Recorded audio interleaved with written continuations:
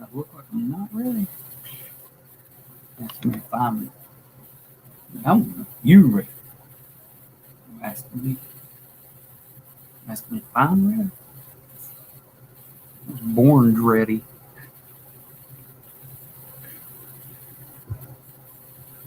See what we got going here.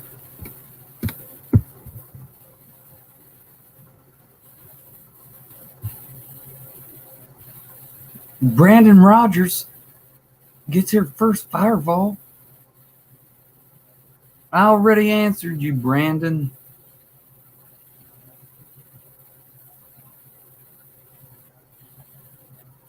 Come in here asking the same jackassy question. I'm just fucking with you.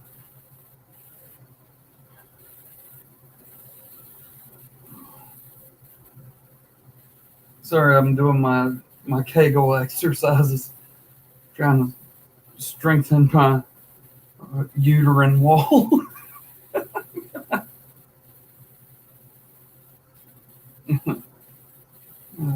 Brandon Rogers is like, what in the fuck is Kegel exercises? I'm trying to get stretched out here. Hold on, let me do some like real stretches.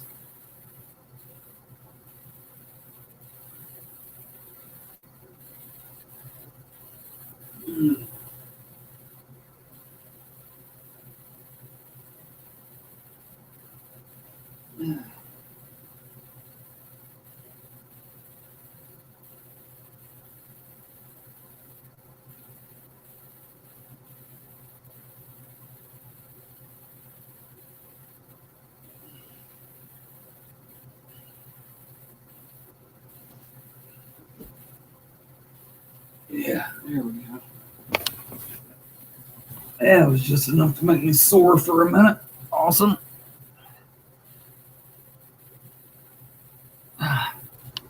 Because I make camel toes. Just because somebody uses a backup channel doesn't mean that they're not the same person.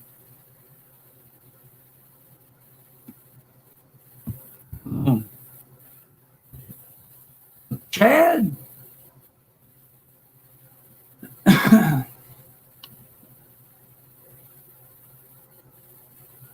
I usually put friends and family only in the description. Tonight I put everyone welcome.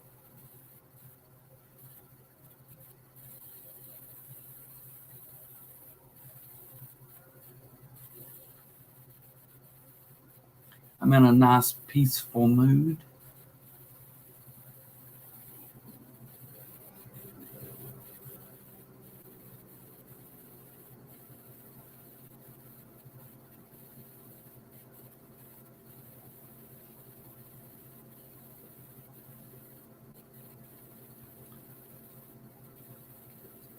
But speaking of which, Brandon Rogers, I got a question for you.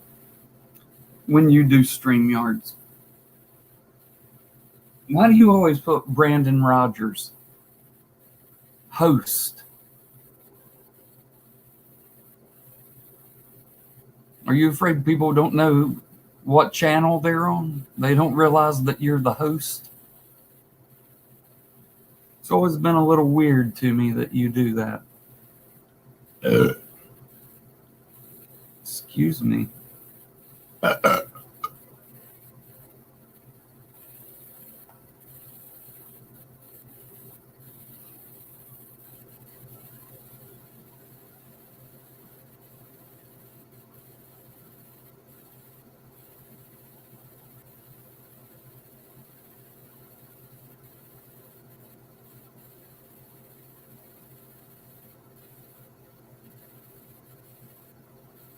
I need y'all to promote this channel like hardcore. 610 more subscribers and I'll be monetized. Y'all can do that, right? You can get me 610 subscribers. I mean, shit. That's nothing, right?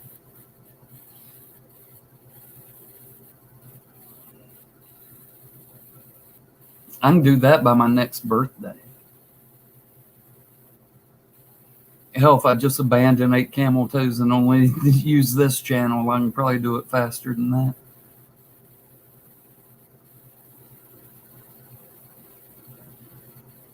Where's old Scott Zilla tonight? Usually if I do a StreamYard, he's like right on top of it.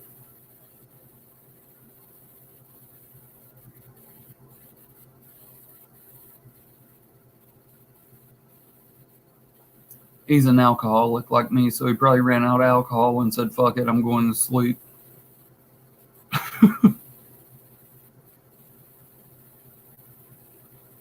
If I can't drink, why be awake? I mean, come on.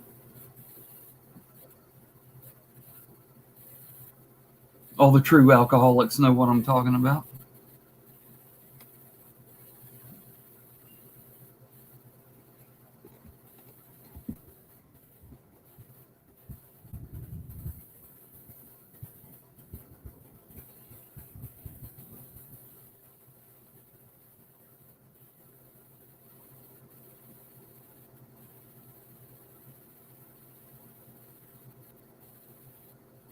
Six more years, Brandon. And then you'll know exactly what I'm talking about.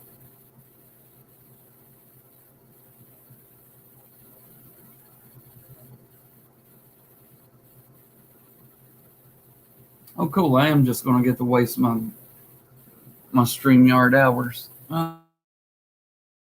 That's, I get them back right here in 5 days.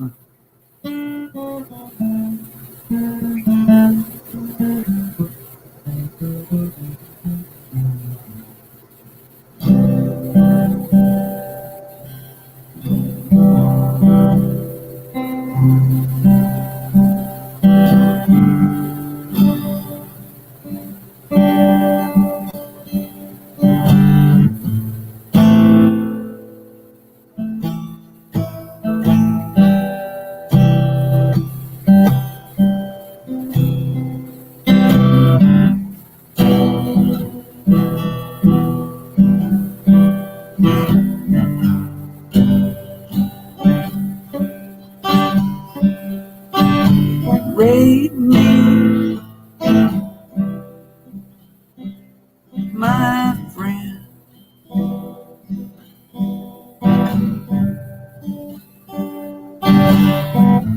Rate me.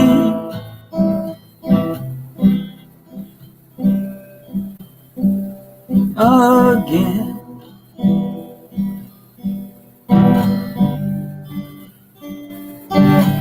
I'm not the only one.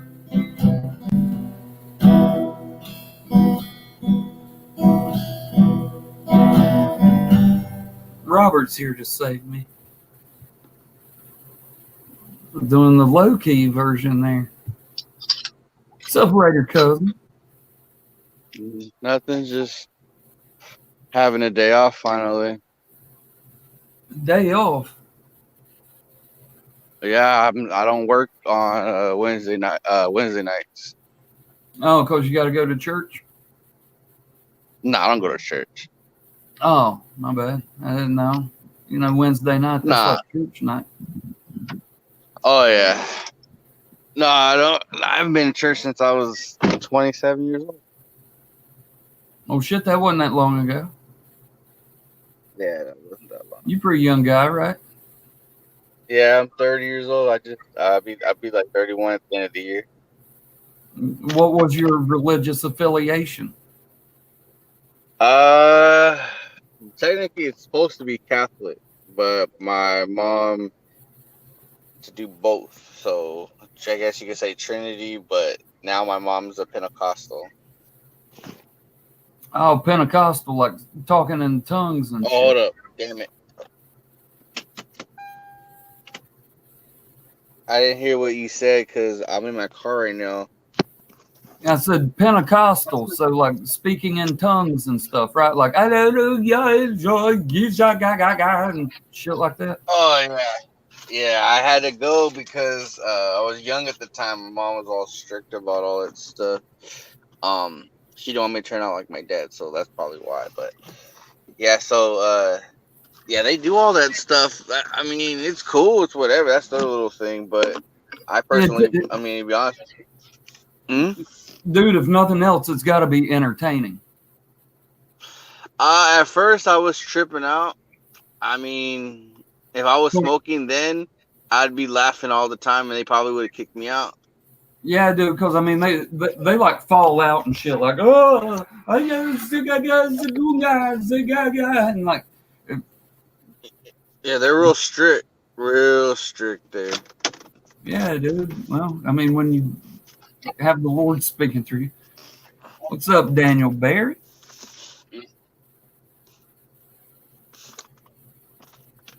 Hey, so what kind of channel is this? This is like your channel where anything goes type of channel, or is this family channel? This is my backup channel because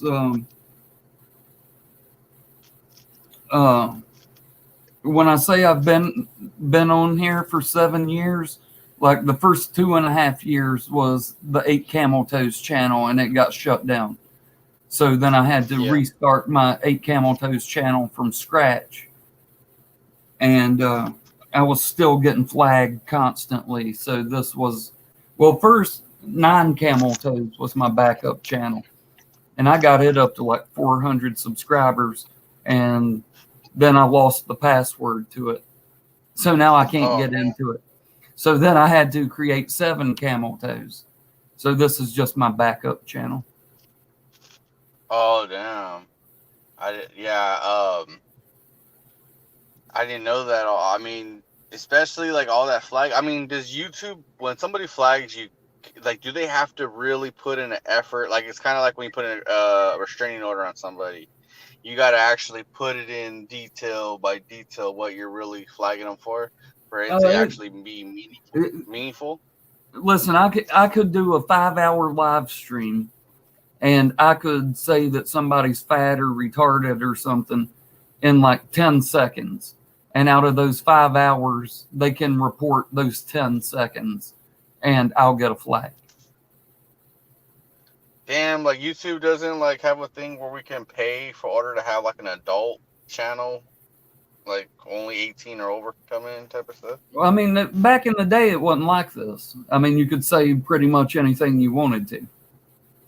But, you know, when you get a troll that has 30 fucking accounts and they use all 30 of them to flag the same part of your video, then YouTube doesn't even watch it. They say, if 30 people are saying that this should be flagged, then we're flagging it. When really it's just one person fucking with you. That's fucked up. I didn't know it was like that. I said I didn't pay any mind to YouTube until, you know, somebody pulled me in, and that's when I started paying attention. I didn't even know you could do this channel stuff. I thought that most of the stuff was based like off of guys that are getting paid or sponsored to order to, like, there's a kid on here because I smoke, and he promotes the wax pens that I smoke. And I sub to him just because he talks about the good wax pens that are coming out. So I know whether or not what I get, what to look out for, what not to avoid, and all that stuff. So I didn't know that. I thought it was just like promotion.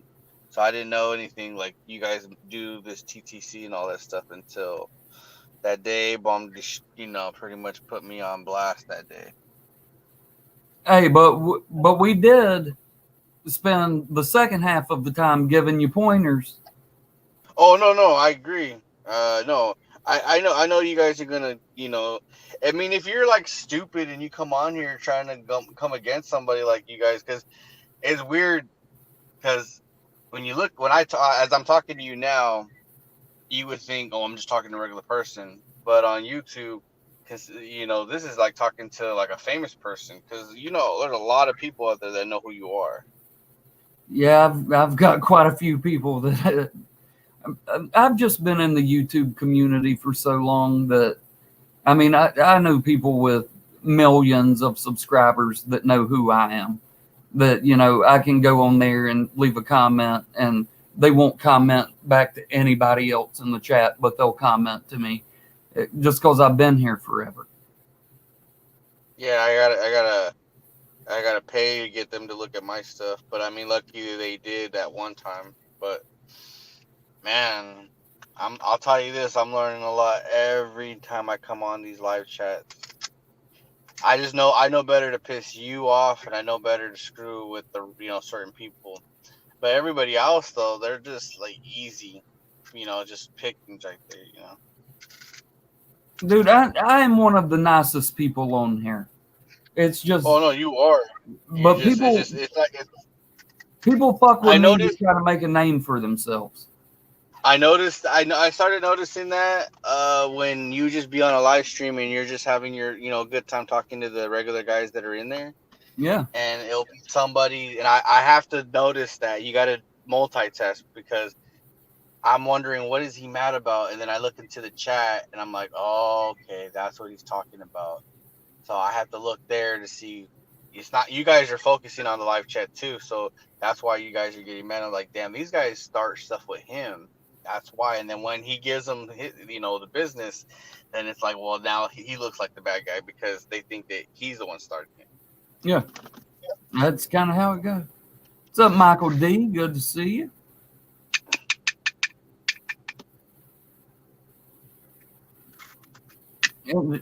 Any of y'all want to jump in here? Hey, there's only 8 people watching, so don't be bashful now. It's not like the other channel. You ain't got to worry about 30 people seeing you.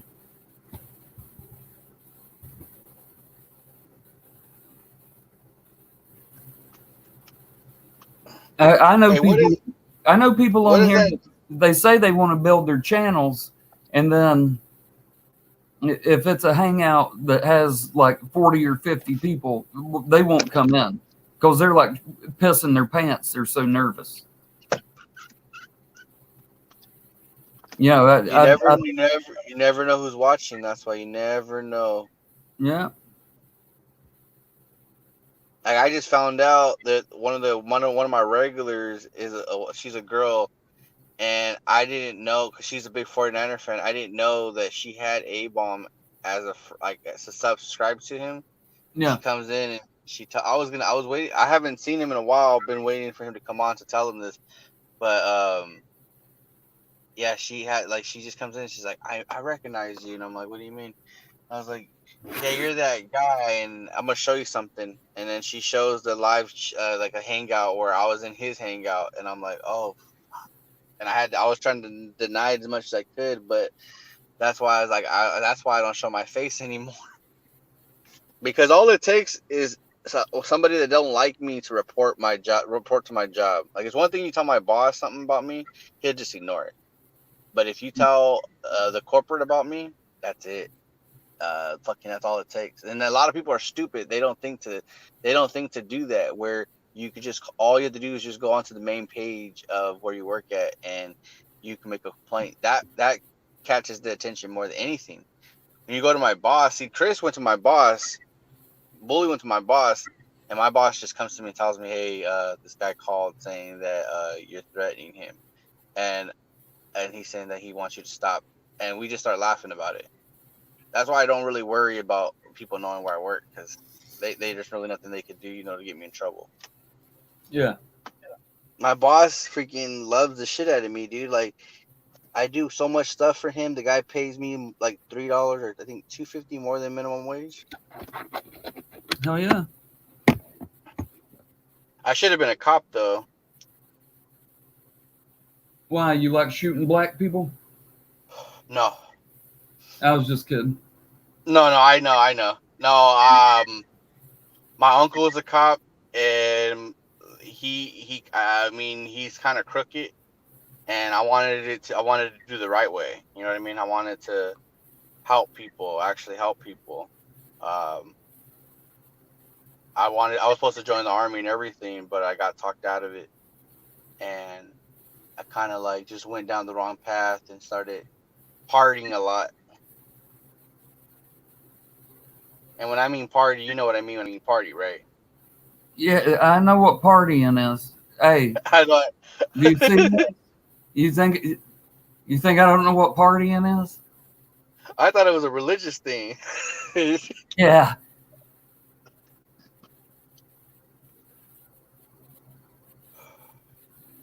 Beast of Thee says you just fucked up and told people how to get you in trouble. No, but that's the thing though. Like, even if they try to get me in trouble, I mean, it's not really an issue. I mean, they could try.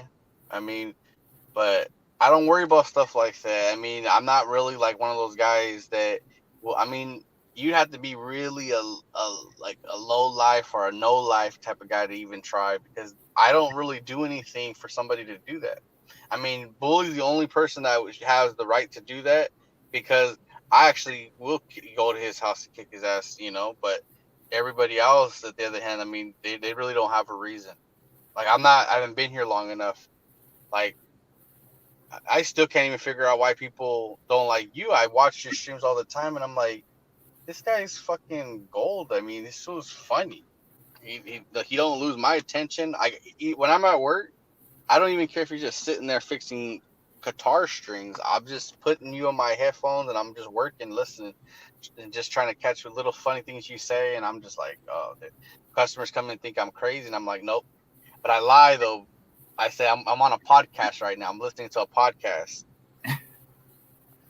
Well, it kind of is. It's like a one-man podcast.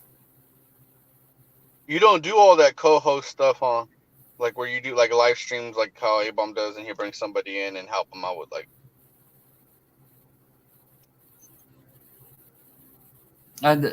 I just really like live streaming. See, back in the day when it was just me making videos, they were all like 45 minutes, hour long. And that was me just talking to the camera without the benefit of a chat. And people would say, you know, most people make a 5-minute video and I can't get through the whole thing. I can't get through the whole thing and it's only 5 minutes long. You can do an hour, and I sit there and listen to every word you say. So I've always just had that gift of gab.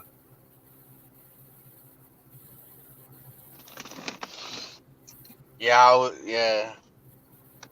You're funny, I'll tell you that. You're funnier than most of the guys on here. I mean, Mosh is pretty funny too, but I think that's a lot by accident, though. I think he just... Yeah. He just accidentally trips into being funny. Yeah, Beast is right. He says that's it. People these days, they don't need a reason. They don't need a reason to try to dox you. They're just fucking pussies, so they'll dox you for no reason. I wonder, would I know if I get flagged? I mean, I don't think. I mean, some guy threatened me to take down my video I posted, the last video I posted, and I'm thinking, like, what does he mean? He's like, I don't even. Do you know of a native raider or raider native? No. Yeah, that's a fake account then. Yeah, I don't believe so. No, because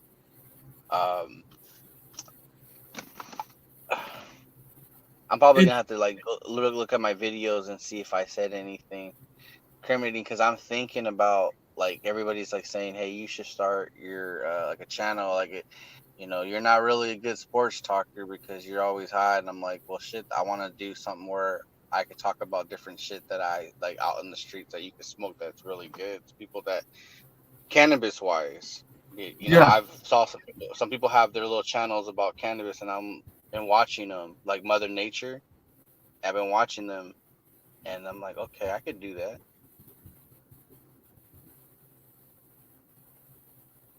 Yeah, it's amazing what some people get away with and don't get in trouble as compared to how little other people do and do get in trouble for.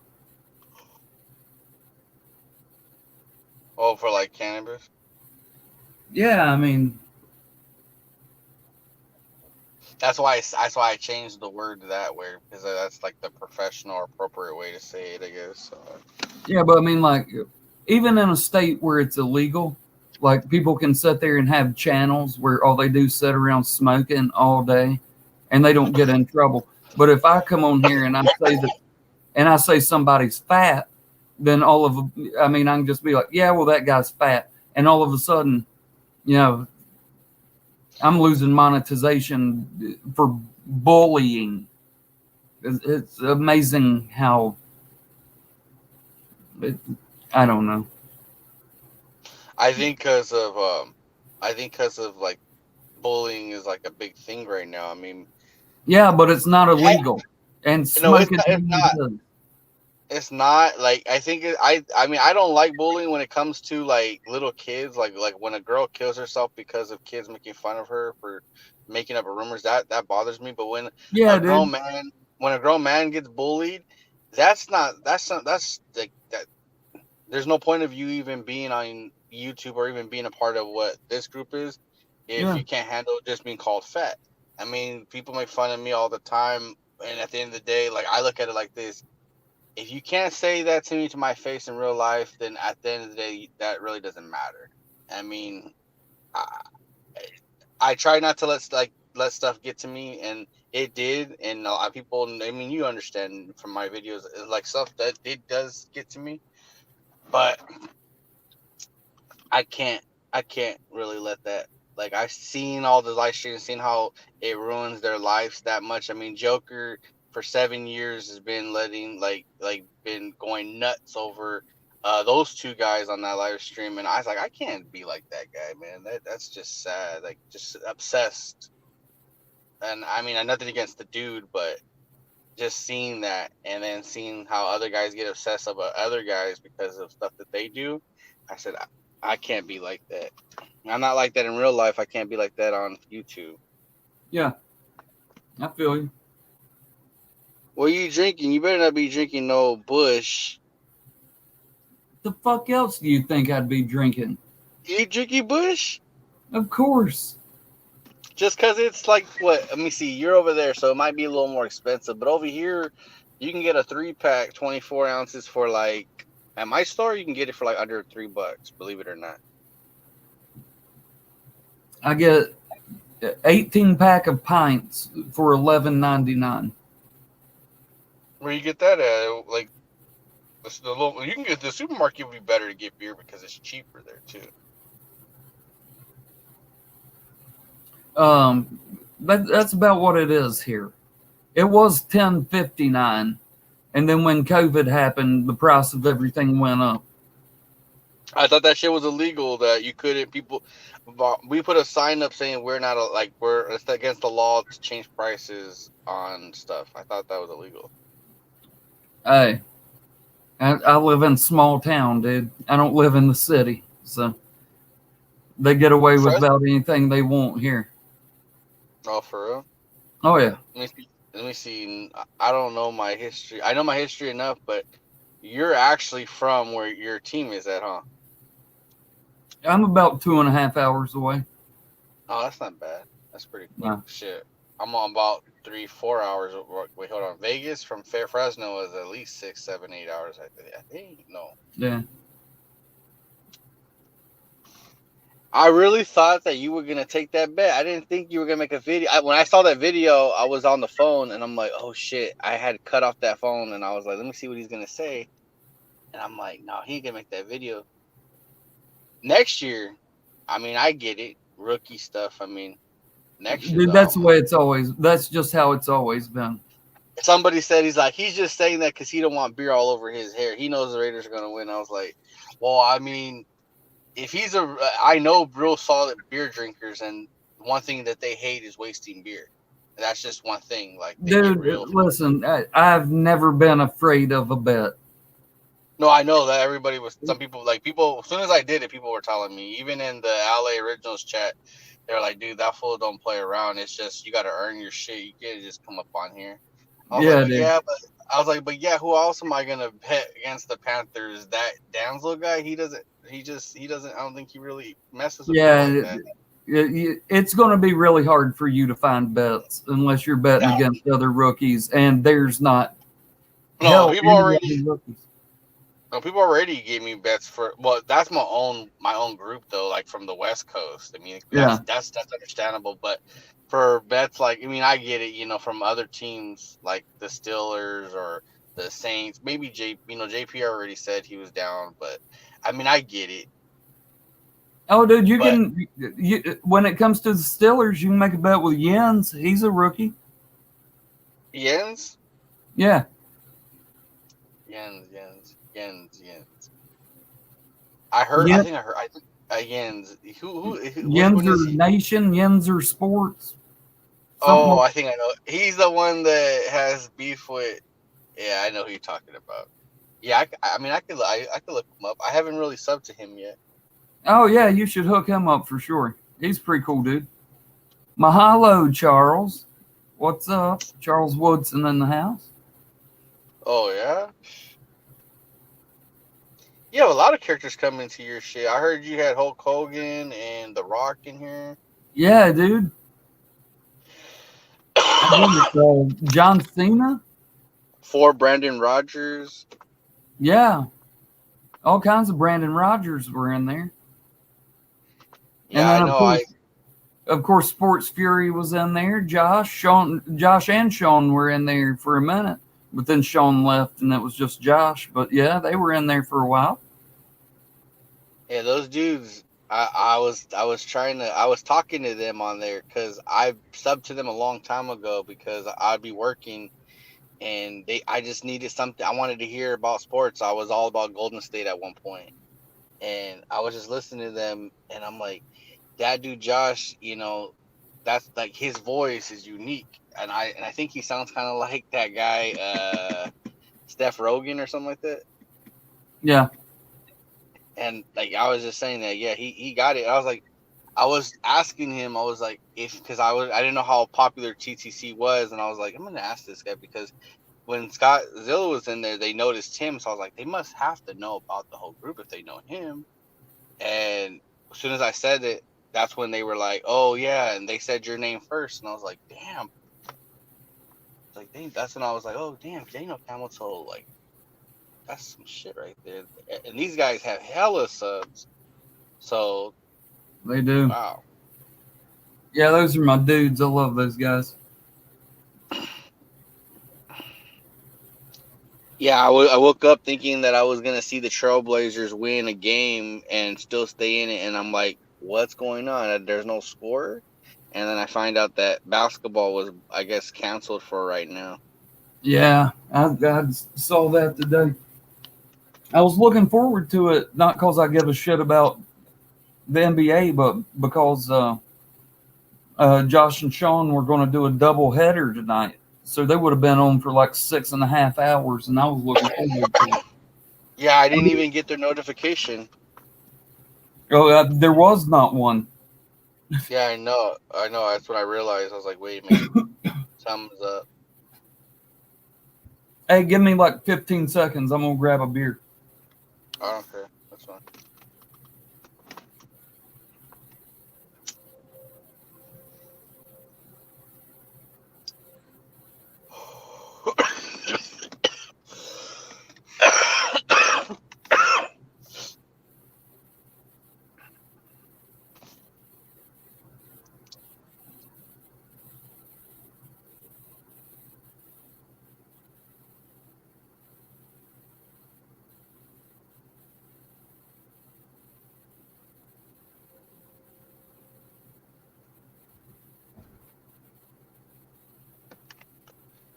Oh, I'm barely seeing the chat right now.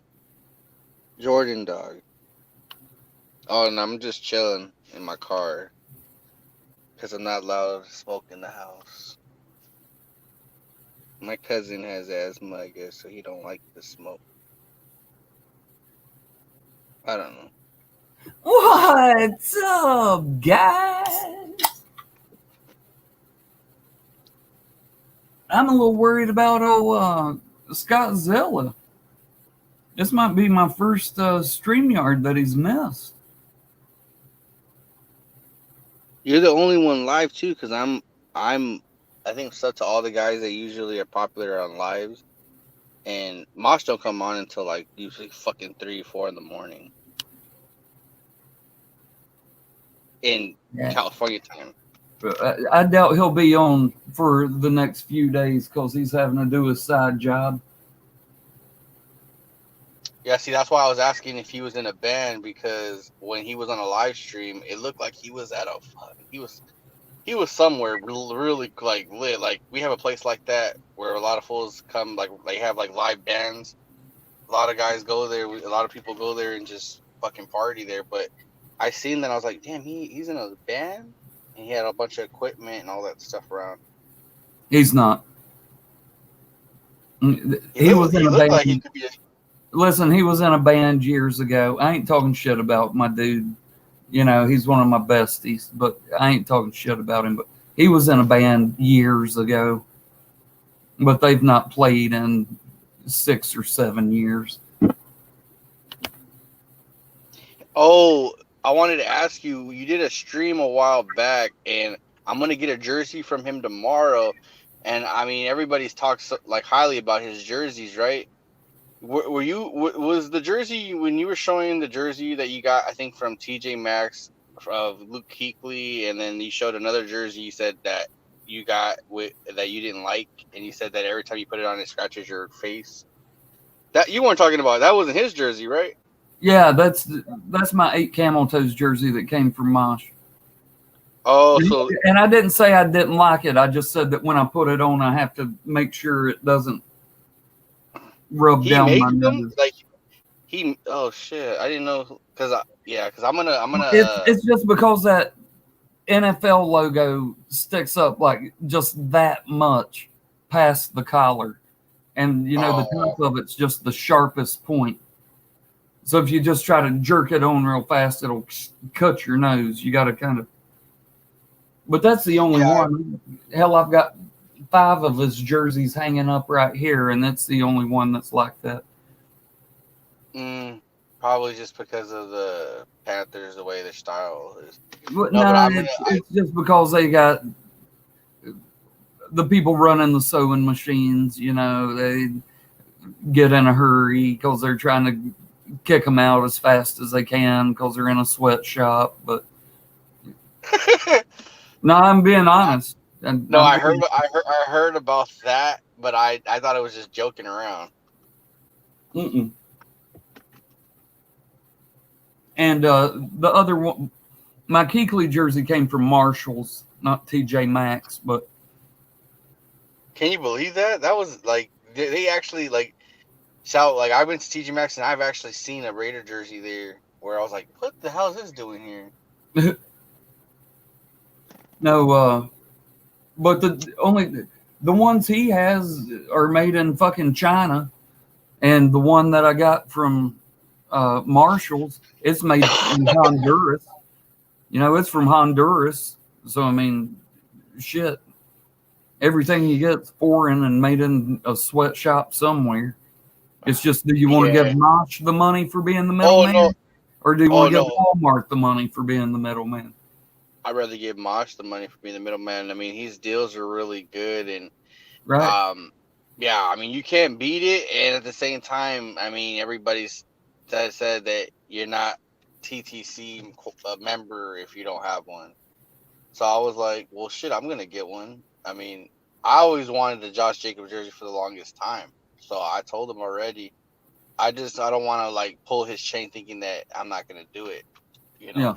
That's not who I am. I've always told my kids, if I say something, if I feel like if I can't keep up to the word, I'll let you know. But if I say something, usually or all the time, I always keep my word.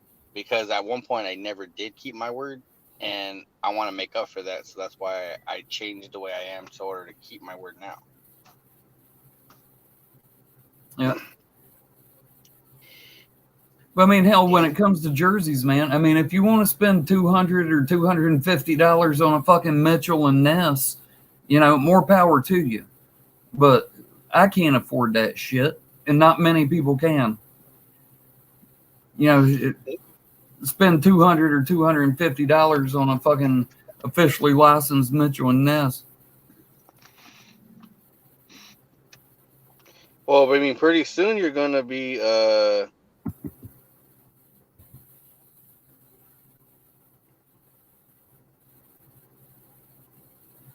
Oh, okay. I've just read what he said, so I misunderstood what he said. But yeah, shit. But I just want a jersey in general.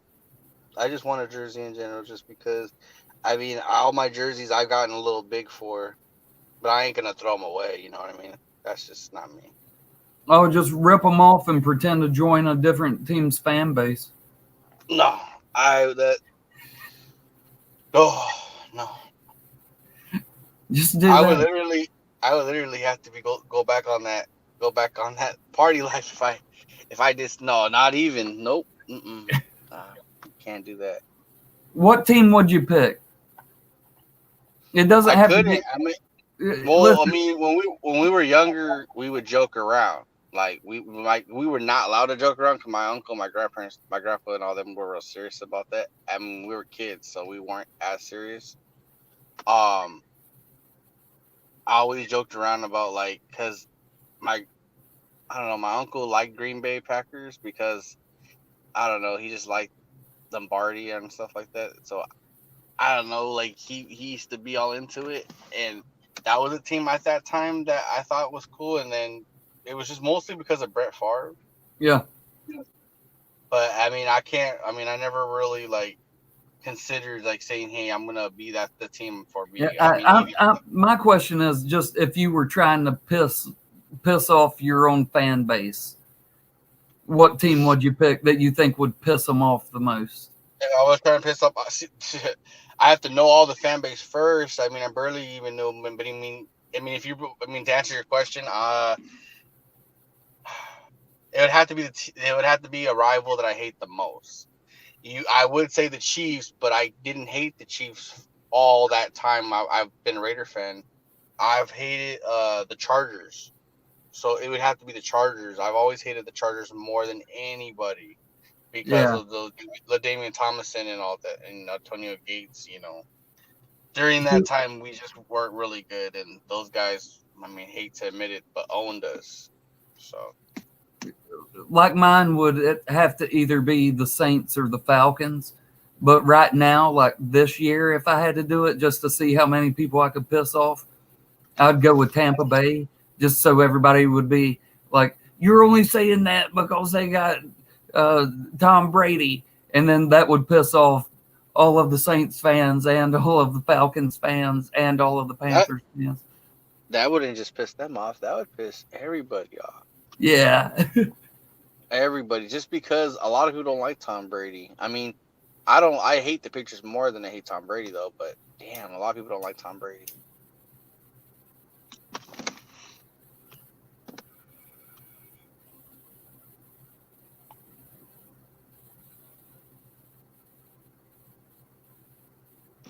Dang, not only can I not get anybody in here, I can't get anybody even chatting. A-Bomb was here for a minute, then he left. You don't promote this channel a lot on your other channel at all, huh? I've only seen this promotion on twice of this channel, and then it was like way back then.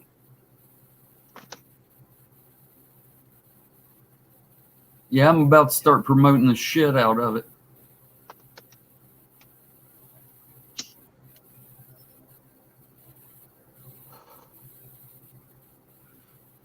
So now I'm going to give the old caveat emptor. Tell me exactly what happened yesterday. You can call him by name. I don't care. Tell me what happened. Oh no, it wasn't yesterday. It was like well, I mean, he after JP's thing. I mean, even before, I mean, the guy, I'm cool with him. Whatever you could say. I mean, I'll talk to him, but when he goes in his live chats, I'll go on there because I'm trying to like get into a little bit of college, a little bit, just to to see who the Raiders will draft in the future, if Derek Carr is not the answer, type of stuff. But anyway, so I'd go on there and mostly it's just rants, whatever. But I was just waiting to see because I had thought maybe Bullies did something again, so I went on there and he was really, really like I felt bad, really bad because I didn't know what was going on. And he was just really upset, like really upset. And finally, he admits it, and he's like, "Yeah, my Facebook's gone, and my Instagram's gone. I can't go on there anymore, and it's just there's nothing I can do about it." And he's trying so hard to figure out how to go on there, and then he started getting really hyped up, and I'm thinking, why is he so hyped up? And he's like, oh, because his dad's pictures are on there. The only pictures he ever had of his father when he was alive is still on there. So he was really upset, and I started getting upset too. Like, damn, this is real fucked up because my dad's dead too. That is And fucked up, man. I mean, at the end of the day, no matter who it is, it's messed up just because of that reason. But then when he started thinking, because I remember, I mean, that chat that JP had last was a madhouse. Like, it was, I'm listening and I'm like, I can't even catch up to who's saying what. Nobody's muting nobody. I'm just like, what's going on here? And he had beef with that guy that we were talking about, Joker, because everybody was getting on Joker for being being what he is, and they just was a madhouse. He's just going nuts, and I just remembered those guys talking about like, oh, we're gonna mess with this guy, and then when Bully had his little pussy moment with me, I called him and I said, I'm on your way to your house. I'm gonna, I let him know what's up, and that's when the last thing he said to me is, you and Chestall better watch yourself and watch. He's gonna be crying soon. Watch. And he said JWO at the end when he hung up on me. I was like, what the fuck does JWO mean? And then I found out that it's actually like a group. Joker World Order. Oh, it's a real group? Yeah, Joker World Order. And I guess so. He said that I guess Joker's like a brainiac hacker or something like that, and I guess your boy Steel is a hacker too. So that's when he started blaming everybody, and he said, "You know what? But at the end of the day, it's all Cameltoe's fault." And he's like, because he's the mastermind, he's the leader of everybody, and they listen to him, and it's all his. And I was just sitting there thinking, that's when it started getting funny, and I'm like, I think Cameltoe right now is drinking a beer, having a good time. I don't think he even cares what you're doing, but I'm not going to tell him that because, at the end of the day, I mean, your guys' thing is a personal level beef. It's not an internet beef. So, like, anything could happen. I mean, anything could happen. I mean, if he watches your stuff, really watches your stuff, I mean, you made a quick video of you basically you said something at the end of Abram's live stream that you basically said, "Hey, fat boy, listen up. Hey, fat boy, listen up." And when you said that, I was like, "Oh shit, this guy's gonna do something." Dude, I don't give half a fuck about him. I've never been that guy. If I wanted to do anything to him, I would have done it 3 fucking months ago when he cost me my job. That's exactly what I like. That's exactly what I was thinking in my head. I was like, this happened so long ago. If let me tell you something. If Bully cost me my job, dude, honestly, I would just the fact that I know where he lives. I mean, I'll be real with you. I would have beat him with a baseball bat, not with my fist, because I would have done it that day. Right. If I chose not to. Months. Yeah, if I chose not to, then at the end of the day, I'm just procrastinating, and I'm just might as well just say, you know what, let it go. Life still goes on, and he could pass. I could die, and at the end of the day, it wouldn't even matter if I kicked his ass, because you know what? Those bruises and broken bones are going to heal. So, and Chris is used to getting his ass kicked. When you first came in there tonight talking about it, I had no clue what you were even fucking talking about. I really didn't. Yeah, then that's how I know that he's haunted. Like you haunt him, and you don't even have to do anything anymore. Like that's the real karma. Yeah, dude. He's a prisoner in his own mind now. Yeah, I don't fucking watch him. I don't give a shit about him. I don't want to be around him, and I'm surely not tech savvy enough to fucking hack his fucking shit. And I'm not vindictive enough to put out some fucking order for somebody else to do it. Yeah. I mean, just by, like I said, just by your expression on your face, like like I said, your work, you're pretty much just, your work is, I mean, even if you do want to do something, you already did it. So it's like, you didn't even have to lift the finger. That's how you know you got powers, when you don't have to do shit, and then it just happens. No, see, here's what sucks. For no reason at all, he gets me fired from my job. No reason whatsoever. He gets me fired from my job. Then, when something happens to him that I have nothing to do with, he blames me for it. It's a guilty So I lose conscience. my job over nothing. Now he's pissed off and vindictive over something that happened to him that I also had nothing to do with. So I get shit on twice when I've done nothing. It's fucking pathetic. But I'll be honest with you, there is people that are loyal to you, that, I mean, that really do care about you, that will go that route for you, even if you don't ask them. I mean, I know that's true, but that doesn't make it my fault. Yeah, I know. Exactly. It's not like I asked them to do it. Because I'll be honest, like, I would trip out because I thought that YouTube was supposed to, like, make you, like, block when somebody tries to use your actual full, like, say, for example, your 8 camel toes, your picture. Somebody can actually get that picture and make the same name, and YouTube won't even say, hey, no, you can't use that name. You got to change certain things. And I Yeah, saw, like, I saw that in his chat. And I was like, camel toes is not in here. no. Because you were doing a live chat one time at the same time, and he was doing one, and he literally thought you were in there. And like, I people always said not to really get involved in this type of stuff, and I try not to, but I'm, whatever, it is what it is. But that's why I made that video. When I did make that bet, I made that little clip so that way you could see, hey, look, how you. I'm not. You didn't make that. I don't know if you made that video recently of you doing that nasty thing that you did, but but like, Oh, it was that's what I real mean. recent. Huh? It was really recent. No, because I You, didn't you, watch. you, I didn't you're watch that looking at a video though. you're looking at a I'm watching. 6-hour live stream and you're taking 20 seconds of it completely out of context. I mean, anybody can do that. Anybody can watch somebody's 6-hour live stream and pick out 20 seconds and go, oh, look at this, and take it completely out of context.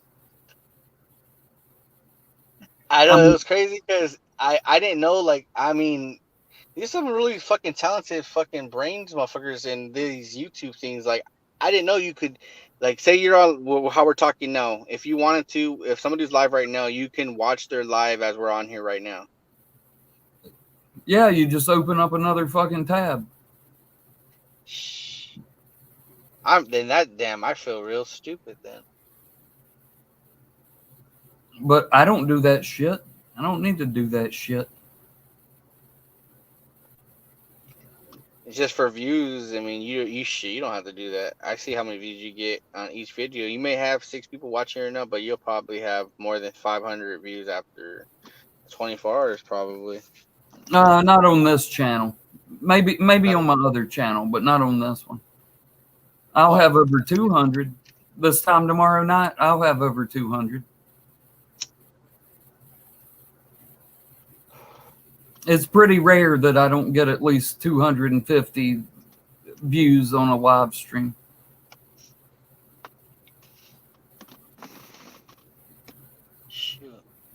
So what time is it over there? It's 11:24, so it should be 1:24 over there. 224. Oh, 2:24. Oh wow, that's crazy. You ever been to California? I've never been west of Ohio, I guess, is like the furthest west I've ever been. I know. I noticed a lot of you guys out there don't like California for shit though. You guys say we're the fire state or fuck. I've just never had a reason to go west. I've been all Well, up and down. I've been all up and down the fucking eastern seaboard. I mean, I've been from Florida to New Jersey, you know, but I stick to the East Coast. I don't really go west much. oh damn. Ooh, Jesus. It's hot over here. Like I'm over here smoking in my car, and I just realized on the other side of me there's like 3 police cars. Oh God, They don't even care. Bully caught him. I told you. I told you he was No, going to kill him. no. There was a shooting over here yesterday. Like on the other side of me. I don't know. These kids over here, they're just stupid. They shoot their guns like just out and just because they want to, and then I guess supposedly some lady got clipped on the leg by one of the bullets. So I guess they're coming back just to like talk and I don't know, some stupid shit like that. Well, there's another reason that we don't like coming out west. Well, yeah, over here these guys like, well, we're not. Like I'll tell you this though, like that's where like I don't know if you heard this before, but when he was saying that there's riots over here and all that shit, we don't have that shit going on over here at all. Like you guys got, I heard all over there though. You guys had all those riots over there. I heard. Hey, Not where I am. well, I was gonna ask you because you know you're a Panthers fan and all. What were you doing, or like not what were you doing, but what did you think about that one incident that happened a while back where I guess there was like a little thing going on, and I don't know if I think it was in Charlotte. This guy just decided just out of nowhere run everybody over. Oh, that was in Virginia. That wasn't in Charlotte. I could have sworn it was like if so, I don't know what you're talking about. no, he just ran everybody over. It was like a protest or something. That was in Virginia. And I remember somebody was I think I could have sworn somebody in your guys' team was talking about how they felt about it, but no, if that happened in Charlotte, I live 2.5 hours from Charlotte, so and I don't watch the news, so that yeah, may have, I don't. You don't watch the news? No, I don't watch the news. I honestly thought you were a news guy. Like you just be sitting there watching the news more than anything. No, I read the Bible. For real? Yeah, if I'm not online, I'm reading the Bible.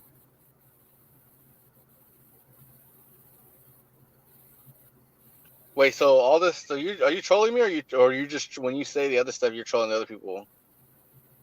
No, there's a reason why I got the Bible right next to me. Oh, I gotta stop listening to stupid people.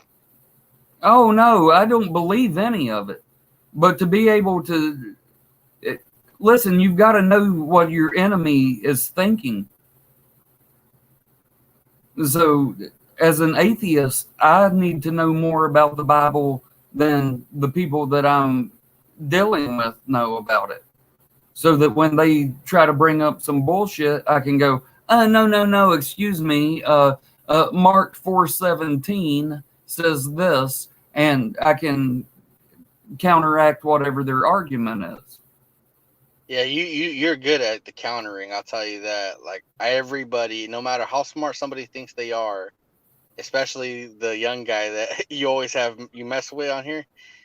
No matter how smart they think they are, like you always find a way. I don't know how you do. You remind me. That's why, I think that's why you're like one of the favorite dudes on here. It's because you remind me of a relative I have. No matter what you say to this guy, he knows how to flip it on you. Like where you're trying to make him look stupid, he ends up making you look stupid. And it always in the. I've always been that way. Listen, I'm not a man of stature. You know, I'm 6'1", so I'm tall. But being tall, it doesn't really intimidate people when you only weigh 158 pounds. So you've got to develop your mind so that you can outthink the other person. Oh yeah. Because, I mean, come on, look. You think I'm really going to beat somebody up? I mean, come on. Yeah, it's all muscle, but there ain't a lot of it, you know? No, but the thing is that your length of your arm, like say for example, I'm Dude, 5'7", so your arm, all that muscle in there, you crack somebody in really good. I do have a wide wingspan. That's why I was telling dumbass over there when he was so mad. He was like, "I'm gonna give my mom." And that's like when he said his mom was dead. He was like, "I'm gonna give my mom to give me money to get a plane ticket to Charlotte or to where you're at. I'm gonna go beat him up." I was like, "That fool beat your ass. What are you talking about?" Go beat me up. That was that live stream when you went on there and you were like, "It's my turn," and you were like, you fucking went and picked his ass up. Because as soon as you get him to shut up, and you guys actually get him to like start talking, that's when you destroy him because he's not smart to counter you guys. So as long as he gets somebody to get him to be quiet, he can never win. He can never win. But if he just sits there and talks and runs his mouth. That I was drinking every time. It always happens every time I'm drinking soda, but I was drinking soda and I was like getting ready to go to work, and you said, well, that guy Gambler was running his, rapping or whatever he was doing, and he was still talking. He told JP, he's like, JP, shut this faggot up, and I fucking spit out all my soda because I just started laughing when he said that.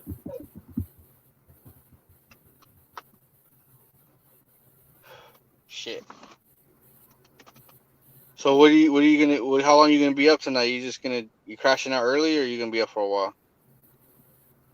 It's going to be hard to crash out early. It's already 2:30. Oh fuck! I gotta stop looking at my watch to start realizing that you're ahead. That I'm way ahead of you. Yeah. You don't. I mean, to sleep, you don't. I mean, it's okay to ask this. I mean, I'm gonna say it in the best way I can, but you don't. You don't self-medicate yourself. Oh, that's what I do with beer. No, but see, I was supposed to cross-medicate myself, but I mean,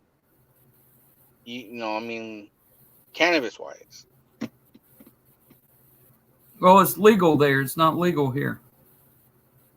Oh, for real? So they're real, like they'll pop you just for some small stuff. Then, oh damn. Oh yeah, dude, for sure.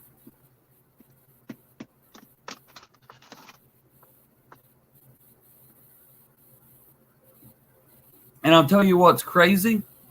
I mean, it's apropos, but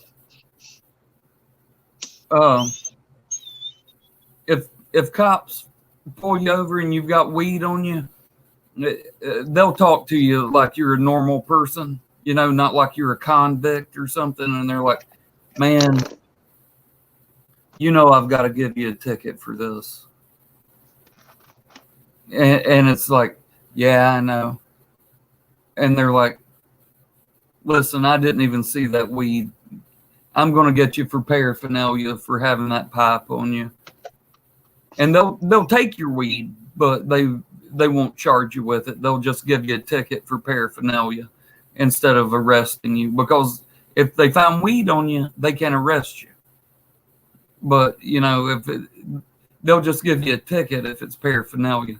And they'll be like, listen, I'm going to take this weed, and they'll like go throw it down in the woods or some shit. And they'll be like, but I'm going to have to give you a ticket for the paraphernalia. And it's like, cool, I get it.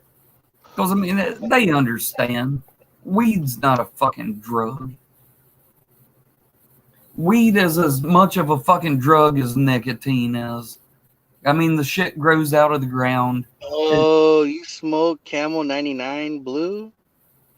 No, not 99. Oh, that's just Camel Blue.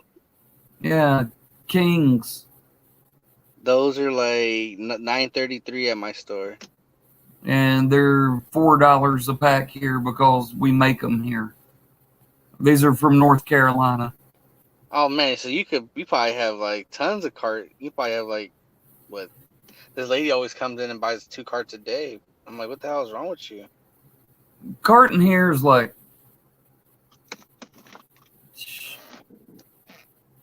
I don't know. At most, you're gonna pay like $43.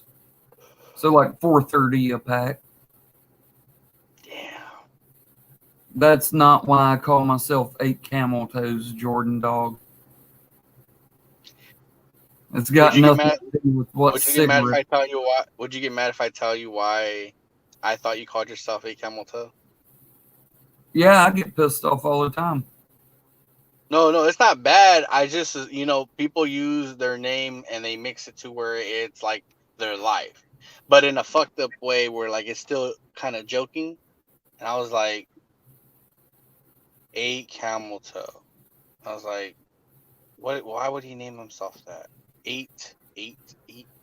Maybe camel. Like if you want to be real serious, camel toe is obviously that thing. If the girl wears her pants up too tight. So it's a girl, obviously.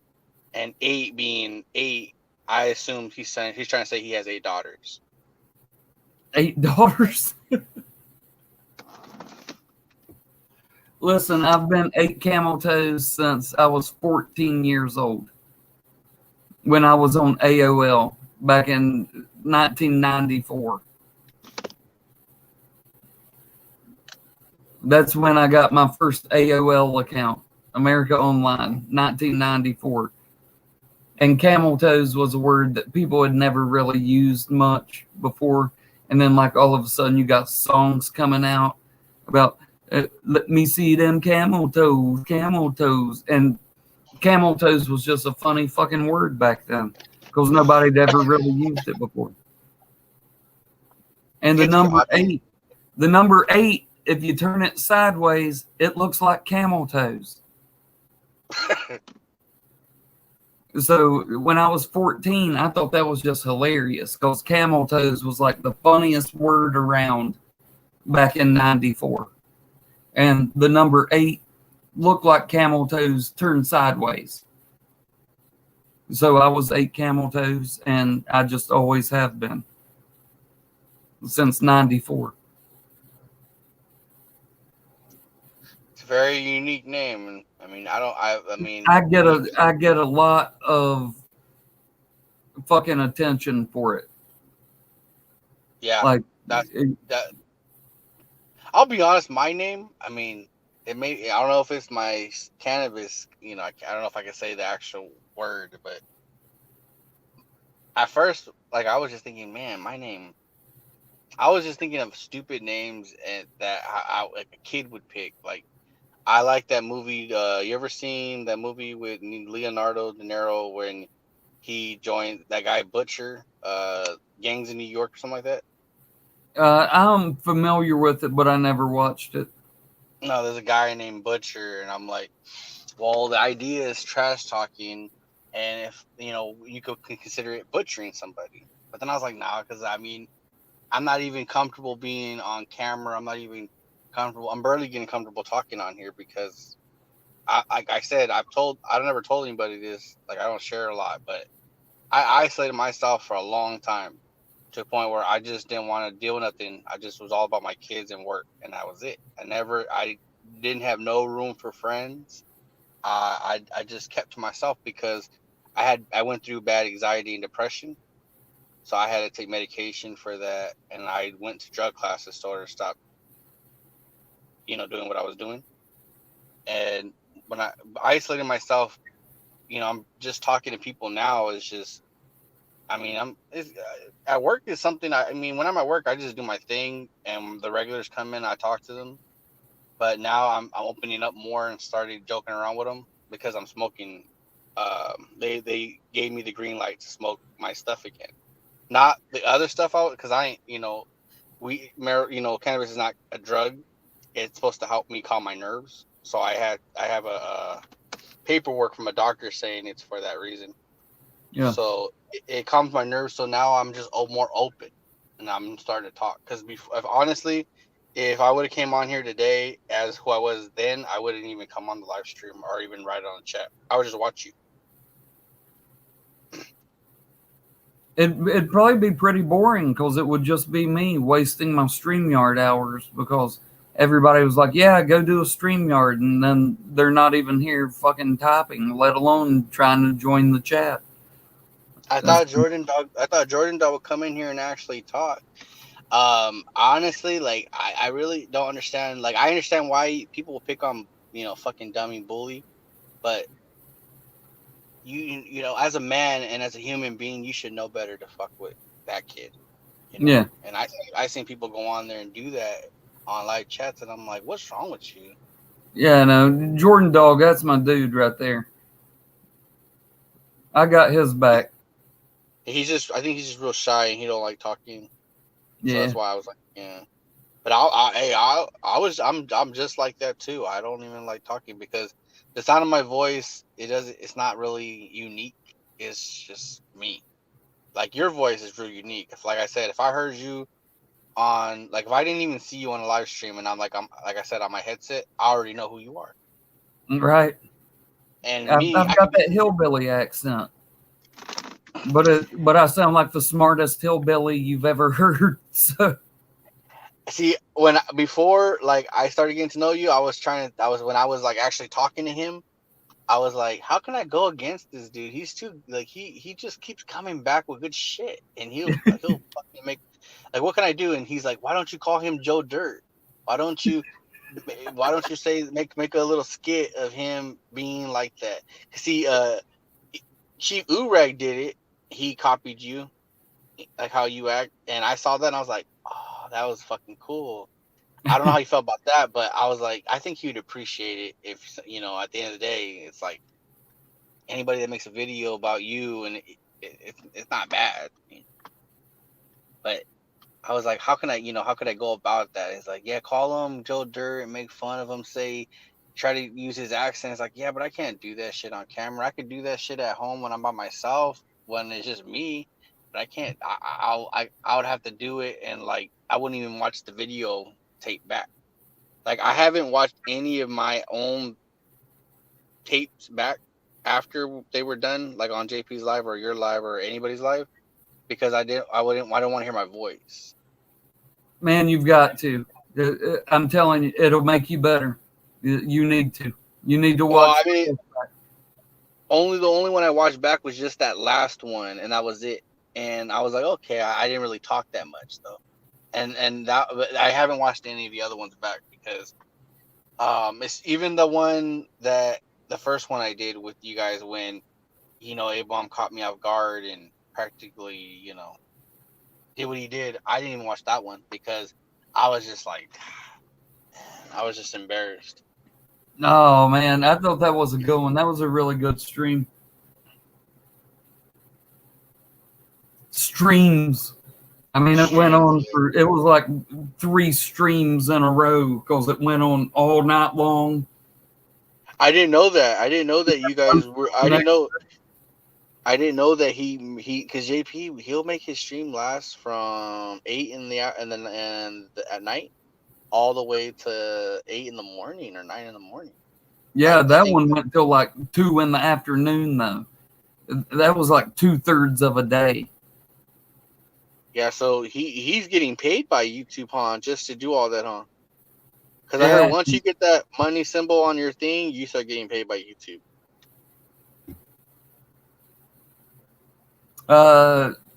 Kind of. You make more money from people donating than you do from ad revenue. Oh, speaking of which, we're right past an hour. Nobody's in here to put the link to my PayPal in here. Well, shit. Well, my Cash App is $8 camel toes. I can do that. That lady, she's not here. I thought she would have been here. She was here in the other one. I thought Pam would have been here and Beautiful Soul would have been here, but neither one of them are. I seen the chat, and I could have sworn some people said that they, well, not some, but quite a few people were saying that they were coming over here.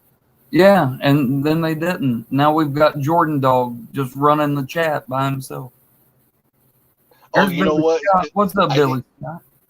I think it's because you said you were gonna go on like right after, and I guess I don't know, maybe because you took a little, like, probably 10 minutes or something. I don't know.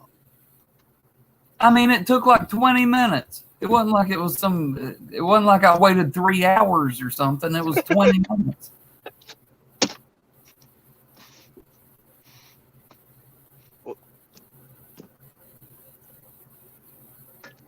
Billy Scott, he was in the other chat I was in, and he tried to say that the Titans were gonna go all the way, and not only that, he said that my team was gonna be 2 or 3 and something. I'm thinking in my head, like, are you serious? So for one, we're gonna beat the Panthers, like, come on. And then we got the Saints. Yeah, and the right. We should. I mean, I don't really trust Teddy. I mean, he just got there. I mean, with him, it's either he's gonna do good or he's not. And if he does, then he'll do good for you guys until he gets hurt, and then that's just it. And he gets hurt pretty easily. Who? Teddy Bridgewater's. Isn't Teddy Bridgewater's on your team? Yeah.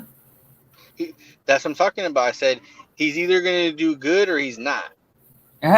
When does he get hurt? Well, didn't he get hurt when he was in the Vikings? That's why Case Keenum came in. Ago? 19 Teddy Bridgewater, 19 years ago. Well, I'm just saying, like, I mean, people on all over, all the analysts like Skip Bailey and Shannon Sharp, they were saying that he's just not reliable. Oh, Skip Bayless. He's the genius of the NFL now. I forgot. My bad. Well, I mean, I've been watching that dude since I was like 5. He's an old guy. What's up, Steel 58? Well, here's another old guy. Why in the fuck are we talking Raiders fucking football? I mean, seriously. When's the last time they've done jack fucking shit? Oh, back when I used to watch it when Ken Stabler was there. Yeah. Fred Blitnikoff. Yeah. Dave Casper. Yeah. Come on, man. Give me a fucking break. Give me a break. I can't say anything because this guy is fucking funny as hell. He's like right next to you. Hey, he is funny, but right now he's speaking truth. He's talking, talking football to you. No, I'm listening. Crickets. Crickets. No, I'm listening. How can you blame me? I'm just chilling right now. Like I'm not in that. I mean, I'm in the mood, but I'm not in the mood. You know what I mean? Like. So let me just say this: the NFL is a better place since I've been watching it for fucking almost a half of 100 fucking years. The NFL is a better place when the fucking Raiders. I was getting ready to say Oakland. They've only moved fucking 5 times since fucking Oakland, right? Oakland Raiders, Dallas Cowboys, and even the fucking Patriots. It's better when all these motherfuckers are good. It makes because I love to hate you cocksuckers. I love to hate you, but you've been horrible for so fucking long. I can't even hate you anymore. It's a pitiful state of affairs. Well, you watched, didn't you? You mean most of the games you watched against us back then were the great games, but I mean, we had good games. I mean, the Steelers and Raiders have the most epic games of all times. If you look back in history, I mean, look at what put the Steelers on the map. Back the catch. I mean, when fucking Franco Harris caught that fucker down the middle. I still try to see if that ball touched the ground, but they don't show any footage of it. They don't. No, they had limited fucking camera angles in those days. So that's how you see it go. You see Terry Bradshaw fucking release it, and then they cut to the next clip where it's being picked up, barely off the turf. I mean, you can't even really tell from that angle. Man, Only people that were there would know.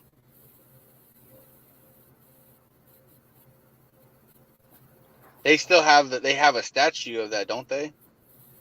Oh, in Pittsburgh. No, with that play alone. Oh yeah, dude. That was. I mean, there's been the Raiders. I fucking love to hate those motherfuckers, dude.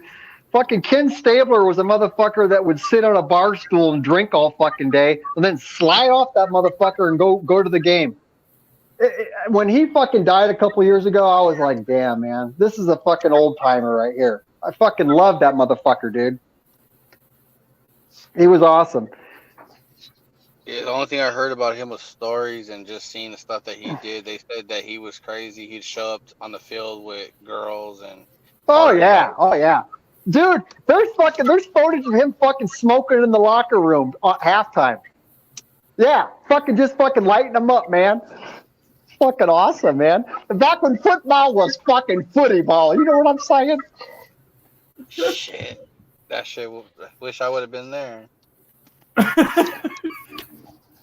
I'm 30 years old. I've only seen, the only thing I was able to see the Raiders go to the Super Bowl and lose it to a coach that pretty much portrayed us and now is our coach now. And all I could do was stand by him. Oh, shit. What do you do in a situation like that? Yeah, fuck. Well, I know what you can do. You can be like the fucking Steelers. I've been watching them since '72, and since 1972, Bobby knows what I'm going to say. They've had 3 motherfucking coaches, not just coaches, but motherfucking coaches. They don't change coaches like they change underwear, like the rest of the National Football League does. Yeah, your owner don't like it like that. He likes to stick with the same coach. No, you go through the hard times and good. I mean, and then I didn't know who the fuck Mike Tomlin was when they hired him. I'm like, who's this dude? Fuck, 13 years later, I'm like, yeah, he's a no-nonsense motherfucker, just like Bill Cowher, just like Chuck Noll. With no losing seasons. They said that no losing season, but they were talking about him losing his job. They were talking about him losing his job last year. Who? Mike Tomlin? Yeah. Get the fuck out of here. Don't get me started on this again. Bobby, you want to take over the conversation? No. They were talking about that. No. Listen, we've had a team for 25 years and we've never had back-to-back winning seasons. So a team like the Steelers just really pissed me the fuck off. So because I just made a video. Seasons. I just made a video on this the other day. Since I've been watching them for 48 fucking years, they've had fucking 8 losing seasons. 8.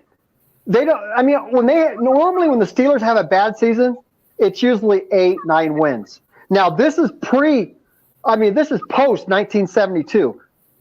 Before the Steelers started going to the Super Bowls, they were horrible, dude. I mean, they were fucking horrible. They did because they were founded in 1933. So there was 30 fucking years there where they were just fucking piss poor at best. Oh shit. They've made up for it since then. I mean, the only thing really they could say is that, like, even if you did hit 8-8, they would say, well, they're not a good 8-8 team, though. And I'm like, well. Ben Roethlisberger, though, he'll be there, and you'll find out either he's old or he's back to where he used to be. Well, I don't expect a lot out of him, but I do think we'll have better quarterback play than we had last year out of fucking knucklehead and dumb fuck. Can I address the chat for a second? Of course, I remember it. Depressed Steelers fan. Duh. It ended Cam Newton's career. You might be talking about that Monday night game. They fucking broke him in two. They ended his career. I mean, what do I remember it? Still 58 now. We thought we'd mix things up and try to make things a little exciting for what was left of the TTC at the time. So I had to pull for the Steelers, and he had to pull for the Panthers. Yeah. And I won that hate week because I was pulling for the Steelers. Well, I was repping. I wasn't pulling for them. I was repping for them. And so yeah, I remember. They broke him in two. You guys still have videos of that or no? What's I that? didn't hear the question. You guys still have videos of that or no? Oh yeah. Oh, Oh, you ought to see my video of me making fun of Cam Newton because Yeah, I had to do a hate week for the Steelers, and Still 58 had to do a hate week for the Panthers. And I did an impression of Cam Newton that's one of the funniest videos I've ever made in my life. it was spot on. It was fucking hilarious. I gotta go check So- it out. It popped up. It popped up on my notification of Cam Newton, but at that time, just because of the Patriots and him going there, I'm like, I mean, at that time, I just want to hear about him. And he just has a goofy looking haircut, and I'm like, I don't want to hear about him. And then, you Oh, saying dude, I this, did an impression of him and had the fucking big ass cowboy hat on and all kinds of frilly shit around my neck and was talking all gay and shit. Because I was doing I think it's called a Cam Newton press conference or something like that. And I was like, Lucas, excuse me, Lucas, bring me my bag. Thank you. Bring me my bag. Thank you, Lucas. I'm sure you guys know Mr. Luke Kuechly. Thank you, Lucas. Nice. It was fucking hilarious. Yes, the press Steelers fan. We do have the greatest running back in all of football, for sure. what do you Fucking, mean? he's a pretty damn good wide receiver. You mean I second mean, best? Only Second best? second best, my ass. Only the third well- person ever to be in the 1,000 club. You know who else Am I has been in that club, right? Fucking Marshall Falk had to have been in there. Marshall. And then, Priest Holmes or somebody like that who used No. to catch a lot of. Neither of the people you just named, because when they showed the three people that have done it, I didn't even know the first two people. I'd never even fucking heard of them. So right now you're saying Marshall Falk has never. Really? I would be surprised about that. Marshall Falk used to catch a boatload of passes out of the backfield. Maybe Tomlinson. Somebody can look it up real quick and see who they are. If I had to guess, I'd say Tomlinson and fucking Marshall Falk, but that's just a guess. McMahon says Roger Craig. Roger Craig, yeah, I could see that. They used to catch a lot of those little dump offs. Yeah, when I saw the other two names, I was like, I don't even remember who these people are. Oh, one was O.J. Simpson, No, and the other. I would remember him. Well, there's no way that O.J. Simpson could have caught that many fucking passes with a fucking machete in his fucking right hand. He'd had to call all those fucking passes with his left hand. Yeah, right. Jason Voorhees out there. One arm catch. Yeah. Hey, that I was speaking of OJ. That confession little documentary they made, that wouldn't even be enough to get him home. Still, I mean, that's already overdone with, huh? I watched that whole trial from the beginning. I fucking watched that whole shit. Yeah, I did too. So I listen to people give it a half-hearted attempt because they fucking seen a little blurb on the fucking. I fuck bullshit. I know. I fucking watched the whole fucking thing. That was incredible, man. Yeah. And that Mark Furman, he fucked it up for everybody. I mean, if he would have just been quit fucking lying like a fucking rug, Yeah. he fucking OJ would have got what he deserved. But whatever. Yep. I love how he fucking puts out a book. If I would have done it, Yeah. He's got some splaining to do if there is a God here in a few years when he fucking croaks. He's got some serious splaining to do. Well, I mean, I wonder how it would be to be able to be like you guys to see that shit live like that. I mean, to see how I freaking see it on the true crimes or some true Hollywood true crime story or something like that. Bobby, And you remember that, right? This happened during the fucking NBA playoffs, and they cut into that when that fucking Bronco chase was going on. Yep. And it was right during the fucking NBA playoffs, and I'm like, what the fuck? And then and fucking old, I thought OJ was going to off himself. Of course, they didn't mention all the fucking disguise he had, the fucking money he had. None of that shit came out in the trial. Yep. AC Cowlins calling 911 from the Bronco. Funniest shit ever. He's like, listen, you tell these cops we're going to pull over, but they better not shoot us. And they're like, who is this? And he goes, this is AC, damn it. You know who I am.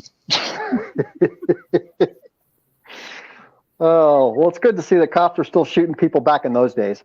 Right. Back in the good old days. Yeah. But dude, and still, you'll know what I'm talking about. Court TV, I don't even know if it still exists, but it was barely a thing. They started it with the Menendez case, and like it kind of started getting traction that they had made an entire channel just for, you know, court cases, court TV. And then the OJ thing, it fucking blew up. Like everybody was watching court TV because they would show all of it. Like it wasn't just highlights. They would start early in the morning and show the entire case all day long. Yeah, I watched the Green River Killer on that fucking court TV. Yeah. MCF, what's up, brother?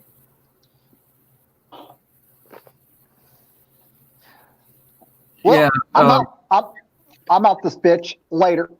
All right, man. Yeah, that was it really fucking MCF. What do you mean if it's cool with me? Come on, man. Of course.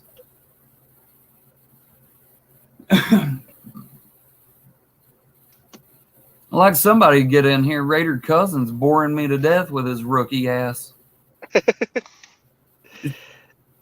Just kidding. Just kidding. I was supposed to drink tonight, but one of my kids here, my aunt, like, cause I don't work tonight. My aunt is like, I guess, babysitting for me.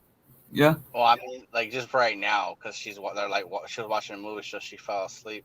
Because they're doing that online school thing, and my kid's mom, we're not together, and like I have the two older kids with her, and she, like, I guess can't handle my youngest because she's real like hard to teach, I guess. So she sent her. This ain't even my week, so she sent her with me, and I was doing the online school with her all day today, so I'm like all wore out, and then it's my day off. I was supposed to drink tonight. I was supposed to drink, and I was supposed to hang out with this girl I know from work, but I'm like, I'm all right. All right, depressed Steelers fan. Thanks for stopping by, man. I'll see you later. I was about to ask him before he got off, but when people like him or you come on, I just listen. I was Oh yeah, MCF. Yeah, I'll be here, man. I was gonna ask him about editing, like. If you have to have the patience for it, or you really don't need patience, and is it really hard to do, or is it real simple? Who are you talking about? Still 58? Yeah, when his editing, I'll tell you, and this is what he would tell you, because we've had this conversation over the phone for years. He says it's pretty difficult to learn, but once you learn it, it's easy as fuck. He says it's, it takes some time to figure out exactly how to do it, but once you have it figured out, you can knock it out. Boom, boom, boom. And you don't even need a laptop, huh? You can do it on like a Samsung. You can do it on any smartphone, huh? Yeah, dude. He does his on his phone because I have his computer. I'm using it right now. Oh, for real? I didn't have a computer, and I was like, well, I guess I'm done because I can't afford a new computer. So I guess I'm done. And he sent me his computer. because he's that type of dude. He's the real, Oh, yeah, he's the real shit, dude. Yeah, He's he the said real that deal. on. Yeah, he said that on his stream. He said that he'll bend over backwards for you. That you guys are real close.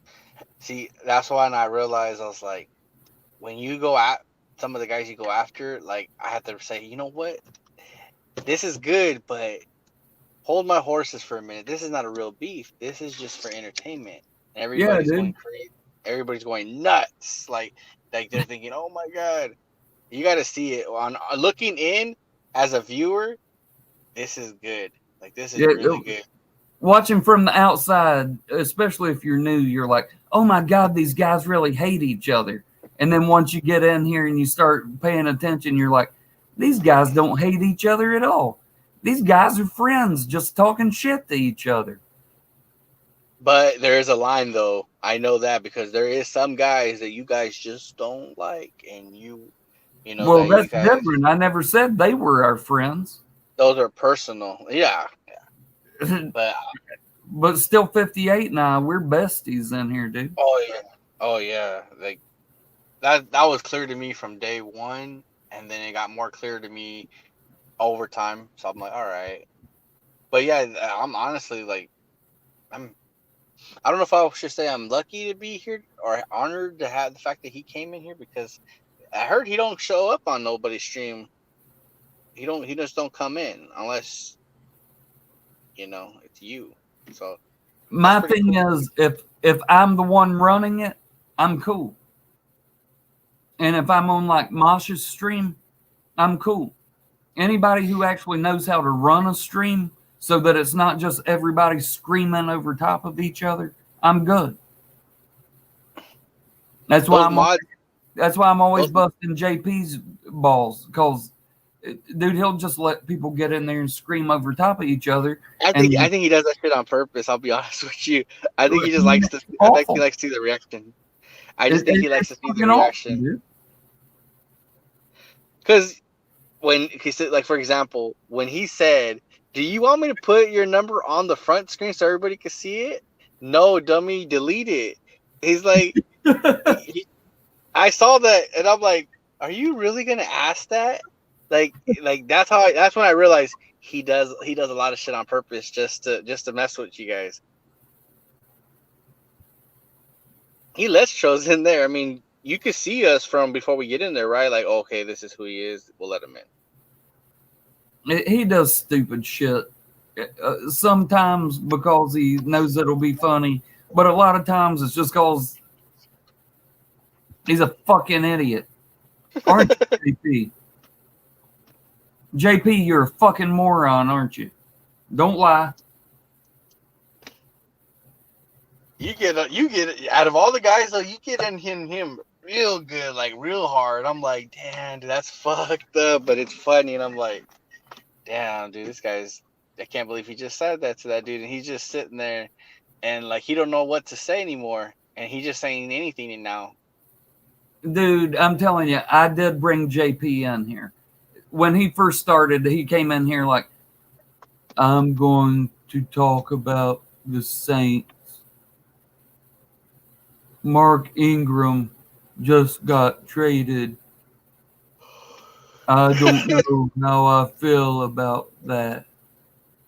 And I came to him and I was like, dude, you got to stop this monotone bullshit.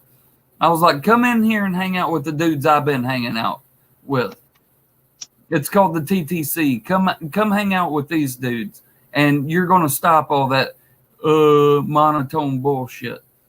Oh, that's how you found him? He found me. Listen, I very rarely find people. They find me. Hey, you know what? I'm going to ask you a question, and you don't have to answer it, and you can just say, Robert, fuck yourself.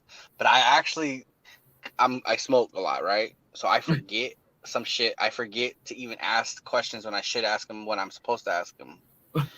But, and then this is just probably random, but I should have asked this earlier. Was that guy that we don't talk about, was he part of your Camel Clutch? Pretty much. Like he had a ranch and everything?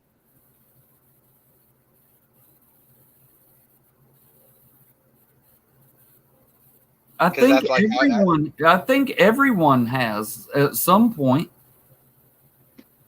I can't think of anyone who doesn't, who hasn't. No, I was just thinking because I thought you handpicked those camel clutch people.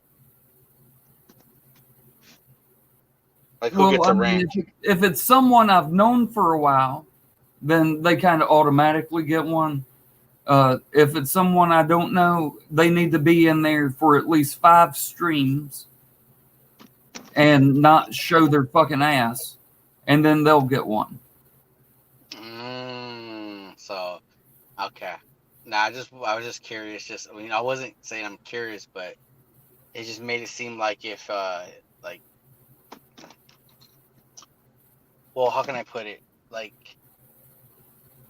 obviously that's how he knew you, right? You know, being a fan at first, and then trying to call you out like on some stupid shit, and then bam, that's how it ends up.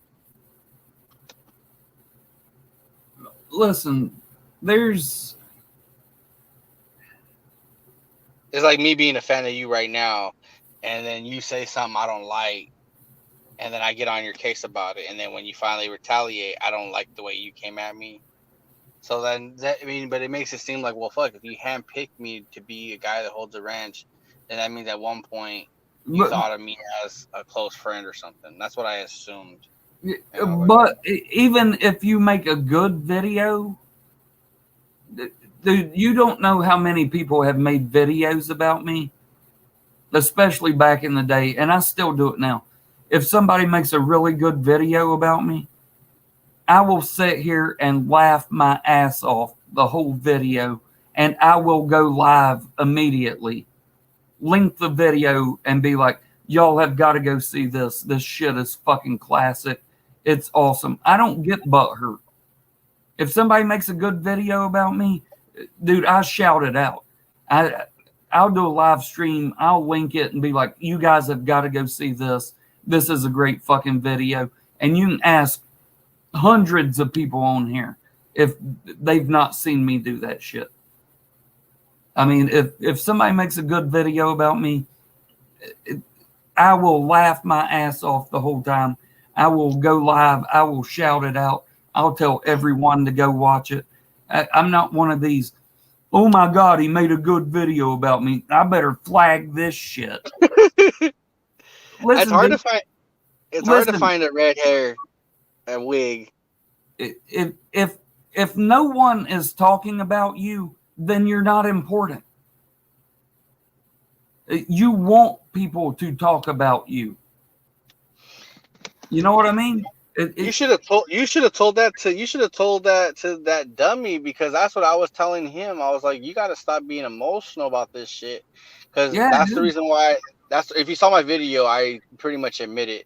I said, hey, you know what? I brought him in. I brought him back because I felt bad for the guy. I wanted him, you know, he really, really, like, the dude really, really, really fucking, like, wants to be part of the TCC. Like, this is, like, something he loves. And he just takes the shit too seriously, dude. Yeah, it's like he was a big fan at one point. Now it's like his mission right now, supposedly, is to just, like, pretty much, like, flag everybody. Like, all he does is flag people all day long now. Him and all his buddies. But, I mean, I told him, I was like, I'm bringing you in because I want to man you up. I've been trying to man you up since I've known you, and it never works. I mean, it worked when I got you laid and got you drunk and all that stuff and made you do some fucking stupid shit, but you just can't be a man. You can't, like, these guys don't know you. They'll never see you ever in your life, and you're literally crying about it. Like the dude chalking up all over the phone. I can barely hear him. Let me explain something to you. And this is just how it is. There are people that if somebody makes a video about them, it just destroys them. It fucking ruins them. When the truth is, even if everybody's laughing at you, tomorrow they're going to move on to something else, and they don't give a shit. But if you make a big deal out of it, like Bully does, if you keep making a big deal out of it and bitching about a video somebody made about you, then it keeps it on everybody's mind. If somebody makes a video about you and it's a good one and they got you good, just be like, God damn, that was a good video, dude. I can't even lie. That shit was funny.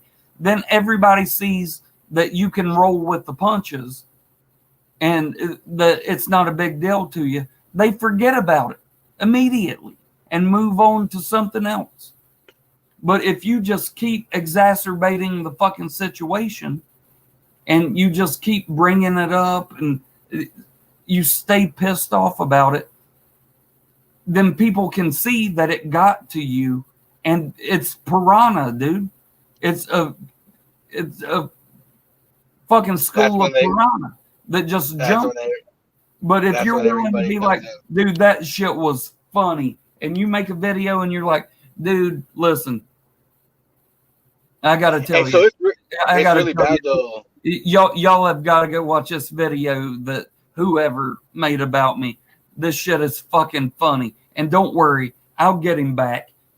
And then you make one back on him, you know, and it's ha ha ha. But you got to be able to talk trash to make one back on them.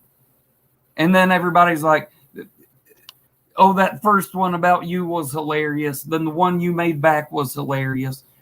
There's no winners and losers. Here, the only time there's winners and losers in this, if the shit is entertaining, then everybody wins. The people making the videos win. The viewers win. The only time somebody loses is if you act butthurt and act stupid and cost somebody their job or some stupid shit. That's the only time there's a loser.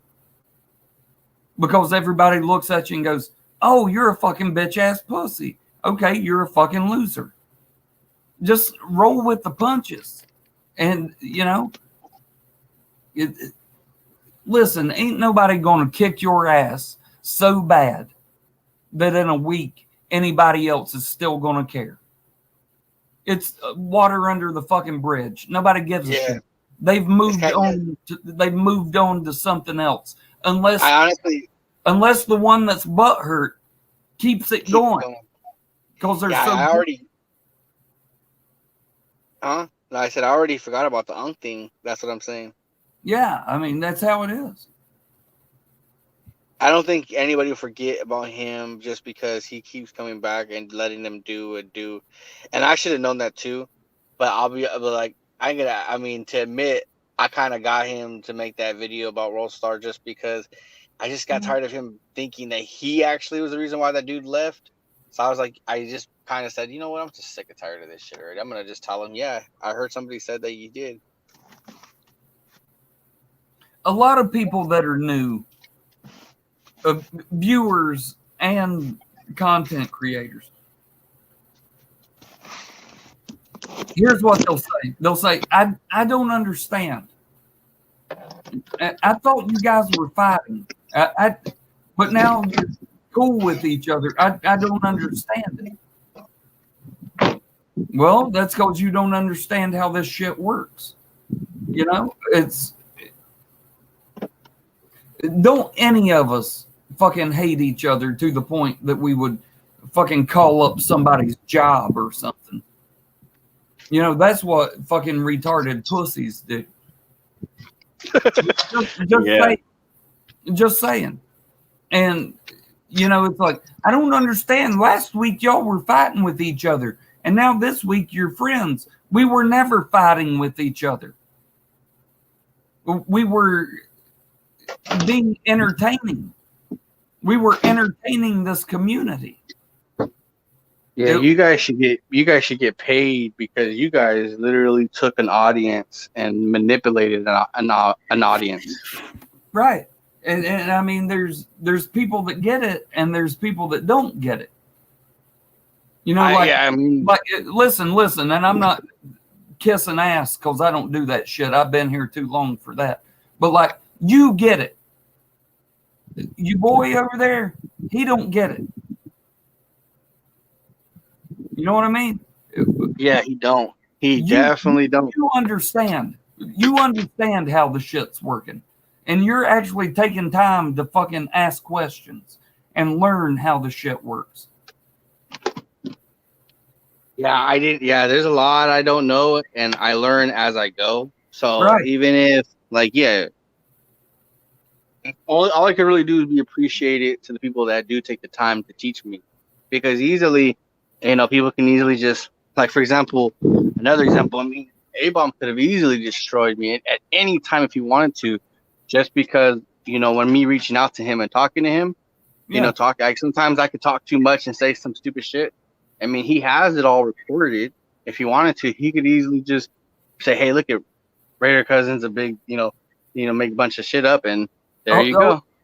Hold on 1 second. We've got breaking news. Bronc Nuts just came out of the closet. Ladies and gentlemen, Bronc Nuts says that he's on lookingfordudes.com, and he's going to pay for them with Bitcoins. Bronc Nuts, I fully back you, dude. I back you completely, man. I hope you find the right guy. See, that's what I'm talking about. Bronc Nuts knows I'm fucking with him, just like I know Bronc Nuts is fucking with me down there. You see, we fucking understand it. We understand that we're still boys. We can talk shit about each other, and we're still boys. These the thing is, newbies come in here and they're like, "What'd he say? Oh, now I'm pissed off. Now I'm big mad. I'm big mad now. Oh, I'm pissed off." Fuck that shit, dude. Me and Bronc Nuts been knowing dude. Me and Bronc Nuts went up against each other in Super Bowl 50 because he's a Broncos fan. I mean, we've been knowing each other for fucking years and years and years and years and years. So, I mean, it ain't no he says some smart ass shit about me. I say some smart ass shit about him. End of the day, we still know we're friends. We know we're boys. If I ever go out to Denver, he's the first person I'm going to look up.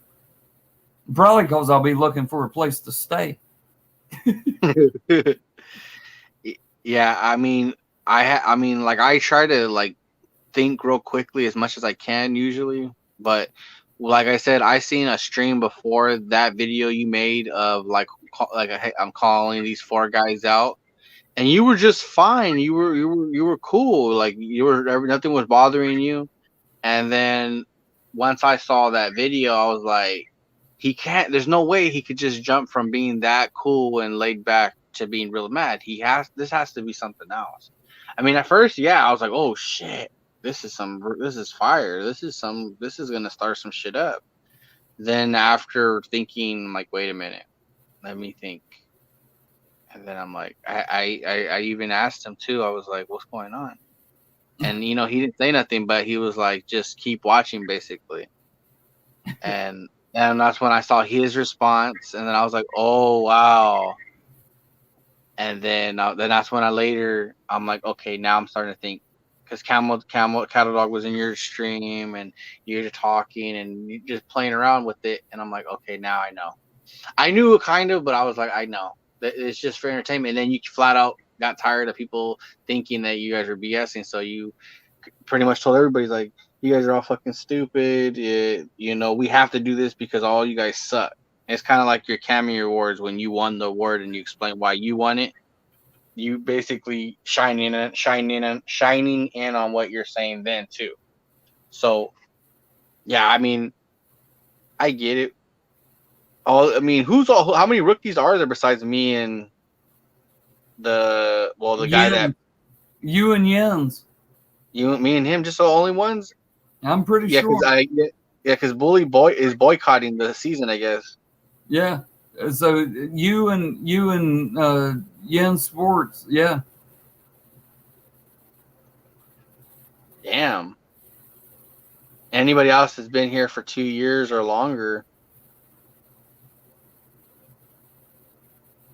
I've been here 7. I know that fucking Bronc Nuts has been here at least 6.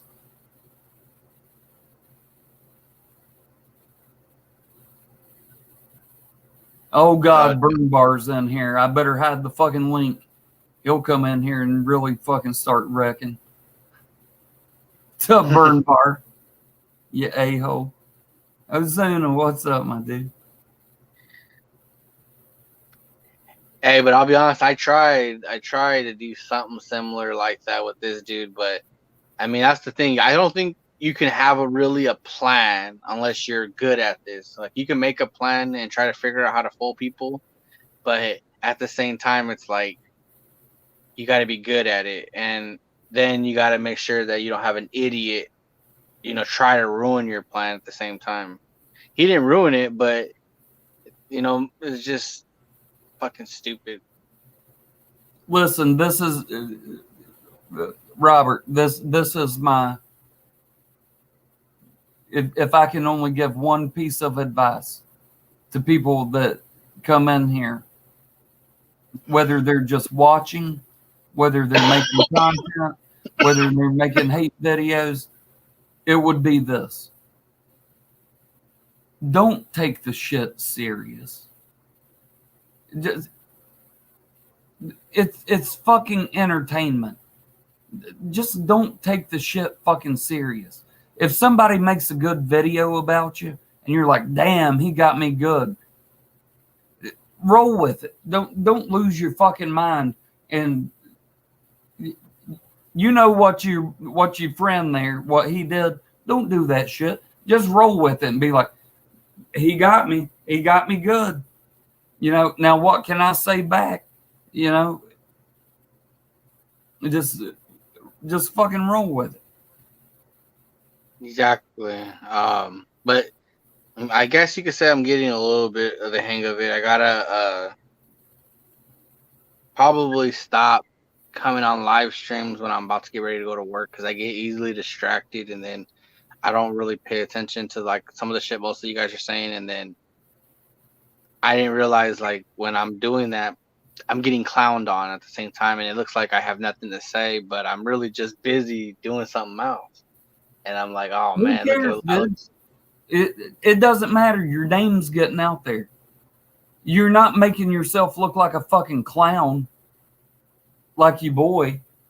Sometimes it's better to say nothing than to make yourself look fucking stupid. Oh, and say stupid shit. Like you dude did, right? That's why you dude keeps getting punked. Because he continues to make himself look like a fucking moron.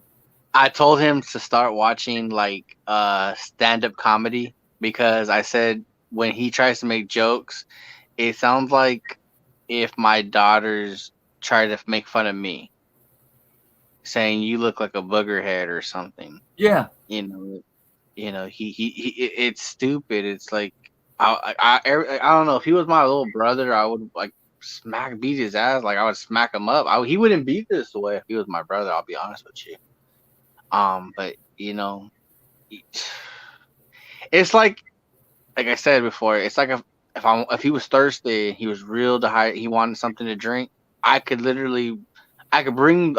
a lake for him right there, and here's the water, go and drink it. It's right there. I don't even have to hold your hand and bring it to you. It's right there. But he would still miss. He would be like, I can't see it. He'll just die of thirst. Yeah. And some people get that's it, what some people fucking don't. I told him, you're like Hal. I made a joke. I was like, you're like, if you know the miracle worker, Helen Keller. Yeah. He's like that. He's blind. He's like, that's how he is in the world. That's how he is. And I have to, like, when she got the water and she put the water in her hand and she started realizing, oh, okay, this is what this is. This is how I do this. That's how it is for him. Everything he learns. I don't know that he learns anything. He doesn't know. Even if he doesn't, because it's like he's not a housewife, abused housewife that keeps asking to get abused. At the end of the day, he doesn't even know when you're insulting him. To him, that's just you being funny and being friendly. Like he may hate you, but he probably thinks you're his best friend. Like he thinks you guys are best friends because you mentioned his name.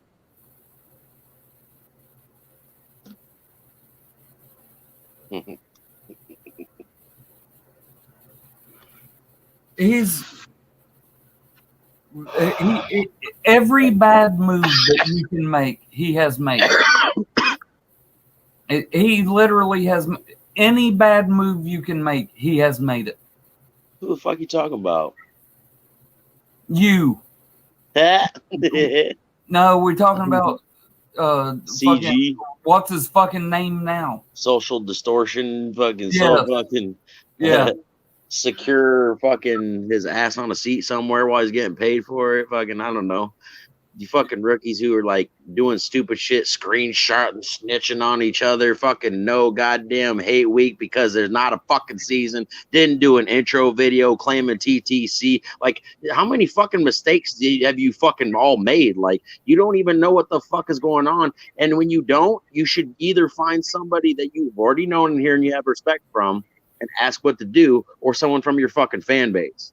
That's the two places where you start, or be a fan of it first and see and look at how this fucking shit's supposed to go. Like, it's not that fucking hard.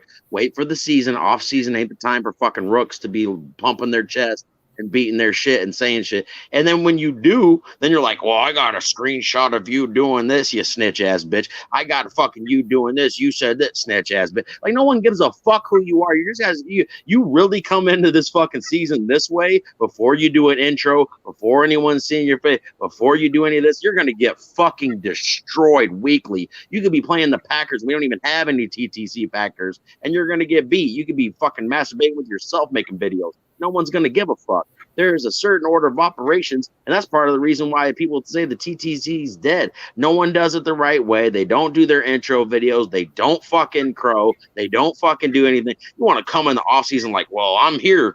Well, first of all, do an intro video. Explain who you are. Explain your fucking name. Explain your fandom. Tell them why you are the way you are.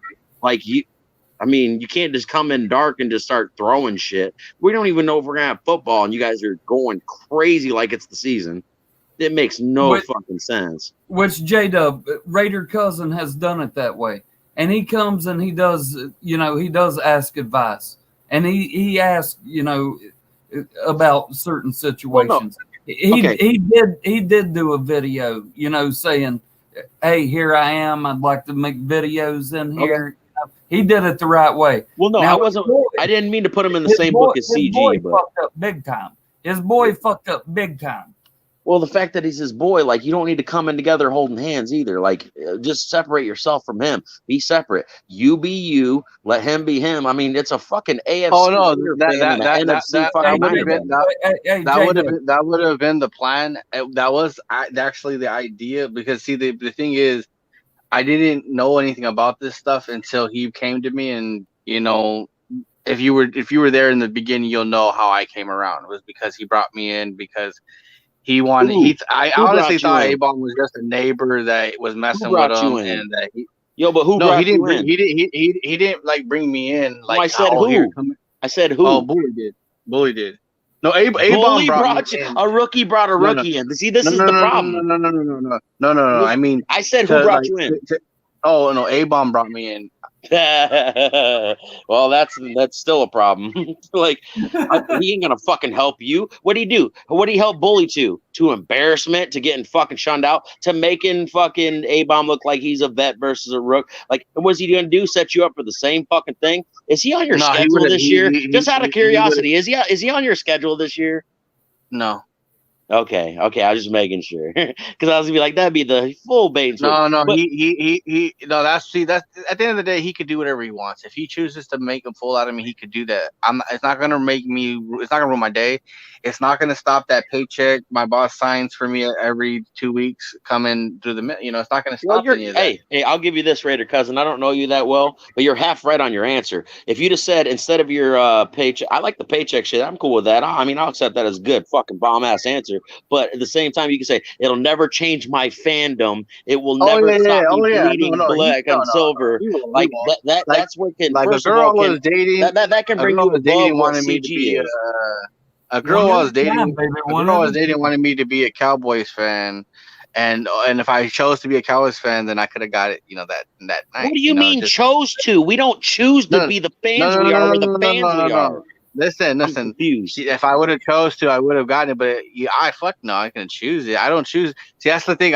I'm down with it. I mean, I'm not really like acknowledged with a lot of shit just because of the shit that I've been through. Like, you know, I have so much shit going on, so I don't really stay tuned to my team. I mean, I stay tuned to how they are now, but I mean, all that old stuff, like I know who those players are, but I don't really know all the details by heart like that. Raider, just take a breath for a second. I'll tell you one thing. I'm a real motherfucker, and I'll do you one favor. You don't deserve it. I'm not saying I own it. I'm not saying I'm a veteran. I'm not saying I'm a big wig or anything. But I'll tell you one thing. What's your channel? That's your channel right there. J-Dub, Josh Dubrill. It's fucking Carolina Panthers. Like, I don't know. You can find it. Like, look up J-Dub Josh, and you'll fucking find it. It's the first thing that comes up. I don't know. Anyway, I'm just telling you one thing, dude. I'll say this. I'm going to do my homework on you because I don't put you in the same boat as CG Bully. I was trying to make sure you weren't doing that to your fucking self. I will say one thing. If you're a respectful fucking dude, there's not many Raider fans that even come down in this motherfucker or TTC people, period. And we play week fucking 1. So if you are actually what you say you are as a fan, and I believe that, I will totally fucking hate week with you week 1 as your first fucking week because I've fucking been there. If you're serious about this shit and you want to do it, most people say it's dead anyway. I'm gonna do my fucking thing. No, it's all. I'm not saying I'm all putting out hate week videos or nothing, but I'm just saying. Some people, you know, if you're real about your shit and you really want to do this and you really want to come at the Panthers for your first fucking hate week, I'll be here to fucking hold the Panthers down. Is all I'm saying. Oh yeah, I know what Ash 6 still here, whatever the fuck. Gator Ben or whatever the fucking goddamn, let's go there and talk about that. Like the Raiders fan base don't really fucking do anything for me anyway, and I still enjoy making fucking hate weeks and videos. That's why I don't make videos in the off season because it doesn't do shit for me. What am I supposed to talk about? Fucking COVID and fucking politics and shit. I don't give a fuck about none of that. I care a fuck about the Carolina Panthers. Talk shit, be about it, or shut the fuck up. Like that's how I am. Yeah. Yeah, and when there's no football, I have nothing to say unless somebody says my fucking name or my team, and then, okay, I'll respond. I'm a rebuttal motherfucker anyway. Say something, I got a rebuttal for all that. Hell thought. Thought. I don't know you that well. I mean, I've heard of you, but at least you're not in the same fucking book with that CG shit. Just just take yourself away. I know. I should. The only reason, though, the first thing I heard about you was something about fucking sharing screenshots, and that ain't it. That ain't it. No, you that's said the this. thing. I didn't make a video. I didn't make a video like that. Like how he did that to me. But the thing is, it's all manipulation to get him to do what I want. Because at the end of the day, like that's just what it was. God. I mean, you're gonna claim that you're a puppet master already. You're not. No, I'm not saying no. But I actually know this guy personally. I've known him since like middle school or practically. I mean, it's not saying he's a puppet master. I'm not. That's not everything I would claim. I'm just saying that I was trying to make him be a fucking man. Like, I mean, that was the only idea. I wanted him to. No. See, you got it all wrong. First of all, you're a Raiders fan. Second of all, no. Don't fucking cut me off. Don't cut me off. This is gonna get nasty. First of all, you're a fucking Raiders fan. Second of all, you're a fucking rookie. Doesn't mean you have to bring your whole rookie class with you. You need to fucking focus on your goddamn self if you're serious about this. You need to focus on you and yours. You don't need to worry about, this is my homie. He's coming with me. He's a Niners fan. Fuck that shit.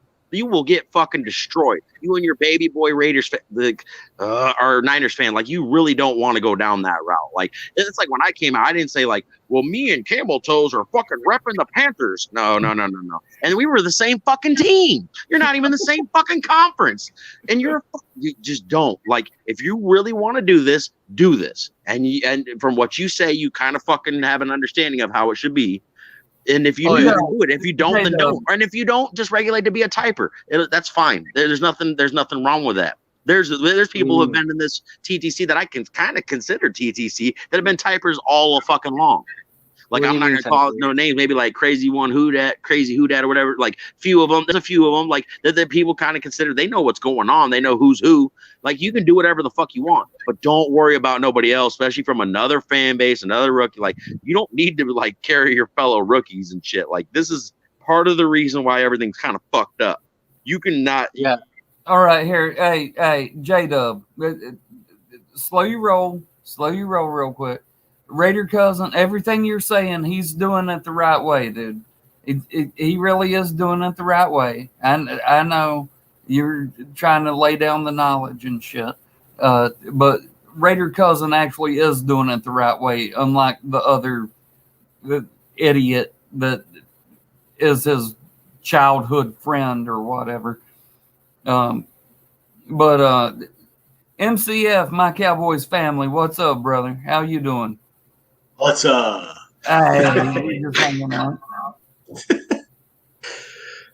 Yeah, I'm good, man. Just got done with the fucking 3 hours of streaming. We had to talk about the protesting and the NBA and, and how it affects Jerry Jones because he's got a big mouth. So I think it's the compromise to the kneeling. The kneeling was the compromise. I put in there that's the compromise, not the now the players see they have control, they have power. Basketball players walking out. Imagine if all the NFL players decided to walk out. Owners say, kneel, please kneel. Just kneel for the whole game, kneel. And you know what? That's the compromise. Wake up, Jerry Jones. My whole thing about the kneeling thing that really pisses me off is Eric Reed and Colin Kaepernick went to their teammate, their fucking teammate on the 49ers. He was an ex-fucking Ranger in the Army. And they asked him what would be appropriate for our protest. They didn't just say, we're going to do what we want, fuck them, Black Lives Matter. They said, what would be appropriate? And they said, well, you can still face the flag. If you take a knee, that'll be all right. He thought it would be fine. Little did he know, they asked permission from an Army Ranger on their own team what would be good enough and a respectful enough thing. And then they got fucking dogged, destroyed for it. And it reminded me personally of the fist up in the Olympics with Jesse Owens and shit. It reminded me of that. And it wasn't even that offensive to people. I don't get it. I never got it to begin with. I really don't get it now. Now everyone's backpedaling oh, they were pioneer. It's too late. It's too late, bud. They were fine. They were protest. This whole fucking country was built off rebelling and protesting. Let's be honest. Exactly. Come the fuck on. That's true. People have given their lives, so they have a right to speak and have their fucking say. It's not like they were saying kill Whitey. It's not like they were saying kill cops. It's not like they were saying any of this shit. It's not like they were looting and robbing. They just took a slight knee and said a little prayer, hoping for what they wanted, and they got fucking ignored and chastised, and it's just fucking horrible. And now everyone's well, if they want to kneel, it'll be all right. Come the fuck on. And What are you going to Jerry do? Jones is still not good with it. What are you going to do? Give Kaepernick a big deal now and make it all right? You're going to make him a special advisor to the fucking NFL creative? Come on now. Every time I hear Goodell, he's I feel so bad that we did that to him. Who gives a fuck how bad you feel? You fucking ruined this guy's career. Plain and simple. Now they feel bad? Well, I don't agree with the whole part of his career was ended, but his livelihood was. I don't think his career was going to, I don't think he was going to apex and become a starter again. He wasn't even a fucking starter for the Niners at that point. Not to the Super Bowl. But at the same time, he was just protest. And like I said, if you look it up, you can look it up. They literally asked their team. I can't remember the fucker's name. I feel horrible for that. I'm not going to get out of the StreamYard to Google it. But there was a Ranger on their fucking team, and they asked him, "Hey, what would be appropriate?" And he said that he was the one who said that would be good enough. That would be respectful, right, with no disrespect. But I don't understand. It's not like they had their back turned. It's not like they sat on their ass. It's not like they fucking put up a middle finger. Right. But the thing is that it's not up to Jerry Jones or the other people to tell people how to protest. You don't protest. That's not called protest. That's called, pandering.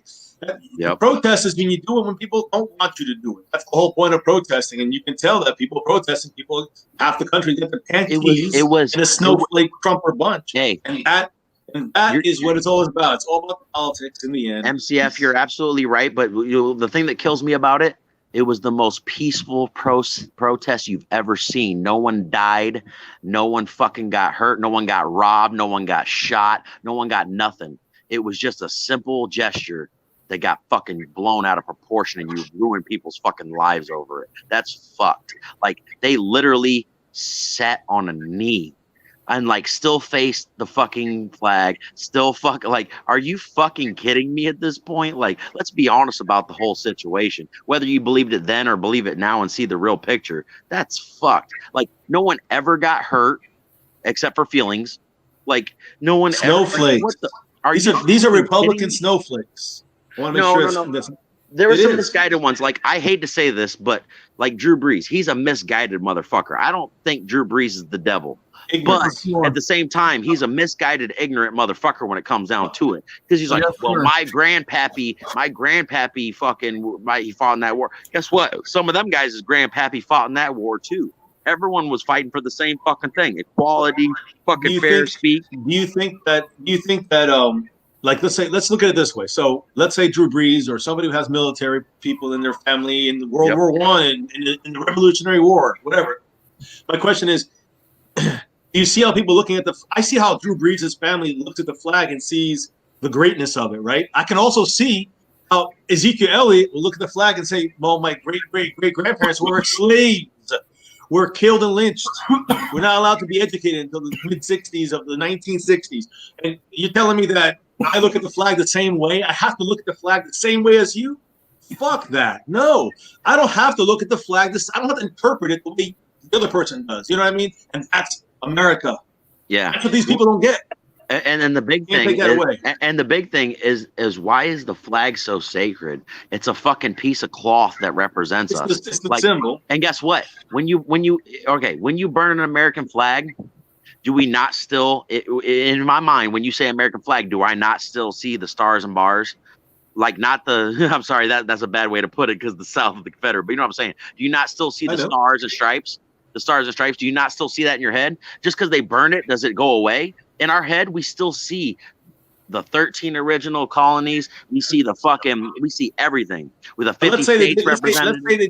Let's say they didn't see that. So what? Still, you can burn it because that's what America's about.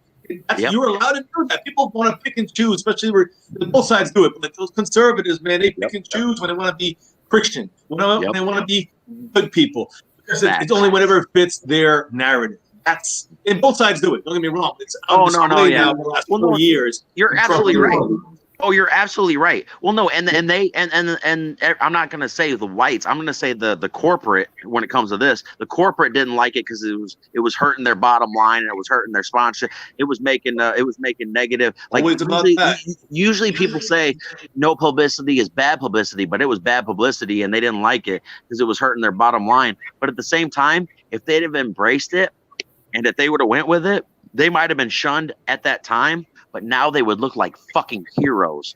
They would look like fucking forefathers. They would look like fucking men who stood up against their own fucking race and their own fucking financial fucking beings and just did what was right. They could have all fucking taken the higher ground and looked like fucking saints. They could have looked like the men who knew what was there and saw it coming. But they all looked at it like, we're losing money.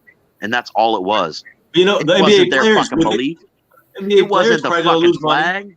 The players are going to probably lose money for this, for taking, or at least if they protest. Some of them are going to say they're not going to continue the playoffs anymore. So the thing is in the NBA playoffs, my point is it's showing you the power that the players do have a say in this now.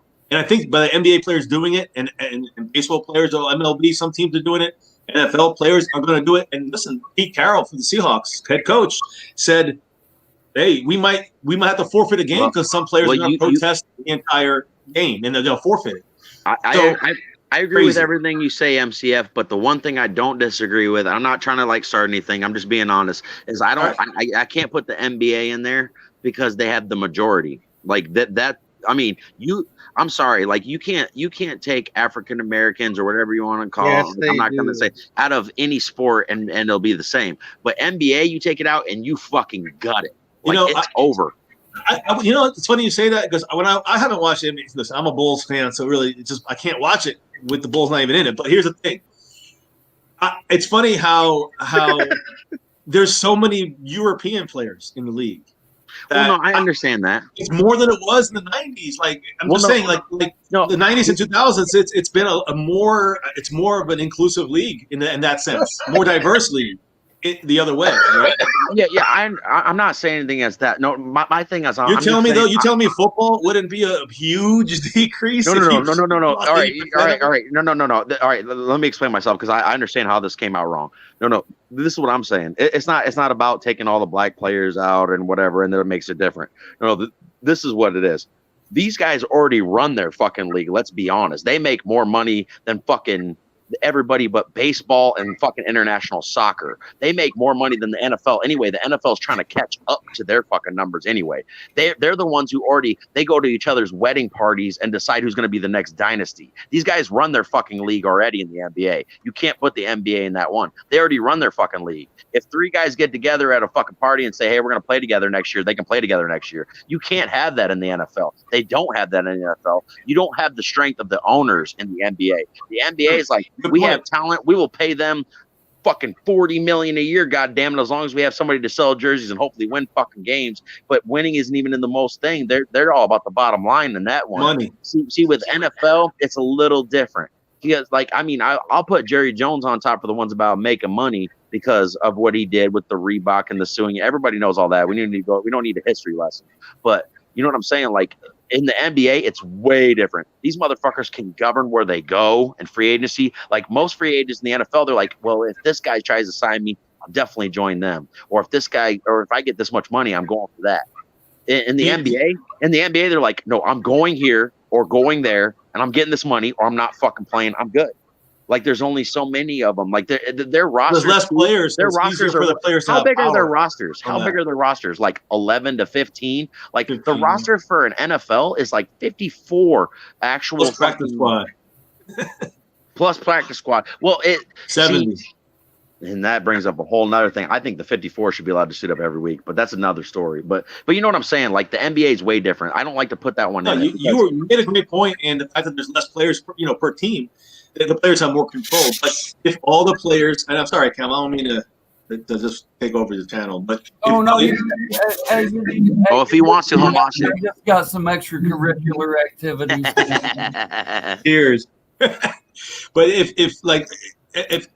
the NFL players, if they all decided, the union decided to sit out week one, that's when Jerry Jones will say, please take a knee. They would That's never what'll do make it. them. And They I would think never do it. Not in this climate. They would. If it wasn't They for would, because COVID, they you said might. it. You said it's about the money. And listen, what the NBA players did, you know what they did? On top of the fact that you said it right. They have different kind of power than the NFL players. No, but All right. hold on, the NFL. Here's the thing: NBA players has emboldened. No. Everybody feels that now they hey. No. If the NFL players It's different. say we're gonna not play. All right, If they MCF, I'm don't sorry. play, All right, then MCF. Let me finish one sentence. One sentence. Okay, yes, If sir. the Yes, sir. Yes, sir. You're if right. The players say, all of them, week one, we're not going to play. Let's say they say that tomorrow. All 32 teams, all the players said, we're not playing on week one. We're just going to take it. We're not going to play. And then they say, unless you let us take a knee, they will agree. The owners will agree, including Jerry Jones. And Yeah, well, I maybe mean, all it'll of them be would, 31 to about 1. money.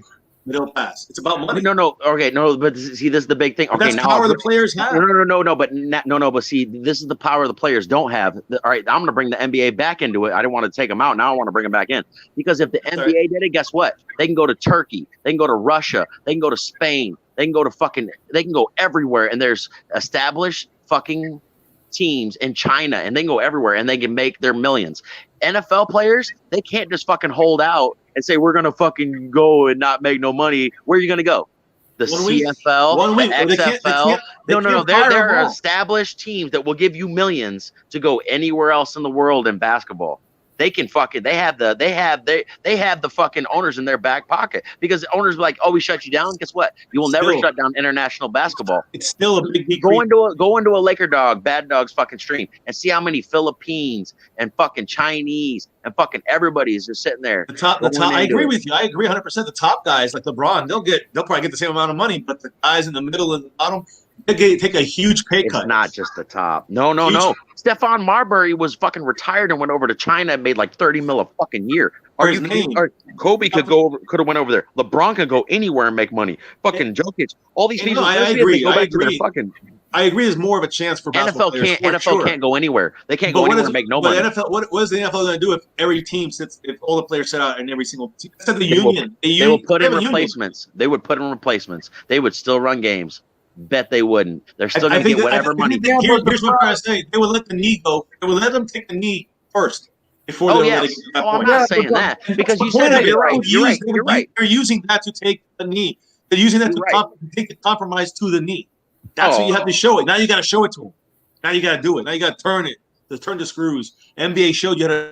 Listen, if they did that shit, it would be just like when they had the fucking replacement players when Major League Baseball was on strike, and that shit fucking sucked.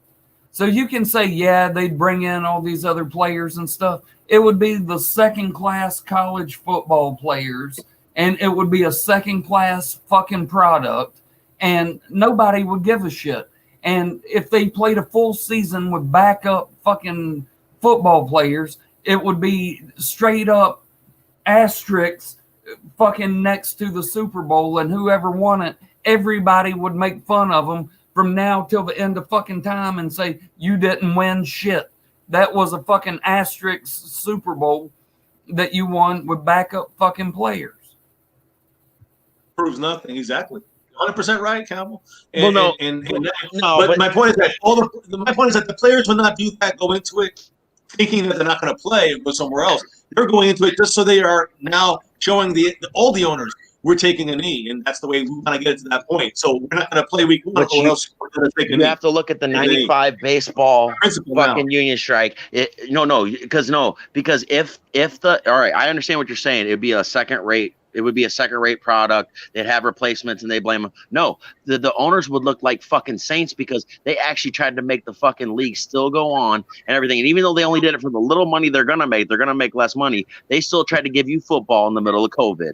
So, and the other ones were too stingy, too fucking, they wanted their money, they wanted their say, they wanted to run it themselves. These guys didn't fucking make millions of dollars and billions of dollars and throw their life on the line and throw everything that they had money-wise into a fucking organization and hoped it fucking worked and prayed and threw it against the wall. You just played football through college and shit, and you're just a player, dude. Like, it's the same thing as the 95 baseball thing. When they went on strike, did people fucking hate the owners or did they hate the players? They hated the fucking players, and the fucking sport still hasn't recovered. They kind of recovered a bit for the fucking fake-ass steroid shit, and guess what? Once they figured out that was fake, they are fucking dead.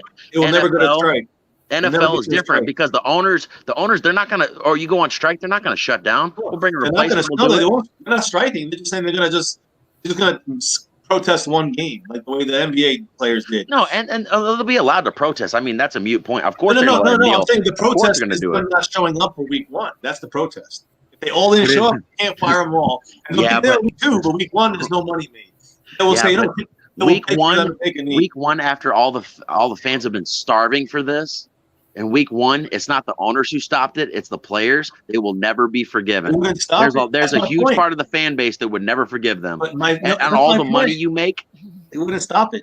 They wouldn't stop them. That's my point. It would never. The owners would never lose a week one worth of money. They would just say yes, take the knee. They would do. That's my point. I get that, but I'm just saying if they didn't, they would still. That's too much money lost. I'm just saying, if they didn't, they wouldn't stop the week. They wouldn't stop the week one. They would go on as planned, and just whoever's going to play is going to play. Maybe.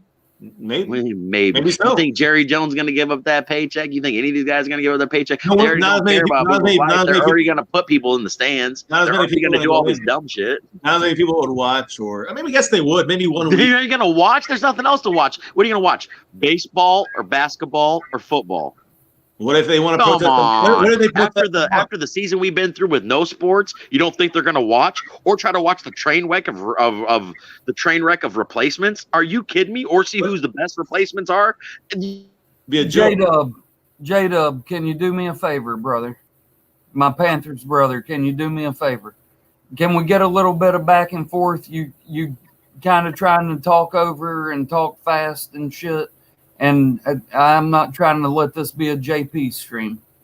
Can you let my Cowboys family, give a rebuttal? You're kind of just trying to yell over top of him. Please. My bad. I wasn't trying to yell over him. That's my bad. I'm just fired up about the subject. Go ahead. I understand that, dude. I understand, but I like it. I like the discussion. And again, and the thing is that I hear you. I hear what you're saying. If it gets to that point, I would be worried. Like I would say that the players would have their bluff called if they decide to take a month off and protest. I'm just saying they might push it. Most owners at this point, most owners would vote just allow the knee to be taken. And that's the point. I think that's what the players, if they wanted to, they're talking right now. I think that's what they would try to take it too. They don't want to miss a week. They just want to take a knee without any kind of bullshit from the owners. That's all. Well, no one's going to argue that. Like that's not the point. Like that's the point you're arguing. Jerry Jones will argue. MCF, let him respond. No, I'm just saying, like, that's not the point. Like, every damn owner right now, I'm saying if this was a fucking regular year and not COVID, you'd be absolutely fucking 100%, 90,000% right. But since this is COVID, you are right. Like, you'd be wrong if it wasn't for this. Like, but since it's COVID, of course they're gonna let it go. They need whatever product they can throw out to shove it at the fucking MLB, to shove it at all the soccer leagues, to shove it at the fucking hockey, to shove it at everybody. Like, guess what? Our product is still better. We can still make this work. We don't even have fucking bubbles. We can make this work. Like, they want to prove that they're above and beyond and better than this. Like, their testing has already through the roof, better than any other fucking sports league in the entire world. Their shit is working. They haven't traveled yet. What do they have? 3 people on fucking? I'm pretty sure last time I checked, they had 3 people on COVID IR right now in the whole league. That's like 1,300, 1,500, whatever it is, fucking players because of the rosters right now. Are you fucking kidding me? It's working. They've already got this. So like, I see what you're saying about them kneeling and stuff, but I'm not arguing that. They'd let them kneel this year. If it was a regular year, Yeah, no, and that's the thing. And it'll be resolved. It'll be resolved because they have to push it to this point to push for them to be allowed or to be accepted to kneel by all the owners. They might vote on it or something like that. Jerry Jones will say no, but it'll still pass because the majority of the owners, 66 or 70%, I don't know, some kind of percentage have to pass. So, anyways, either way, we'll have a season. It's just gonna be met with this kind of, I think, protest or push. For voices. I'll be honest. Yeah, I'll be honest it's with going you. to be weird. No matter what. I'll be honest with you. Protest is the I last. agree. But Protest an asterisk, is the last of my worries. Than an actual an asterisk, like the way you said it, Yeah, Cameltoe. Raiders are his biggest Backup worries. players, Right. that would be trash. That would be the worst. That would be a literal Dude, season. But an protest. asterisk in a that COVID real situation fast. is different, a little different. So not as bad. He responded to that real fast. I missed it. Which one? What did you say, Raider? No, I said no. Wait, what did you say? Did you respond to what I just said? I didn't hear No, you say that. nobody heard you, dude. Oh, I thought he was talking to me. No, I said because he said his biggest worries is not that what's going on. I said, well, maybe his biggest worry is probably playing week 1 against the Raiders. What? Hmm? Dude, Hold up. we're in a rebuild and we're not scared of the Raiders. I'm just saying, like, why are we talking about a protest when COVID is all that fucking matters right now? Like, no one's worried about no fucking protest right now. If they want to protest, let them protest. Guess what? If they protest with fucking masks on and don't touch each other, no one gives a fuck. You know Especially what? not in the climate, in the cultural climate we're at, no one gives a fuck about the protesting. Everyone's on the same page now. Has This anybody ain't back watched? in Kaepernick time? Everyone's on the same page now. Did anybody watch the game with Orlando? I mean, with Dallas Mavericks and Luka. I don't know if anybody watches basketball. My point is that I know. it's. I don't really watch it too much, but there were some good damn games, and we're all hungry for sports. So a lot of us are watching basketball, and it's getting big ratings. There's a lot of control there, and football will be similar to that. It's not getting big, right? The last game was Twitter. a good game, not the recent one. They're No, getting no. big Twitter and shit. Yeah. Like there's a big following on the internet, which that's kind of the way of it now. Like no one has, a lot of people don't have cable. Everyone does live stream anyway. There's people who literally don't watch the game. That's a very good point. That's a very good point, J-Dub. But here's the thing. everyone's on the internet these days. I've not watched TV in fucking years. So even though these aren't astronomical numbers for the NBA playoffs, for the climate that cable TV is in right now, they were pretty big numbers by comparison to other shows and stuff. Well, no, you're absolutely right, because like the UEFA Champions League, a lot of people don't know what that is. The UEFA Champions League is basically the Super Bowl of the European leagues for fucking soccer. It's the biggest fucking tournament they have with the best teams from every fucking league that they have. And their fucking finals came in like fucking fourth in the America, but in the world, they came in first. Like, people only look at our numbers, but they don't realize, like, and the only reason the NBA has literally been carrying it is because of those same numbers. They have an international following. That's what I said earlier. It's not America. It's fucking China, the Philippines. They're starving more for fucking sports than we are. Right, but they're starving for basketball more than football. They don't give a shit about football. So they don't give a fuck about football. Right. Yeah, you're 100% right. And I'm wrong about the ratings. They're not, they're down. And that is true because also the politics. But the thing is that it's interesting that this is almost like Pete Carroll said, it's a protest season. Like, this is a protest season, so it's already an asterisk. Like, you're gonna lose games. Maybe you might lose games. It might happen, and whether it's right or wrong, losing money or not, or good or not for the sport, this is already a put together, slapped together season. And right now, you're saying the numbers are good for COVID, and I agree, and I'm happy. I'm ecstatic. But when they start traveling, that's going to be the key test. I hope it goes through. I really do. By week 4, week 5, you might see teams dropping out because of COVID. I totally agree with you, brother. But the thing that gives me a little bit of hope is just they've done so well so far. Like, these rosters are bigger right now than they will ever be during the season. And the NFL has actually done really great because the injured reserve is. When you were on injured reserve back in the day, was it like 4 weeks minimum you had to be off the fucking roster? Now you can be on injured reserve, and it doesn't even have to be COVID. It could be like a sprained ankle or a high ankle sprain or turf toe or whatever. And once you're ready to go, you're allowed back in. And they're allowed to have as many as they want on their injured reserve list. They're allowed all of them. This league is doing very well. And they let the team doctors determine whether you're able to go back in or not. Yes, so sir. They're biased. If they want somebody to go in a week before an actual doctor would, or what I mean, would tell them that they were able to go back in. If it's team doctor, actually, it's actually kind of up to the players right now. If it's non-COVID, like if you have an injury and it's non-COVID, as soon as you say you're ready to go, you're pretty much ready to go. Which that actually hits kind of us personally more than others, Camel, because when Cam said he was ready to go, but he fucking wasn't, and we know that. Yeah, like. Their egos come into play and this other shit. They actually do have more say, but I'm not saying they can fucking. I'm just saying, MCF, you could be right. Let's say they do. Like, I don't think the protest is even a fucking point because they're gonna let them do whatever. But let's say they did not let them, and then everyone quit the first week. I'm not absolutely sure who would be the bad guy at that point. And I'm not just saying that. Like, usually you'd say the owners are the bad guy. They should have just let them protest. But at this point, if you take away football from any of us, doesn't matter who you are, you look like a stooge. Look at the fucking Big Ten. When they fucking said that they were not playing this year, they knew the Big 12 was going to follow, the Pac-12 was going to follow. They thought the ACC was going to be next. Sports Illustrated just did a whole fucking article on this and exposed the whole thing. They look like stooges now. They have parents after their ass. They have ex-players after their ass. They have current players after their ass. Like, you look like if the Big 12, the SEC and the ACC go through their fucking league without a hitch, they look like fucking idiots, and their recruiting will be fucked up for the next 7 to 10 years. Like, we will, SEC and ACC and everybody, like, we'll allow you to play. And if it goes through without a hitch, damn, you should have waited and got all the information first. And it really kills me. I live in Iowa, and I'm not saying I'm an Iowa fan, but when you live here, I respect Iowa. I love Iowa. I love what they do with their medical. Their medical fucking standards, especially with kids and cancer, is like top notch in the whole fucking world. And their fucking doctors said we could do this. Like, they have some of the best doctors in the whole fucking world, and they said, we can do this.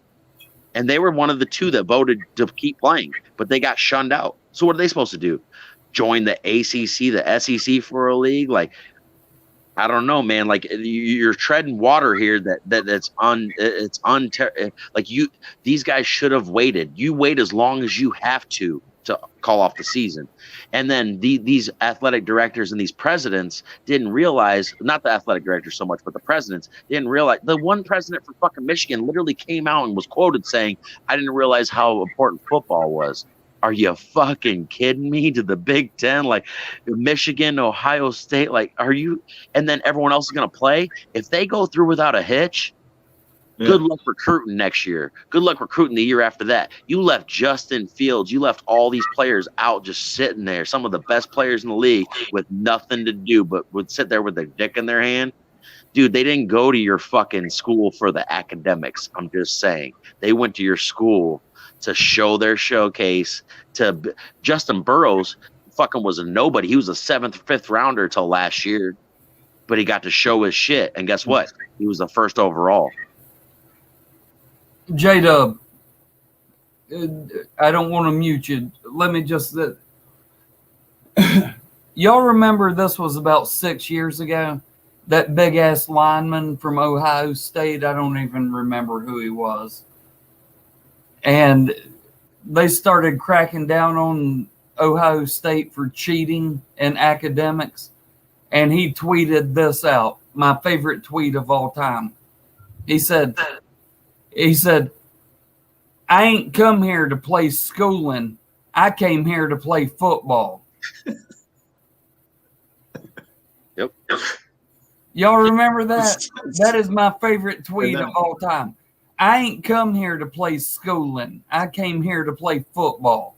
Well, that's actually kind of what I was talking about, because these guys. I know, that's why I said it. Because well, no, I was just saying these guys that transferred, they picked their school. They picked their school, and they didn't get to play. So guess what? They transferred to someone who let them play because they're trying to show what they can do so they can make fucking money in the NFL. And now these guys are getting the option to fucking say, hey, they can opt out right now if even this is supposed to be their 2nd year of eligibility so they can go to the NFL. They can opt out right now, they can go get a combine workout guy. They can go get a fucking agent and say, fuck you. And they're done. And they're like, oh, we'll have a spring season. Well, how many are going to be left? Do you think Justin Fields is going to fucking suit up for the Ohio State Buckeyes in March? No, let me tell you, college football is going to be wrecked for the next 2-3 years because of this.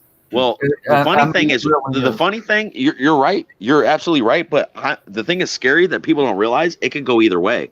Like, if this fails miserably, like let's say they make it like a week or 2 and everyone gets COVID, the Big Ten's going to look like a fucking hero. But if they go through without a hitch, the Big Ten's going to look like the biggest losers in the fucking world because they held their guys back. The people who gave their kids up said, they're going to go play for you. We're putting our kids' future in your hands. You failed them. Like, good luck recruiting for the next 7 to 10 years. The SEC will be like, I'll let you play.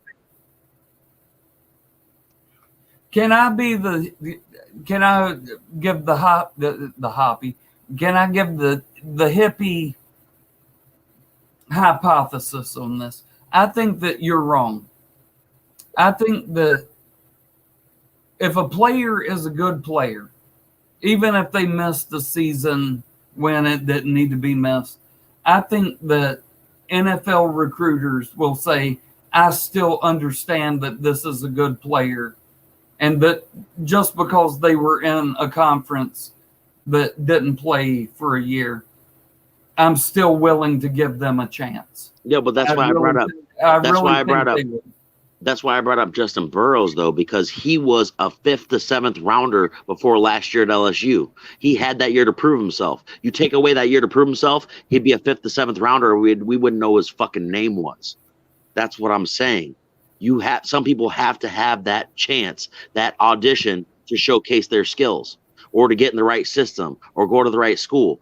It's not always their fault. There's people right now sitting right there that it's a 5th to a 7th rounder. They could be the next fucking Heisman winner, national championship winner, but they won't get a fucking chance because they won't play. Dude, said that. Hold on, MCF. And then Phil. You said it. You said that. that would make a lot of sense to me, except I know of a quarterback who went in the 6th round. One, Tom Brady, one. Like, that's an anomaly. Let's be Dak honest. Prescott, I'm Name- just saying. Dak Prescott didn't go in the 6th round. 4th rounder. Just Yeah, that's saying. not 6th. Doesn't matter. These But guys. he got a There's always chance to diamonds in play. the rough.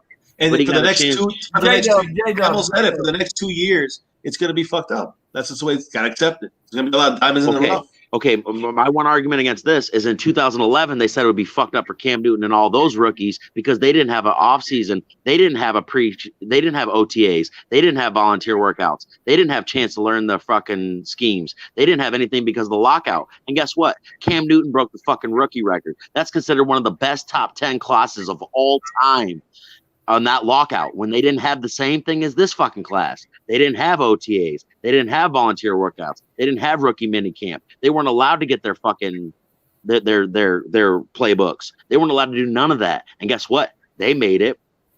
But that's why I'm saying, like, it's way different, dude. Like, that's when you've already made the pick. I'm talking about the kids who are never going to get the fucking chance right now, Right. who are a 5th to a 7th to an undrafted motherfucker that could be the next Heisman winner. Because That's the way it's going to be for the next couple of years. 2 years ago, Burroughs was that guy, and now he was national champion, Heisman winner, #1 overall. If it wasn't for last year, it never would have happened. And you can ask the actual critics, the professionals. They said Todd McShay or whatever. He said I had him as a 5th, 7th rounder till I saw him this year. But you don't get to see that. Hold up 1 second. MCF. Yes. Oh, you want me to speak or? Go ahead and give your response to that. For the next, I agree with kind of what you said, touched on, Campbell, when it came to the next couple of years. This whole situation is gonna be fucked up, and like J-Dub said, you're gonna have, instead of having a guy here and there falling through the cracks, you're gonna have a lot more guys falling through the cracks. I agree 100%. It's just the way, you can't help that. But yeah, for the next couple of years, I believe that drafting, you're definitely gonna have a lot more Joe Burrows, right? In the 6th round or undrafted, but getting a chance somewhere, and it'll be like, instead of being 1 or 2, it's gonna be like 10 in a season. You know what I mean? And that's the way it's gonna be for a couple of years. That sucks. Can't do shit about it. That's it. All right. J-Dub, what you got to say? And I'll tell you why I'm doing this. Because this ain't a fucking sports channel. So we're going to start talking about music as soon as J-Dub gives his fucking response. This is a music channel. We're not here to fight over fucking sports. I didn't think we were fighting. I thought we were having a lovely conversation, but You get loud for a lovely conversation, J-Dub. well, it's my old phone. My old phone used to suck, and no one could hear me. And now this one works too He's well. used to yelling from the court. I have not used to changing. That's I a used to great yell answer, to be though. heard. I used to have to yell to be heard. That's all it is. I have no disrespect for MCF by far. No. Definitely don't Yeah, have dude. no fucking disrespect for you. Like, you didn't have to move me. Hey, I will take the mute over the backstage. Thanks for not moshing me. So V-barring him. I didn't get V banned. I didn't get Mosh V will remind banned. you. You didn't get the big Mosh bang. will remind you. My friend or my own fan base, my Panthers guy, he banned me. I supported him. I brought so many people. I'm sorry. Let's not go there. You might get put backstage. You were at that stream too? I was fucking live in it like a streamer, like right now, dude. I didn't know what he was talking about until I went back and I was like, okay, I know. Dude, it's all good. Hey, there's nobody I'd rather chop it up with than fucking Bobby and MCF about some real shit. Like, I actually stayed out of Rudy's StreamYard the other day because of this shit. Like, you didn't need 3 on 2. It was 2 on 2. Well, I guess Yin's is kind of a half. It was 1.5. Rudy held his own, and we all respect him. But I love hearing fucking Bobby talk about that. He's like, I get him riled up a little bit too much and then calm it down, let him come back. Really? MCF and I, anytime there's a political or religious debate, oh, they It's get game so over. mad at us. It's game MCF, over. They get so mad at us, It dude. is. It's mad yet. Mad yet. Mad yet. There's not many out there that can hang. Hey, I'm telling you, Dude, camel they- toes. Mad, That's why I dude. didn't jump in. I That was remember that. unnecessary. I didn't jump in because it was unnecessary. You don't need no help. MCF, where's the best place I can send you the link to a video? In the chat, I guess, or if it's a private thing, I guess. Do you have Twitter? You don't do Twitter, do you? No. Yeah. Do it in the my private for Cowboys StreamYard. family. My Cowboys family at gmail.com. As Gmail? Yeah. Cool. There's a private chat for StreamYard too. You can literally go in there and only the people in. Oh yeah, I see it StreamYard there. I can see it. fucking Yeah, I do see it. You can do it that Hey, way too. should we make a Twitter account? No. It's I personally hate it, but No. All three of How us can hate I it. talk to- I'm pretty sure. I I'm pretty sure hate it, myself, but- MCF, and Bobby have no Twitter account between the No. three of us. Well, let No, I me ask you this, and I might not need to. MCF, do you know Dark Matter? it sounds familiar. For some reason, what is that? He Who is that? he does cartoons. I think so. If I saw one, I'd probably say yes or no immediately. If I saw it, He just uploaded one yesterday that I swear I think you showed it to me or my wife already had shown it to me. One of the other. it will be your favorite. It wasn't that long fingers guy, was it? The one with God and Donald Trump talking to each Oh, other. I didn't see it. Oh, send it to me.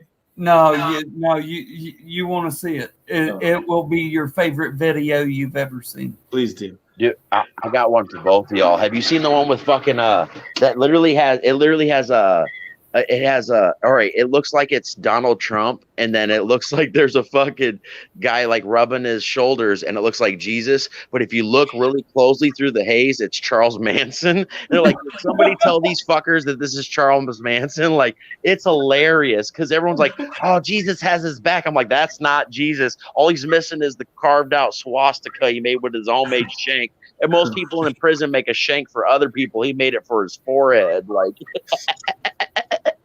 By the way, in the East Coast.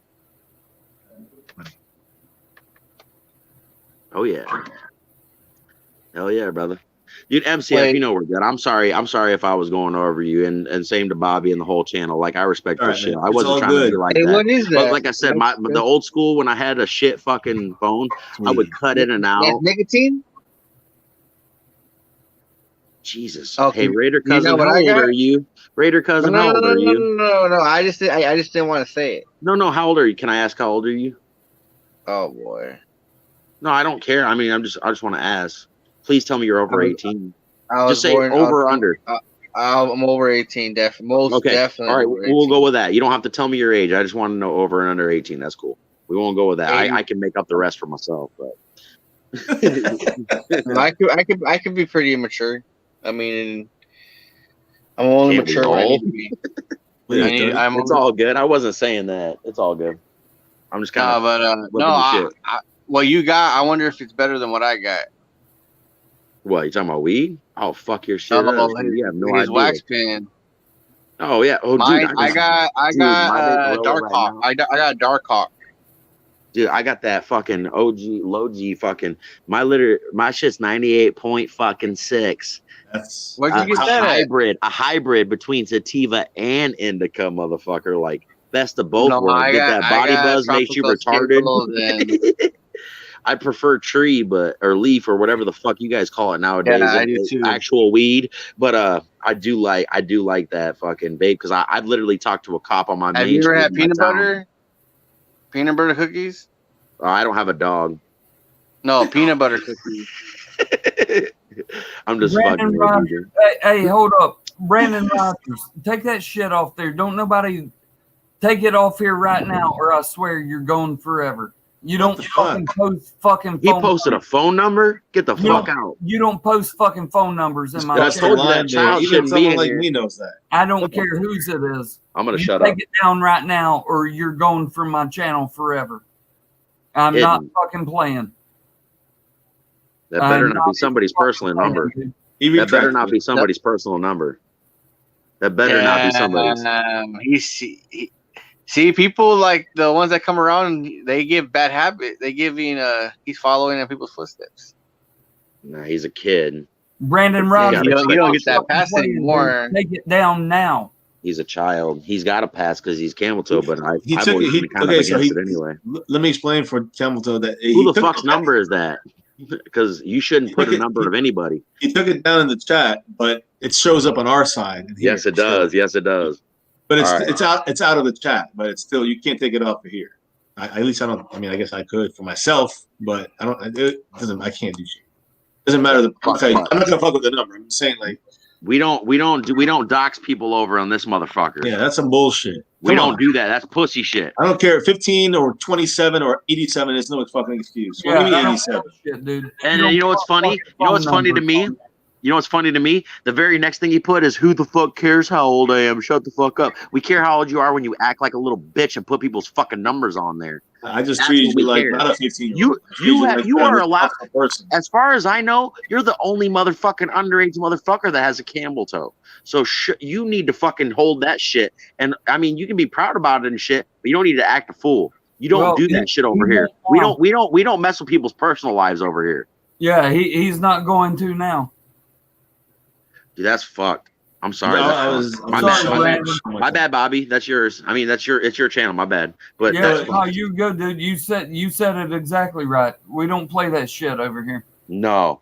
I mean, we will go in hard on each other about anything, anytime, whatever. But you don't fucking do shit like that. We don't dox people over here. We don't put out personal information.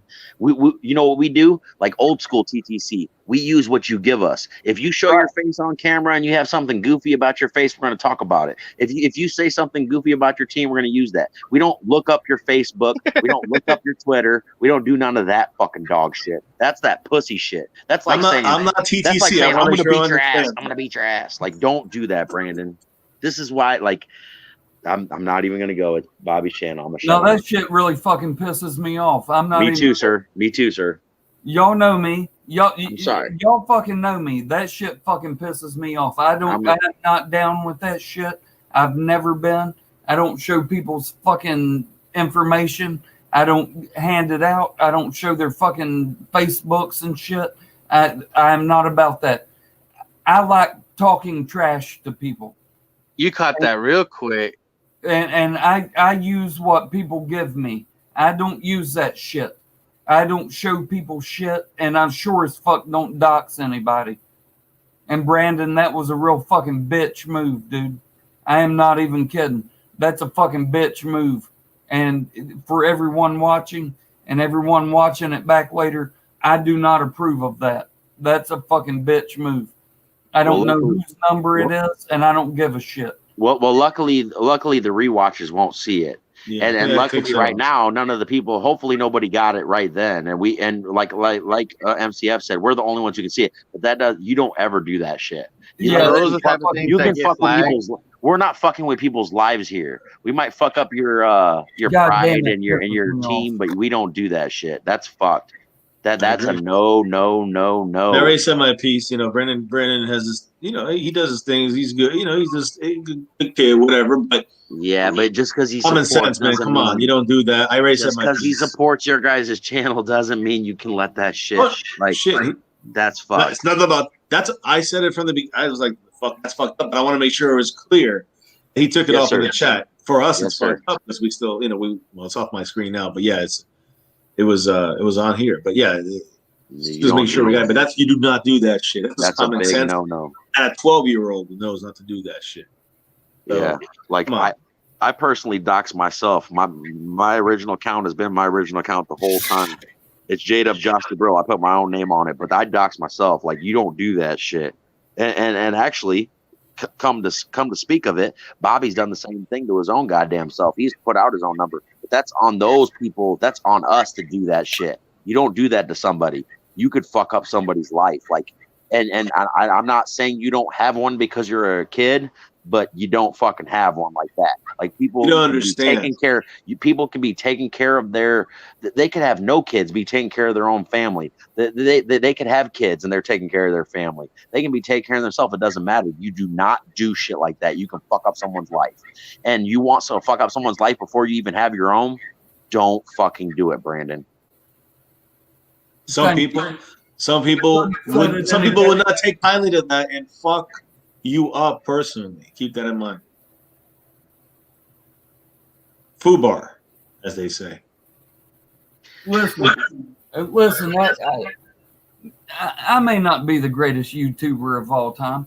I think the people that like me really like me, and I'm happy with that.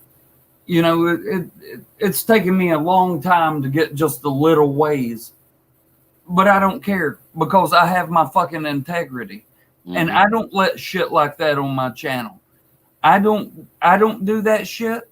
I don't dox people, and I don't want people fucking doing that shit on my channel. I don't care if that was the fucking phone number to QVC. I don't give a shit. You don't fucking post phone numbers in my fucking chat. You don't fuck around like that. That's a line you don't. Don't be a line cross, a habitual line stepper. Dude, everybody, even people that hate my fucking guts, respect me because they know that I don't put up with shit like that. They know that I don't dox people. They know that I don't put up with the shit, and you don't need to be putting the shit over in my chat. That fucking pissed me off right there, dude. The only person you've ever doxed is yourself, Bobby. That's what I'm saying. Right. Like, we don't dox others. We'll dox ourselves before we dox others. You just don't do that. You can dox yourself all you want. Put your own goddamn number in the chat, I guess, if you're that dumb. But we would advise he said he put his own number in the chat. That's a no-no, man. Yeah, that really bothered me. Even if it's your number, Brandon, that doesn't fucking excuse. Like, you're gonna dox yourself as a fucking child. Like, what are your parents going to be happy? Are your parents going to be happy when they get calls right now? Even if that is your number, are your parents going to be happy when they get calls right now and they're waking up going, "Who's 8 Camel Toes? Who's MCF? Who's J-Dub? Who's Raider Cuz? Like, who are these people that are calling us right now? Come on now." Like, I don't even hope that's your number. Like that. Like, I'm almost like Bobby. I hope that's a QVC number. I hope you get a good chance at it. Whose number it is. It doesn't matter. Put fucking phone numbers in my fucking chat. Yep. That's the one of the easy golden rules right there. It's pretty common sense. Right. I'm hopeful that Brandon Rogers understands the severity of his act, and now can be timed out properly. I no laughing matter. That's fucked up, Brandon. You know. Yeah, don't do that shit. Plain and simple. Yeah, well, Brandon, if you want to come explain yourself, go ahead. Pop in here real quick. I was gonna say I'd rather you do it in person. I won't say a fucking word. Yeah, pop in here real quick in person and tell us. I'll mute myself. Because that was a real fucking bitch move, dude. Hey, by the way, happy 420, 15 minutes ago. Yeah. I was there. It was a damn pig. Hey, I'm already smoking, dog. Because I ain't got nothing. Yeah. Exactly. Is Brandon Rogers jumping in? Why are you saying Billy Scott's not allowed here? He's an ultra liberal. Can you work longer hours while you be doing that at work? Longer I can hours? work 12-hour shit. I can work 12-hour shifts with my pen. No. That's I don't use it for that reason. I don't use it to go far. It's not cocaine. I use mine for after the fact. Once a hard day is done, then I fucking partake. Or, No, I mean, or I work at a like kind of like at a 7-Eleven kind of. So I I had to don't give a deal with fuck where I motherfuckers don't give a coming in fuck there. where you work. I mean, if you don't like your work, that's on you. But No, I I mean, like it, but I'm not every gonna now and then show I up gotta and make deal with myself somebody. and give my last name a bad name for my fucking dad and my mom and everyone who carried it before and be a fucking shithead just because I want to get high at work. I don't give a fuck if I work at a 7-Eleven. I don't give a fuck if I'm handing out fucking ringing a bell on the fucking goddamn Salvation Army bucket on Christmas to fucking Thanksgiving to Christmas. Like, I'm not gonna fuck. If I have a job, I'm gonna take it fucking seriously. If you don't, No, yeah, I you do, should I be on the do, I unemployment do, list. I do great work regardless. I mean, I'm sure you do. High as fuck. Great work. Oh no, I'm not all stoned out my mind. I don't smoke it all day long. I just need enough just to calm my nerves. Dude, And then I just I've always said I don't care if you scrub toilets for a living. Be the best toilet scrubber that you can be. Take pride in your fucking job.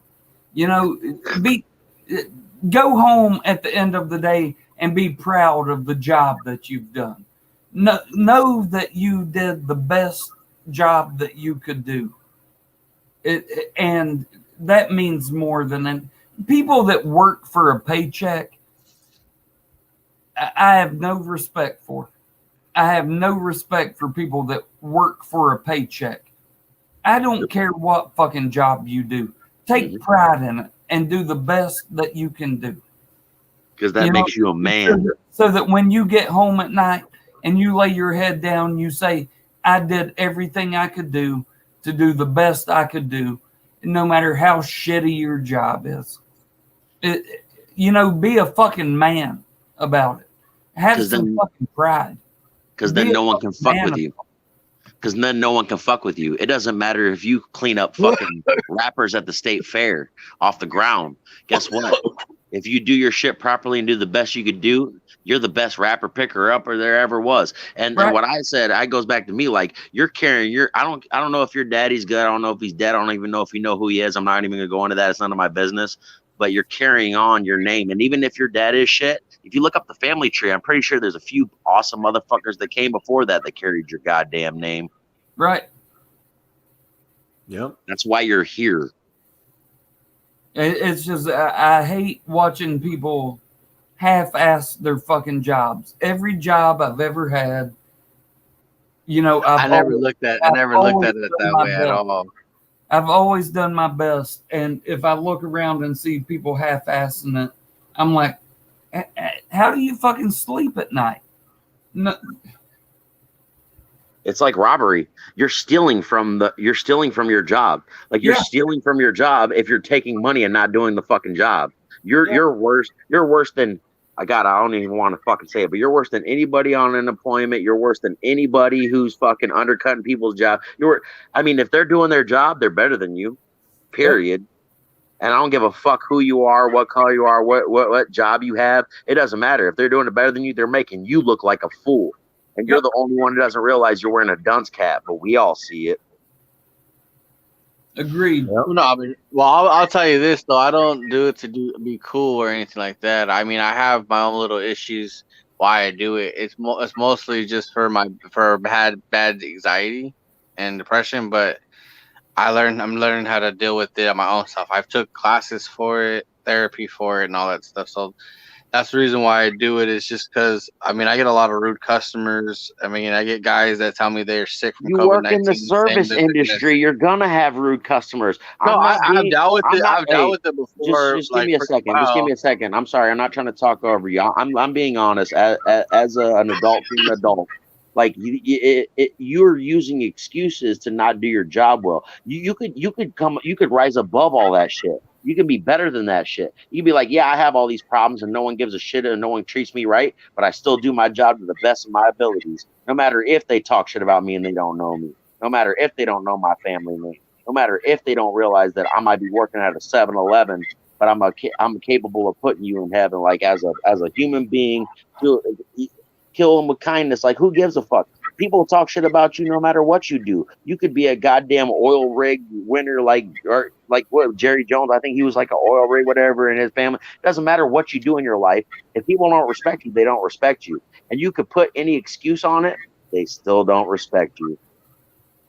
And I'm not saying that mental health isn't a real situation. And I'm glad that you, like you said, I hope you're right. Like you got help and shit. But you doing your job, that's all on you.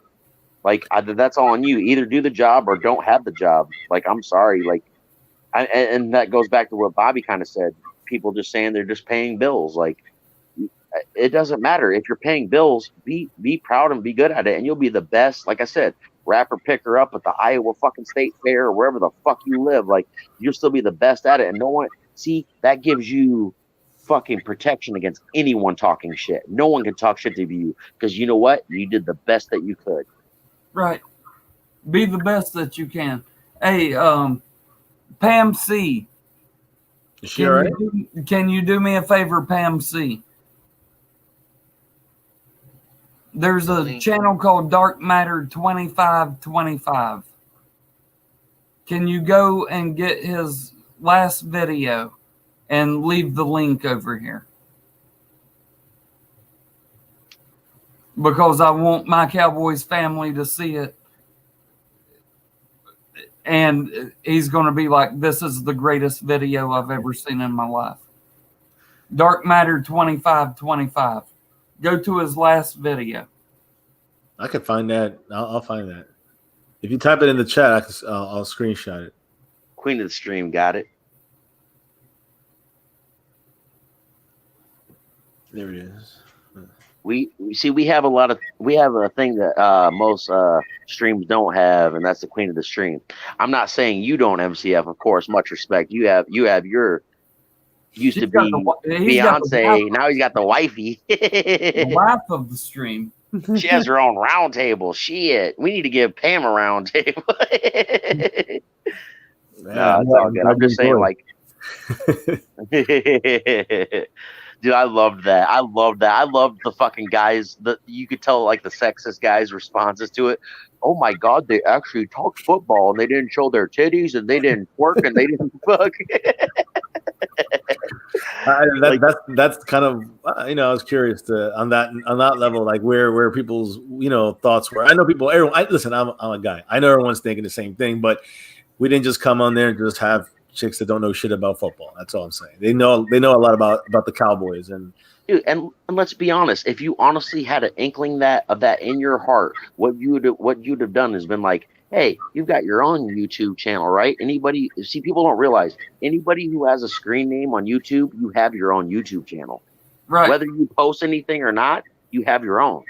Yeah. And you could have been like, my Cowboys fiance, my Cowboys wife, whatever it is right now, you could have been like, you can just do that round table on your own. But you gave them your platform, and it's not just because you're fucking married. It's not just because you were engaged before. It's not because you have kids, guys. Not any of that shit. It's because you were like, hey, you know what you're doing. Fuck, you argue with me halfway through my shit. Fuck, you know exactly what the fuck. Like, you have your opinion. You don't have a dumb opinion. Like, we might not agree with it, but you definitely have an educated opinion. Like, yeah. Go with it. And then you find other women who do.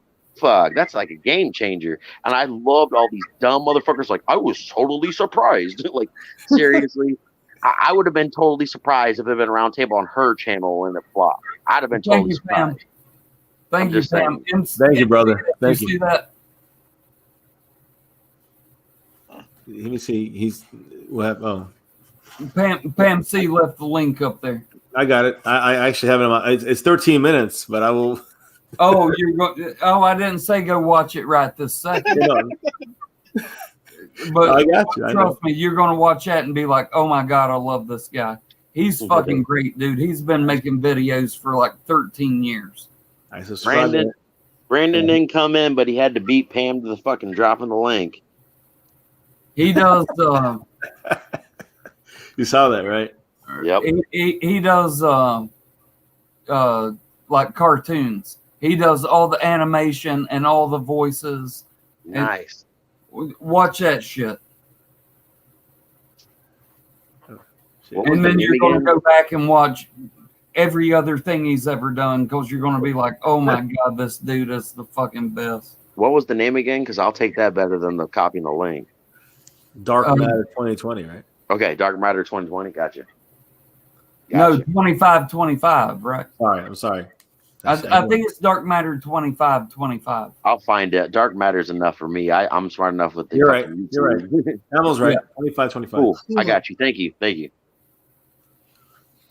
So I mean, I listen. When it comes to Raider cousin and his best buddy, hold on. I'm not TTC, so I'm not doing. I'm just like a content creator, whatever you want to call it.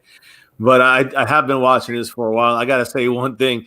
Your buddy is one of the biggest fucking pieces. Like he's the biggest flop I ever seen on this whole thing. I gotta admit, I'm trying to think. The last 3 years, was there anybody that I remember being? I mean, JP was always a constant, the guy you step on and kick and beat and shit like that. He's just like the easy guy that kind of he put himself in many holes. Well, and I'll be honest. If we're going to talk about JP, most of his was off season. Let's be honest. Most of his missteps were on off he was season. entertaining, is the point. And he was all over the place, but he was entertaining.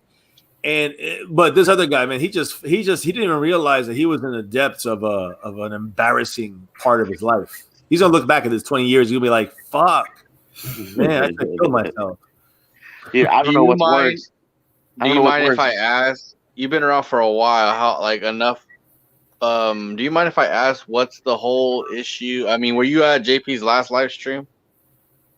I probably seen it. Why? I don't remember. What was the thing that you're talking about? No, I always try to study everybody and understand, like, okay, so that way I don't have to ask questions like all the time. I could just ask them and then get them over with. But my Cowboys family is not TTC. Yeah. No, but like just watching as a viewer, like watching. No, but you, my favorite anybody, even talker. Camel Toe, anybody can answer. I mean, Trash I was just talker, curious, man. like, what's the whole thing with that Joker guy? Like, what's his story? All I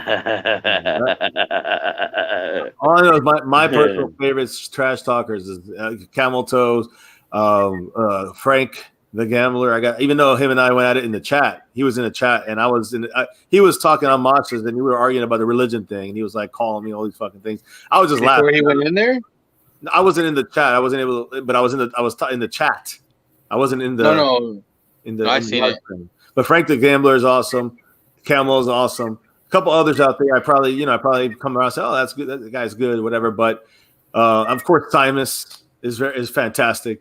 A-Bomb, he just his political stuff really rubs me the wrong way. So he's part of that portion of people you're just never going to reach when it comes to like some of the stuff. And I understand some of the stuff he's saying, so I understand his perspective on some things, but then he like misses the point on so many things, in my opinion, right? So, but anyways, outside of that, he's great at doing what he does. So I mean, those are my favorites right now. And watching all these guys. I know there's been other guys like what's his name, D-Town, right? He had a great channel and all that stuff. So. He used to, that's when I kind of started getting into it with, and kind of following it more more closely. So it's been about 3 years at that point. Me personally, I don't know. Maybe I'm different, but me personally, I don't even want to put even the word out there because somebody probably crop this if they needed it, but fanboy, like when I actually just watched the TTC and was a fan, because I was for a couple of years. I typed for a while, just had fun, and some people kind of knew who he was because I would just watch all your videos and type something, whether I agreed or not, or said good video or fuck you or fuck your team or whatever. But my personal top, at least from when I started watching, fucking Bad Dog, dude. Like, go from a normal human being to fucking wreck your shit in 2.3. Like, just fuck your shit up. Didn't have to know about your personal job, your personal life. He just know your team and what you gave him through your fucking video, and that's all he fucking needed. I don't even think he needed that, but once you gave him that, might as well. There can only be one. Like, fuck. That shit was ridiculous. Yeah. I mean, he kind of mini, like, he didn't go at me or anything during the hay week that first year, but that's when we hit like a 63-yarder against him, and I will never ever forget him putting up that reaction. Like, that's still one of his biggest viewed fucking videos ever. Yeah, dude, it was fucking awesome. Yes, I was like, dude, he put out a crow video after that, and I was like, no crow necessary. You crowed in your live reaction. Like, when you saw it happen, that was your crow. You were like, no fucking way. Like, go back and look at that. Like, I'm pretty sure he still has it up on his channel. Like, it's amazing. And that's just like him reacting to it. I'm talking about if you went at him and you said some shit about his Giants or him, somebody help you. I don't give a fuck how long you've been on. Like, that dog is one of them top ones. Like, people want to talk about what he does now. Is like, bring him out of retirement. I don't think he'll do it anyway. We kind of saw a mini hint of that with the Slitta fucking stream, and that was just mini. that was like, that was a morsel. That wasn't Yeah, dude. that wasn't main course. He's the best, dude. He really is. God, that shit. I'm sorry. I think that would have probably won a fucking Camby this year if there would have been some real Cambys, because that shit was like, when that happened this off season. That's one thing that caught me off guard. I was like, oh no, Slitta caught him in his own live and he let him in. Why'd you do that? You should have double bagged it. You should have kept him out of there, dude. Like, you can't do that. All right. Now, can I answer the question that Razor Cousin asked, which is about Joker? Yes. So, Raider Cousin, are you aware of a guy called El Presidor? I'm trying to think of all the names that I was told when he was telling me about everybody. Heard about the name, I just never heard details. He's not TTC. No. He's got like 500,000 fucking subscribers or something. Quantrell Bishop, I believe, is actual channels under. Yep. El Presidor. He has like 500,000 fucking followers, and they're a whole bunch of trolls. That's where Joker came from. And here's what happened. D-Town went and started hanging out with them. And D-Town will tell you that Big Vol Daddy was right there with him. I don't know that for sure, but D-Town will tell you to this day that BVD did it with him. They went up there and started fucking around with the trolls that Quantrell Bishop had, El Presidor. Yeah. And they brought them to the TTC.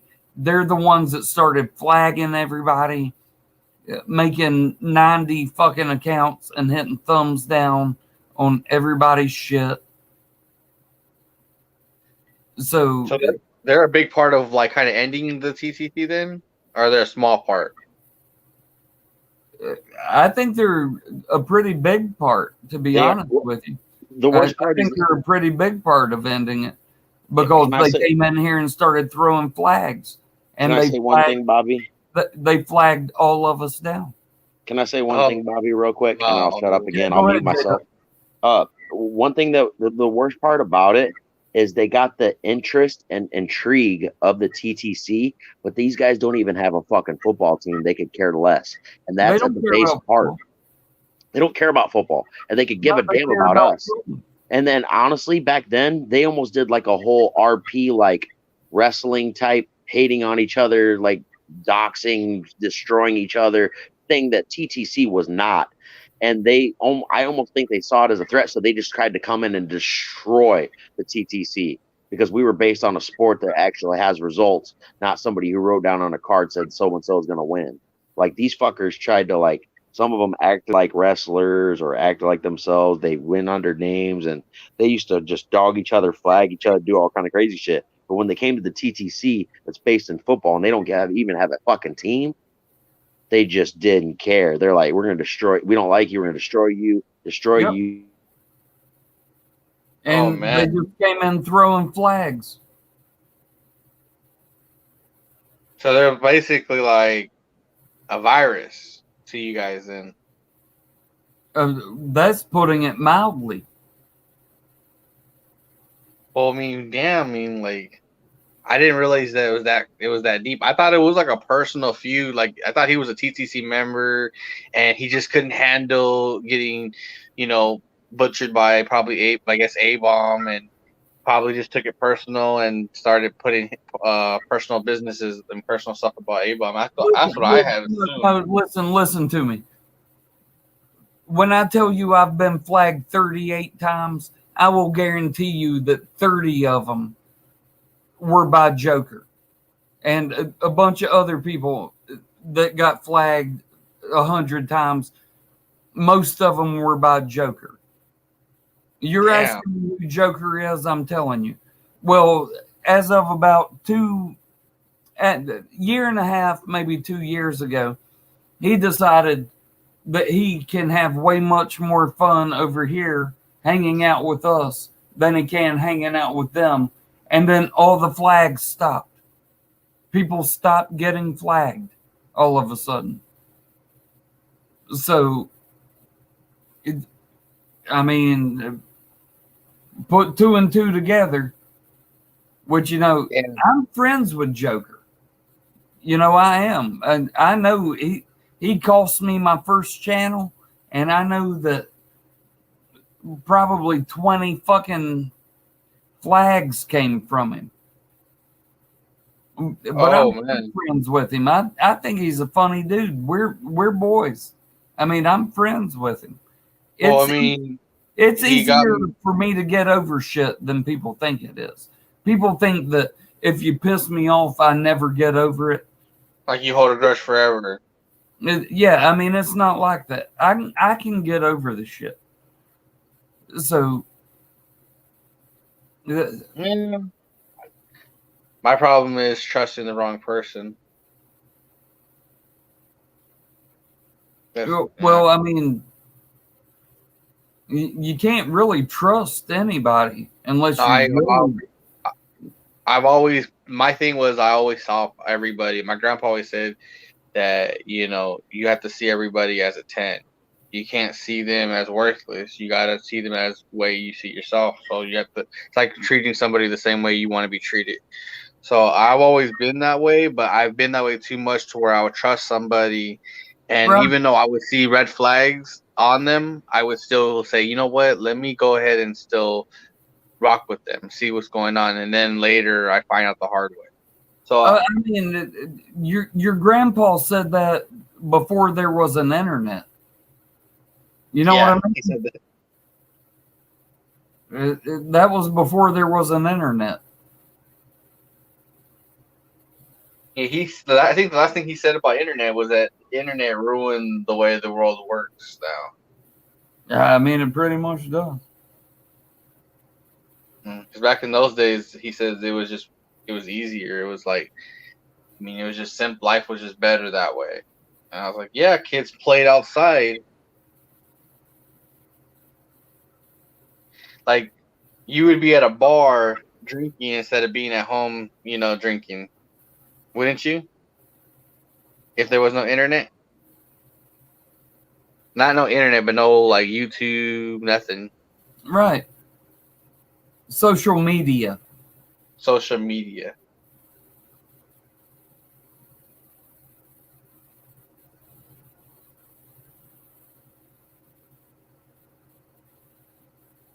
Sorry, guys, I'm listening, but I was having a snack.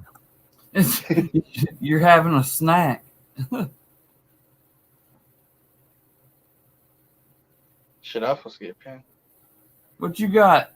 Hold it still. Stuffed snacks. Hey, we sell those. How much you paid for that? Combos. I got you, dude. What is that? Let me see. Wait, hold on. That's pizza. That's good. It's that pizza, baby.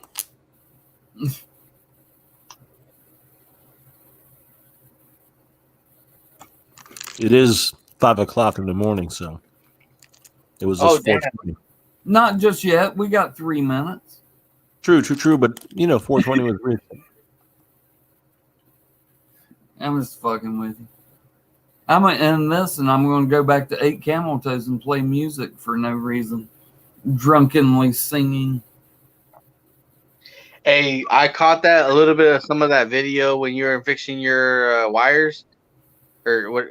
That's true though. That thing will really whack back and hit you in the face. Oh, my guitar strings. Yeah, the strings. Yeah, they're called strings, not wires. Somebody tried to tell me when I was young that those are the guitar strings are made by horsehair. I was like, are you serious? I was like, that's bullshit. I know horsehair can be used for tattoo, when you're doing tattoos, but that's Yeah, that's if crazy. you're in prison. Yeah, in prison. Yeah, they don't use guitar strings in like the real world. I went to this place over here in Fresno. They call Guitar City or something like that. They have these rooms where you can go in and play the guitar. I see you. Hold on. Yeah, go ahead. And I wanted to get this little one because I'm real stupid. You know how the Hawaiian style where they have the little Hawaiian guitars, but it's not a Hawaiian guitar. This guy was like practically scolding me about it when I was asking. Fucking ukulele. I got Yeah, it here. I kept calling it a Hawaiian guitar. Loser, let me get that Hawaiian guitar right there. He's like, I'll buy it just to have it. He's like, it's not a Hawaiian guitar, and he kept like practically like yelling at me the whole time I was in there. Everybody, I would like for you to welcome the queen of the stream, Miss Pam C here. Yay. What's up, Pam C? Trying to get over whatever in the hell hit me. I figured it out though. Oh my God, I'm fucking retarded. I'm serious. I know the feeling. Where's my picture? Oh, there. Oh, that's J-Dub. Okay. See, I'm still not right. Uh-oh, she's fucked up. And no, I'm not fucked up. I'm just kidding with you, damn. Oh, I know. But, well, sometimes. But, I started feeling deathly. Deathly. Yes. Deathly. Like death is As moving. dying. Dirt nap. Pushing up Daisy. Yeah. On your 8 camel toes stream before you started this one. And I was eating a dog snot out of Rolaids, saying I felt like I ate glass. Yeah. Yeah. I figured out after eating all that shit, chalky mint tasting bullshit, what exactly was wrong. What was that? Well, I don't like putting all my info on here because for some reason, Then you don't need to. Cheeseball still thinks that I'm shooting needles in my arm, which, no, I'm sorry, you fat fuck. I'm not. And I'm not still popping pills like a fucking maniac. And I told you, you son of a bitch, put my name on your channel one more time. I seen your little video. I heard my name mentioned. I got some shit to do tomorrow, but I'll get with you later.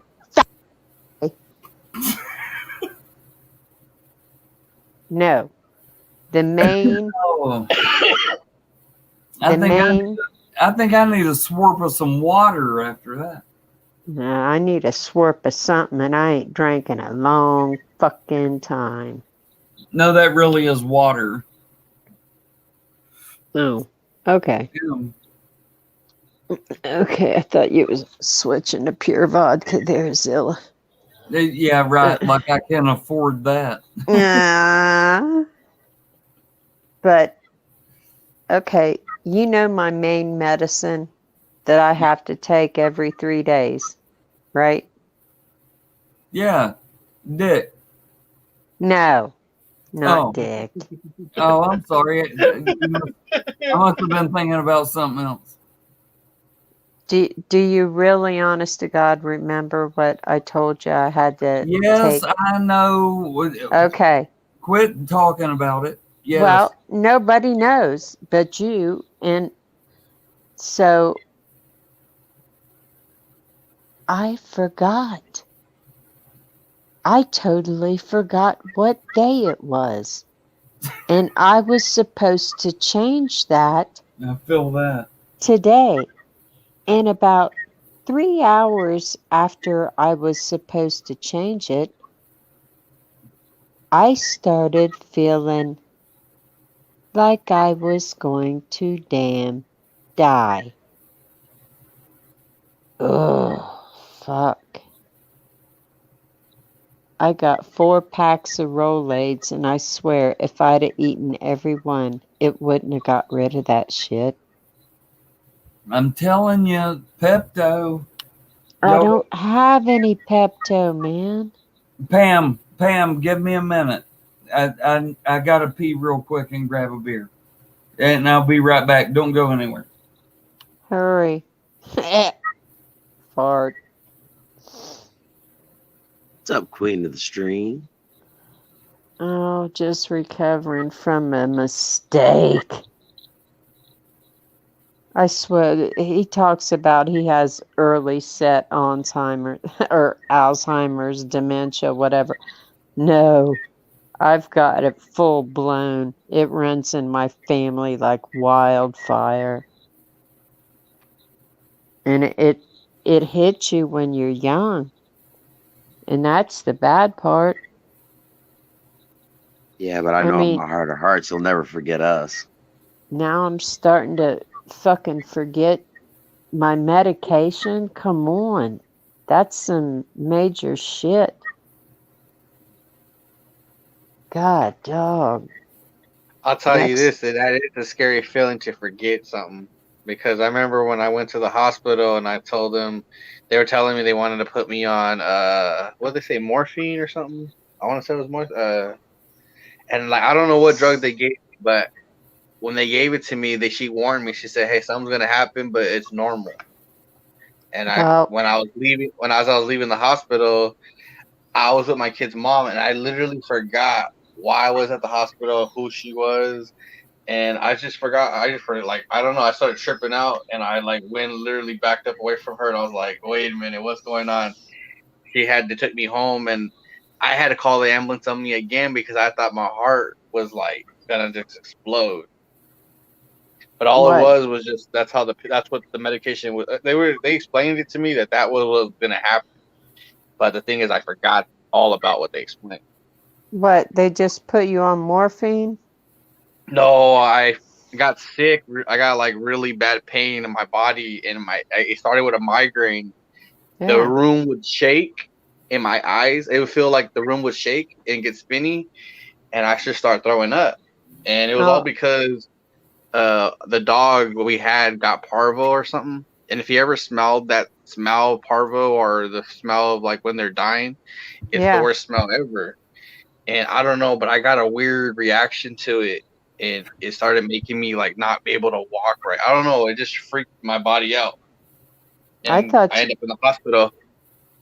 I thought you twice. said they give you morphine. Sorry. Yeah, I went to the hospital, and I told them that I can't. Something's wrong with me, and I said that I need something to calm me down. And I started feeling pain, like in my arms and my back, and then the migraine was just like worse.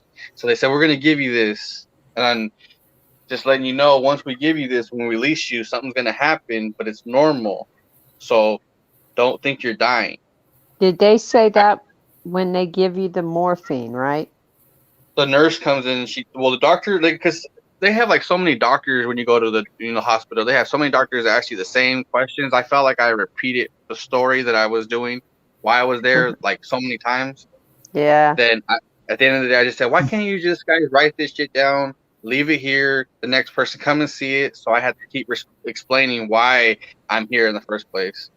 Instead, I had to keep repeating myself. I don't know. It was just fucking crazy. That feeling was weird. I can still remember that day, with just like not remembering nothing.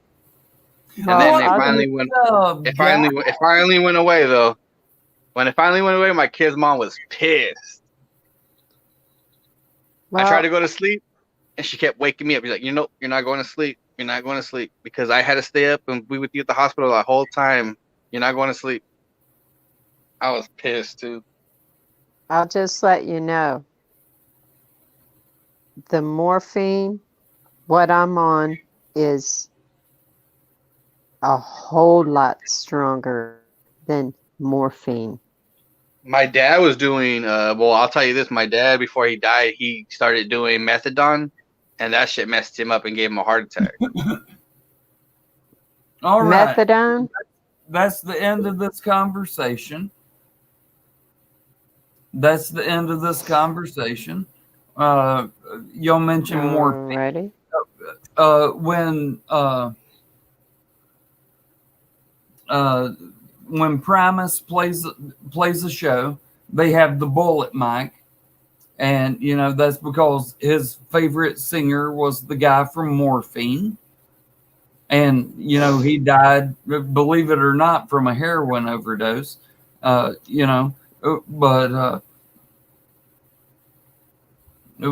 that's his favorite singer. Everyone, one at a time, tell me who your favorite band is. We're going to start with Raider Cousin. Who is your favorite band of all time?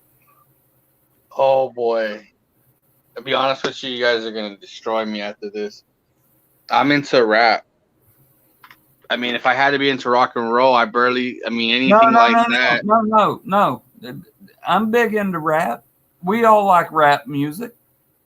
I mean, honestly, if it wasn't for Wayne's World, I probably would have known who Aerosmith was, or was that his name? I didn't even say his name right, huh? No, I think Queen and Queens. I've known Queens just because of that movie they just put out of Queens, and because of that, I didn't know they were connected, and I was like, wait a minute, I heard this song before, and it was because on Wayne's World they were singing that song. And then you should have just answered the question. Yeah. So what's the answer? I don't know, man. I'll probably just stick with that Queens because that's the you can't say Queens because that's not a band. Queens. I don't know.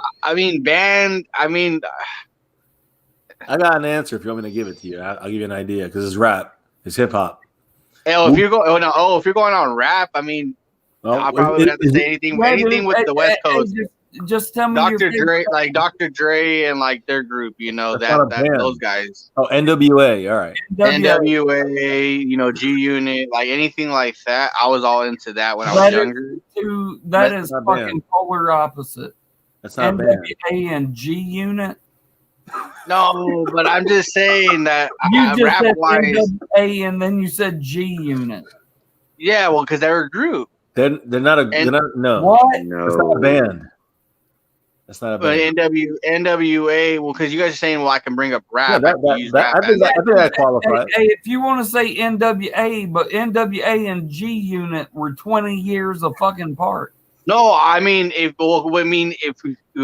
being at the age I wasn't able to okay, here, there's NWA. They were already out and done. You were taking way too fucking long, dude. I was trying to get through everybody in here, and I know you should have put me even put me in it because I don't know anything about when it comes to all that stuff. When it comes to rap, yeah. Okay. Your answer's NWA. I got a fucking NWA.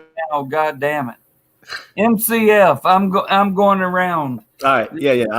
Listen. I'm a hip hop guy, so if I'm not talking hip hop, I do love the Doors. That's one of my favorite classic rock groups. But my favorite band of all time, including hip hop, is Wu-Tang Clan. I know. Hell, Wu-Tang. Wu-Tang Clan, right? Whoa. I feel you. See, Raider Cousin, you see how easy that is? Wu-Tang Clan ain't nothing to fuck with. You know what I mean? All right, we're going around this way. So, Pam, you're up. What does NWA mean? Did he just see that in the comment? I thought I timed you out. NWA is niggas with attitude. And yes, they were a group. That Pam counts. C, who's your favorite group of all time? It's hard for me to say. I have 3. I honestly have 3. And No. they're One of them's got to be bigger than the rest. no. They're even to me. They really are.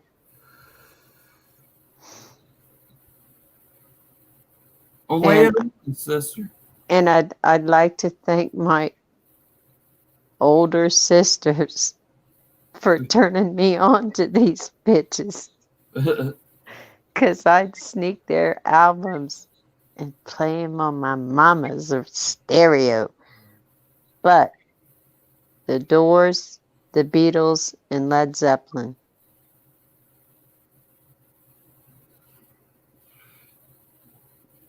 Classics. Nice work. J-Dub. Well, traditional band, I'm gonna have to go with Pink Floyd. But Yes. if we're talking about like my personal favorite, like if all other music had to go away and I can only listen to one every day, mine is Outkast. And I'm not talking about Miss Jackson. I'm not talking about Hey Ya. I like those songs and some of the new ones. I'm talking about like when I was 6 years old and I bought the cassette tape out of someone's trunk and my mom thought I was buying fucking drugs because we were in the fucking ghetto, and I was like, I got this cassette tape with my lawn mowing money or whatever the fuck, like, you know what I'm saying? Like, Yeah. Outkast, the old school, it's just so awesome and so positive and so nice. Like Crumbling Herb, Southern Playalistic, like classic songs that the beats live up, the lyrics and the message still live up. Like I could go, if I couldn't listen to any other music, I could listen to that every day. Dude, let me tell you, I love rap music. I really do. I really do. And Dre's album, fucking, I mean, go all the way back. Fucking the Chronic 2000. I mean, I love that fucking shit. It is so good. But Big Boy is my favorite rapper of all time. I love Big Boy. He is my favorite. Well, I should say my second favorite. And, I guess just because I'm a racist when it comes to rap music, Eminem is my favorite. I think Eminem is the greatest wordsmith of all time. Like, he's just so good with his lyrics. I kind of like that you said Big Boy because it's funny. My favorite living lyricist of all time is Andre. Actually, it's Andre of them. Dude, that's Andre is just so brilliant. He's so smart. He is very intelligent. You are not messing with his mind, and his artistic freedom and inhibition is unmatched. I remember when they had Rosa Parks, that song that came out, and he came out in the video in 1995 wearing a fucking helmet and fuzzy fucking goddamn pants and a catcher's pad. Like I'm talking about a catcher's vest and fucking just whatever he thought was cool. Sir. It was like mommy let the 4-year-old dress themselves for school today. Like he didn't give a fuck. And that album or that single sold a bunch. That video basically made them mainstream. And he was wearing a little teeny helmet, the fucking shoulder pads, the catcher's mitt, and fuzzy ass fucking pants dancing around because he didn't care. He was just being himself. Dude, And it was awesome. I don't remember them before Bombs Over Baghdad. I remember Bombs Over Baghdad being like the song that broke them. As far as me knowing who they were. And then Hey Ya came out, you know, like 5 years later or whatever. Well, what's funny is like I'm pretty sure, I'm not positive, but I'm pretty sure like if you listen to the song Rosa Parks, almost everyone has heard that song. They just didn't realize it was Outkast. Like they didn't even know that was Outkast. Like no, a lot of people didn't know Outkast honestly until Miss Jackson and Hey Ya, and that was way there. Everyone's way late. You remember you remember the Outkast with Goody Mob too. And then a lot of stuff in the beginning. Originally, it was Goody Mob, and that created CeeLo. That created CeeLo Green, Gnarls Barkley. So many, like Dungeon Family was Outkast and Goody Mob together, and then they split up, and each one did well individually. They did well together. Like those guys were just sitting in the basement in Atlanta, like we don't care what's going on. Like it wasn't even about East Coast, West Coast. It was about mainstream and everything else. And those guys just did their thing no matter what. They never changed. They never did. They actually did one of their best albums with the Hey Ya is off of Big Boy's side. Oh, yeah. And Roses is off of Andre's side. They actually did a double album where each one had their own fucking CD. Yeah. And that's unheard of. Like they were a duo doing their solo albums together. And the one album before that, I think, or it was the one with they were up for a Grammy and they should have won. You know, I was rooting for them, but not that I give a shit who wins those awards, anyways. But I'm just saying, like, I was just like, hey, you know, they had a great album to, you know, I think it's Aquemini, which is a great album. If you listen to it just from front to back, it tells a story in there. So it's really a good album. It has some great damn songs in there that are so underrated. You never hear them on the radio, of course, but and there's that's great. The ones you know in there too, but. That's great that you brought that up because that's the one that had Rosa Parks. Rosa Parks was their main first hit. That was on MTV. That album, that video was. But I remember all their made old them too. On everybody, like it made them mainstream. But that was the Aquemini album, and you're absolutely right. It's so funny because there's 2 tracks in a row on that album called "The Art of Storytelling." Yep. It's the art of storytelling, and those are the 2. If you listen to those 2 songs back to back. It's 2 of the realest songs you have ever heard in your life. That's a great album from front to back. Album front to back. That's my proud moment for helping raise my sister. She's like 2.5 younger than me. Her first ever CD that was allowed to be non-edited was Aquemini by Outkast, and I was like, I've done something right here. That's a good one. It's a great one. Because it's quality music. I don't care what genre you like. If you like art, there's poems, there's lyrics there's telling a story. Creative, like they will bring you in like you're sitting around the campfire. Yeah, like they will bring you around like you're stuck in a assembly in high school, middle school, or elementary school, and you actually like the keynote speaker. Like pictures of words. It's like, dude, wow. Even Hey Ya, Hey Ya, the music and the inflection that he uses, it sounds so happy. But if you listen to the words, he's talking about, listen, it's time for us to break up, and I don't care what you say. It you know, you think you got it. Ooh, you think you got it. I mean, he's saying it's time for us to break up.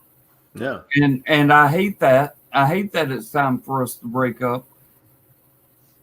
And then in the middle of the song, he sneaks this in real quick, and it's kind of hard to hear. But he says, you don't care what I'm saying. You just want to dance. Because they're playing dance music. Right. And you're not thinking about the lyrics that he's singing. And I mean, hey, and most of the people who like that song, they don't even know the lyrics. They like the song. It's a total duality. Like it's hilarious. They're playing the girl they're talking to, and they're playing the audience at the same time. And even says nothing lasts forever. Then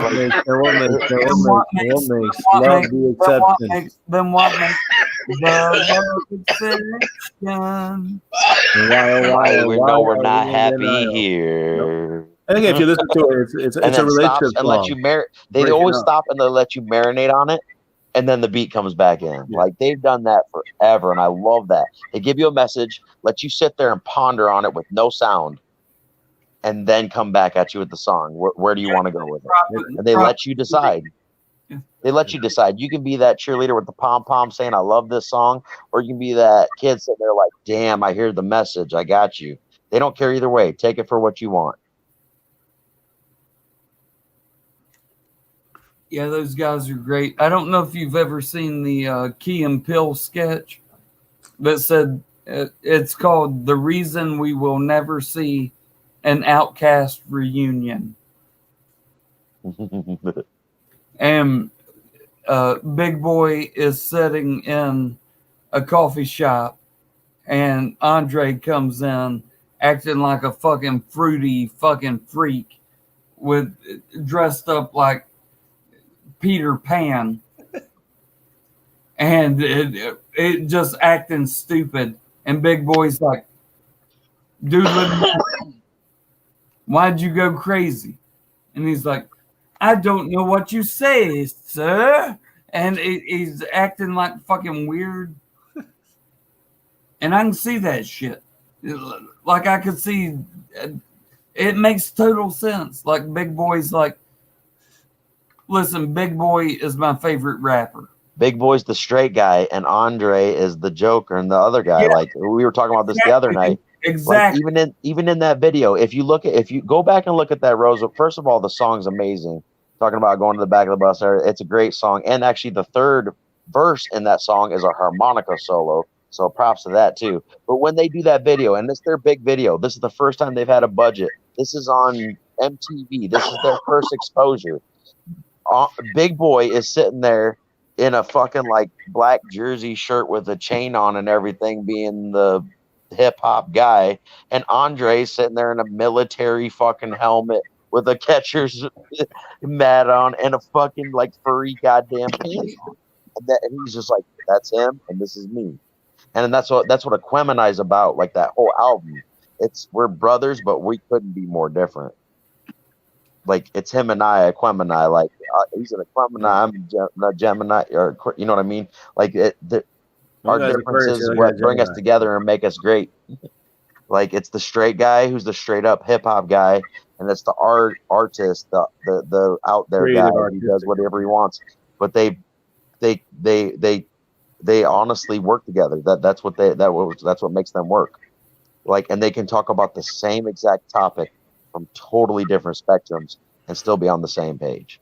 Cool. So it seemed like everybody picked like a fucking other than Pam C picked like a hip hop album. And Pam C and I picked the Doors. Yeah, well, I said Pink Floyd too, but true. Hey, I feel you, but everybody knows that the greatest album of all time is Sgt. Pepper. The Beatles. By the Beatles. That's the greatest album of all time. I have that on vinyl. And so, I mean, everyone knows Sgt. Pepper's as the greatest album of all time. The second best album of all time is Blood on the Tracks by Bob Dylan. I never liked Bob The Dylan. Tracks, 1975. And that's the second best album of all time.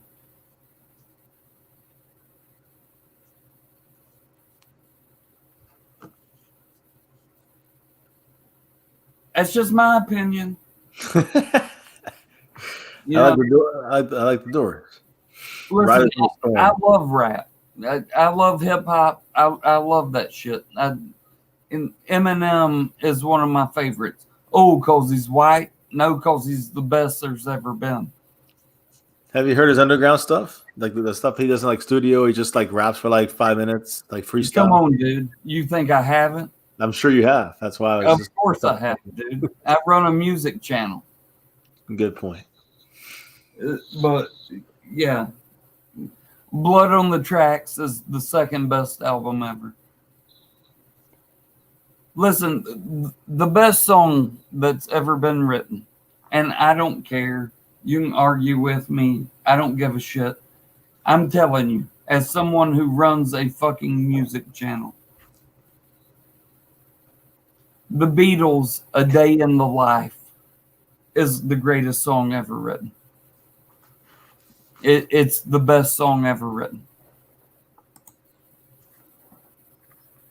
I read the news today, oh boy, about a lucky man who made the grade. It's the greatest fucking song ever written. It really is. Sorry. I just don't connect with most rock. That's the thing with me. So I grew up in basically New York City and was breakdancing to like Nucleus jazz. Oh shit. Well then if that's what you're into, then I'd say the greatest song of all time, according to what you just said, was No Sleep Till Brooklyn. I've heard Beastie Boys, yep. But yeah, no, that was that to me was a great. And again, there's a lot of great rappers in the 80s, but it changed in the 90s a lot better. It was lyrical flow changed then in going into the 90s. But I was breakdancing in the 80s in the lunchroom cafeteria and doing that kind of stuff. And it was just funny that I didn't know it was going to be something. It was going to eventually kind of the hip hop thing was going to be something that was going to continue. When I went to Florida, it was like just Hicks and the Sticks, and that's what it was. And I didn't even know it was a culture shock to be here, where they looked at me like everyone was blonde hair, blue eyed, and I was definitely not. So ethnic looking or whatever. And it's just, you never, they were praying in the school. It's a public school kind of thing. It was a lot of violations. I didn't realize it back then. I refused to pray because I just an atheist. And so, but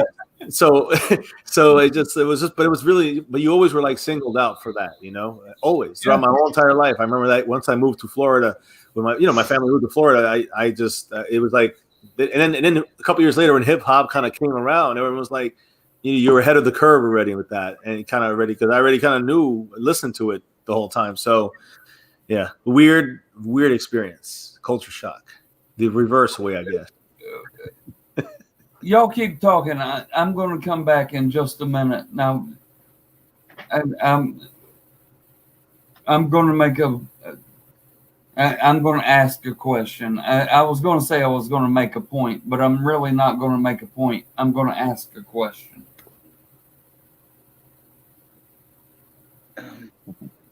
Edge of my, I can't wait to hear what you guys say. If it's about hip hop, I'm screwed. Well, I listen. I'm sorry. I don't have a particular hip hop group that I'm. Oh my god! Not like that. Just certain songs. And what's your favorite song of all time? A hip hop song.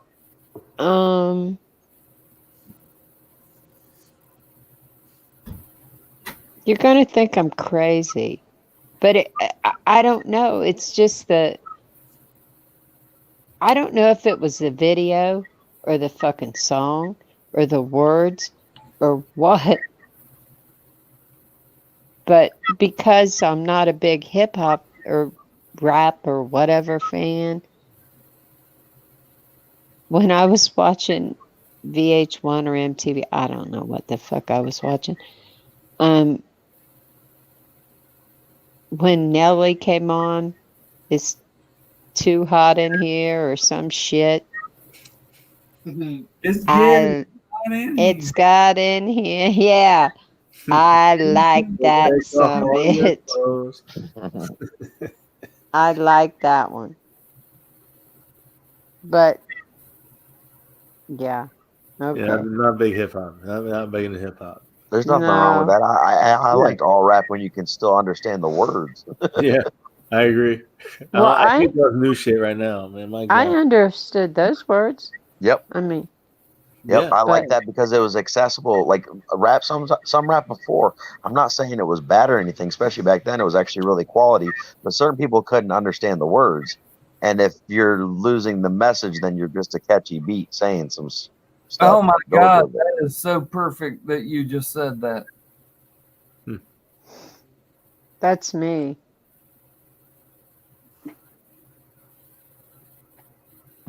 All right. So sorry for muting all of y'all, but it's funny you just said that's the message. All right, here's the newest Rolling Stone. I made sure to block out all my shit, right? And it's all about protest songs. So here's the section on protest songs. Woody Guthrie was number one. Of course, that's Bob Dylan's favorite. But I want to ask you about this. Hold on. I'll find it. The Message by Grandmaster Flash. The Message. Right? We all know the song. It's known as like being the first rap song ever. It's the first hip hop song ever. The Message by Grandmaster Flash and the Furious Five.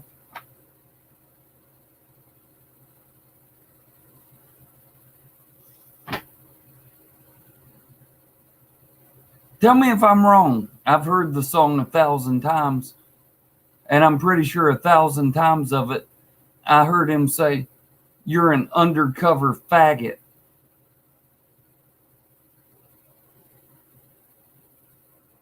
Am I wrong? So this list is about the best protest songs ever. Some of them are about people protesting cops, protesting the government, protesting hate groups, and they put that song in there when I'm pretty sure he says, "You're an undercover faggot." Am I wrong? He does say that, right? He says you're an undercover faggot. I'm pretty sure he does, or a fag. You're right. You are right. You're 100% right, but you're also right and wrong at the same time because faggot didn't mean gay back then. When we threw around that slur, it was not a gay slur at all. That was not a gay slur. I know it sounds like it is, and it really was not. Like he said that when you go to prison, you'll be an undercover faggot. There you go. I mean, well, in that context, yes. Yeah. He also said about a fag hag or something like that. So again, Yeah. I remember he said that too in there somewhere, but I'm trying to see if I can find it. So Yeah, I it's mean, been a while since I heard that one. Is this here? Now you're walking around like Pretty Boy Floyd. it's just funny to me that they've done their top 30 songs And that's Yeah. Rolling Stones. that are, politically against the government and, or whatever. And they put that in there and he says, "You're an undercover faggot."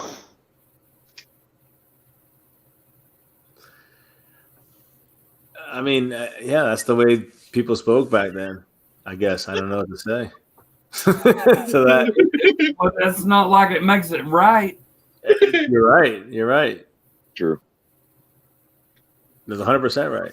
It's not right. It's still to be frowned upon. But the I guess the song itself is not. It's not really a protest song. It's weird that they put it in there. It's more like a song, explaining the situations that are going on in the inner city. And there is some. I guess there's some gay people, and there's obviously in jail, and there's kind of, what I'm saying. So you said fat. You said that. It's just weird to me. Yeah, Like, and it's different too, because in hip hop it was always like J-Dub said, it's always kind of been kind of like accepted back then in that way. And you can say it not just in being actually gay, which some of those are. specifically saying to gay people, which was accepted back then. And then there's the other side of times where you just call someone a faggot, and again, that's wrong. But I remember back when I was in high school and when I was in middle school and shit, I remember people saying that, and people saying that. It didn't mean gay. It meant, like, oh, you're a punk, or you're not. Yeah, I know, I get it. Yeah, I know. You know the same thing, but yeah, Well, it's still the actual term punk literally means the guy who gets raped in prison. Like, that's what the term punk means. Like. Right.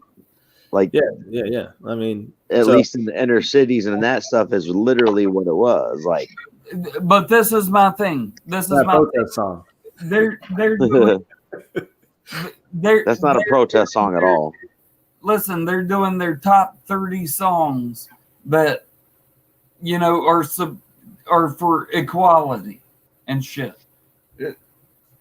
That's almost like a Rage Against the Machine more than like a protest song. Rage Against the Machine is in here, dude. That's what I'm saying. It's a Rage Against the Machine. It's a Rage Against the normal. It's a Rage Against what's accepted. It's not like they're going after the gay community or anything. This shit wasn't allowed to be said over airwaves. They were changing what was being allowed and what was being like taken into one's ear holes. But here, let me give you the list. Number 1, Woody Guthrie, All You Fascists. Number 2, Billie Holiday, Strange Fruit. We Shall Overcome by Pete Seeger. The Lonesome Death of Hattie Carroll by Bob Dylan. Mississippi Goddamn by Nina Simone. A Change Is Gonna Come by Sam Cooke. I Ain't Marching Anymore by Phil Oakes. Say It Loud, I'm Black and I'm Proud by James Brown. You see where I'm going here? Fortunate Son by Creedence Clearwater Revival. Is It Because I'm Black by Still Johnson. Give Peace a Chance by John Lennon and Yoko Ono. Whitey on the Moon by Gil Scott-Heron. Ohio by Crosby, Still, Nash and Young, which Neil Young wrote that song. War by Edwin Starr. War. Good God, y'all. What is it good for? Yeah. Big Yellow Taxi by Joni Mitchell. Impeach the President by the Honey Drippers. That's in 1973. Talking about fucking Richard Nixon.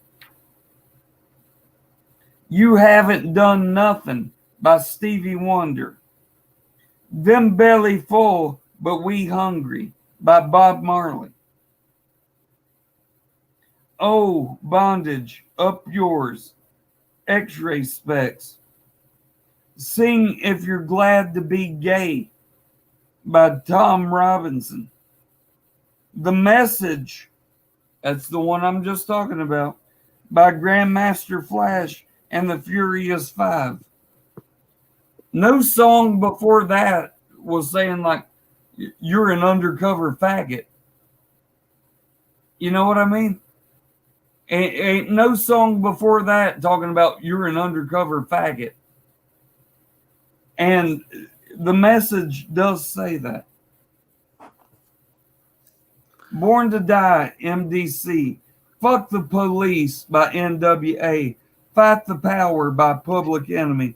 Killing in the Name Of by Rage Against the Machine. Feels Blind by Bikini Kill. Ride the Fence by The Coup. American Skin, 41 Shots by Bruce Springsteen. American Idiot by Green Day. All Right by Kendrick Lamar. Freedom by Beyonce and Kendrick Lamar. Mexican Chef by Xenia Robinos. Don't Shoot by Shea Diamond. FTP by YG. Just came out this year. I Can't Breathe by HER this year. Black Lives Matter by TJX6 this year. 2020 riots, how many times by Trey Songz this year? And The Bigger Picture by Lil Baby, 2020 this year. You know why that? All right, I'm sorry. There's one huge omission on there that makes no fucking sense to me. Fuck The Police by NWA is not on there. No, that was Is on that there. is that not the most It was in on your there. face fucking? It was on there, dude. It was. Yeah. Yes. Okay. The one that's missing. The one that's missing is KRS-One. Sound of the Police. Sound of the Police. That's a good one. That's the Sound of the Police. There's a lot missing on there, but there's some that are on there, and I don't understand why. Yeah, It seems like it seems they're more like trying to give a history lesson than spitting actual facts, and that's the Rolling Stone. Like, I don't get that. Hey, that's just their 30 picks. I mean, there's thousands Yeah, that's true. that we can name, but that's just their 30 picks. I would put Definitely a lot of replaceable ones. Yeah.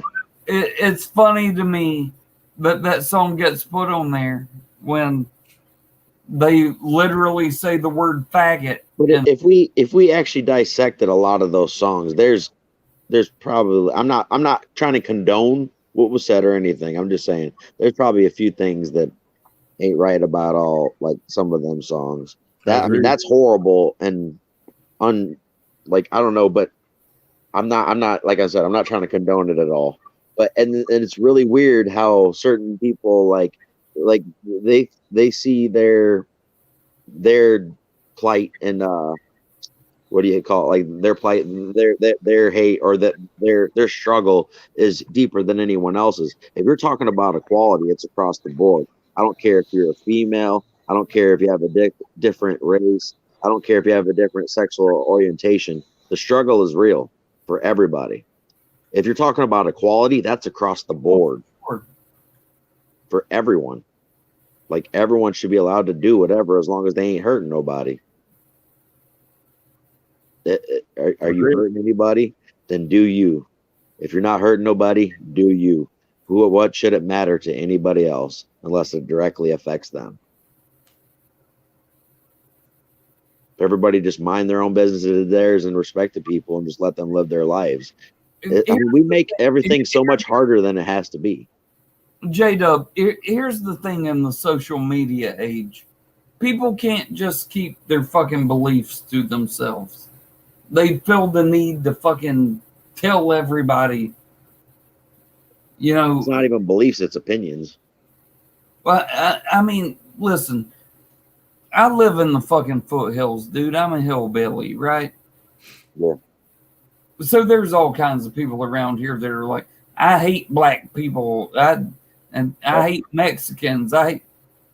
Okay, cool. Just and it's predetermined. shut the fuck up, keep it to yourself, and don't say anything. Right? It's easy to say that, but they don't do it. They've got the need to put a fucking bumper sticker on their fucking truck and go coal rolling down the road, you know, fucking up the fucking environment. They can't keep the shit to themselves because they're retarded. Everybody thinks their opinion means so much. They're 2 generations away from inbreeding, maybe, and they're just fucking stupid. So they can't shut the fuck up and keep it to themselves. And if they can't do that, then we can't do that. Because if they want to run their fucking smart ass mouths off, as dumb as they fucking are, we have to also. We can't sit here and be quiet and let them run their fucking dumb ass mouths off. Agreed. 100%. We can't do it because if we sit there and allow them to say that, it's almost false propaganda that will spawn more of them. Correct. Like putting out little seedlings out, and they can put their seedlings out, and if we don't stomp on them, then they're gonna make even more. And I don't want to stomp on anybody's beliefs, their opinion, or anything. But if you're gonna spawn fucking a new generation of y'all, I don't want to live there. I don't want to bring a kid into this. I don't want to have my niece come into this. I don't want none of this. Like the whole thing with the BLM kills me. I have a mixed breed, fucking whatever you want to fucking call it. God damn, that's what it's been called to me. I'm sorry, that's why I said that. I have a niece. And she didn't wake up one day and decide to be this. She just is her.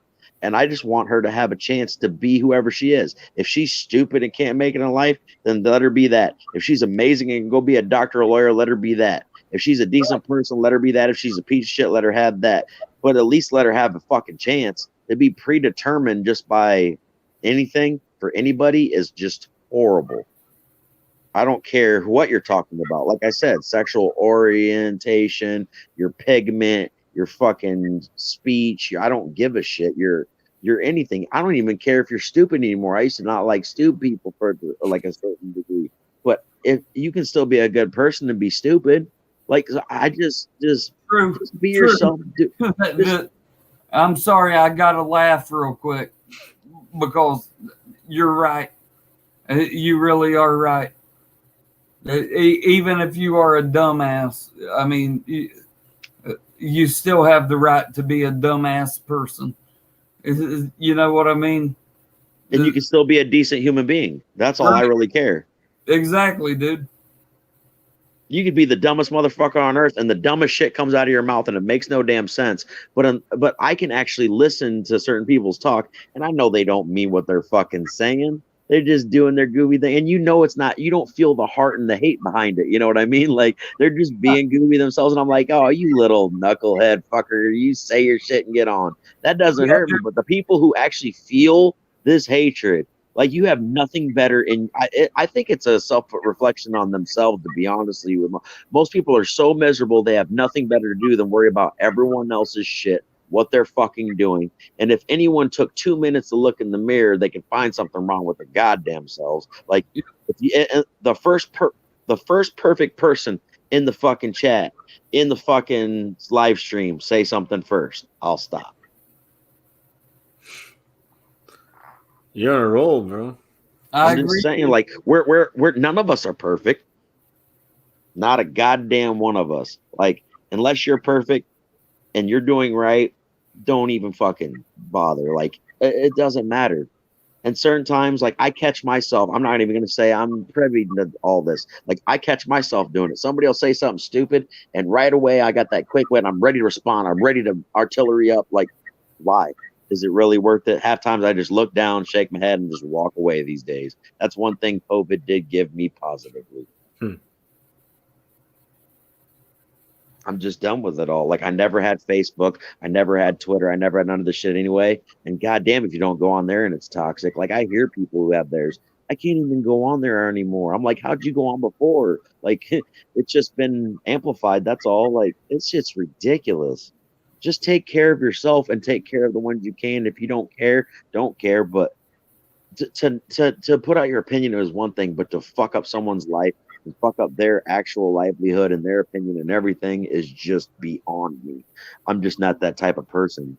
I might dog you down and make you look like an idiot on here over football or talking shit if I could, if I was that great.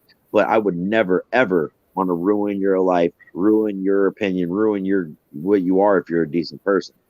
You could be the biggest idiot and have the shittiest team on the world. As long as you're a decent person, that's all that fucking matters. And if you're not, shut the fuck up and I have no time for you. Right. Pam C, what you got to say about it? Queen of the stream over here. There's some people on here that's not so nice. And those are the ones I do not get along with. Yeah, I don't think a lot of us norms get along with them.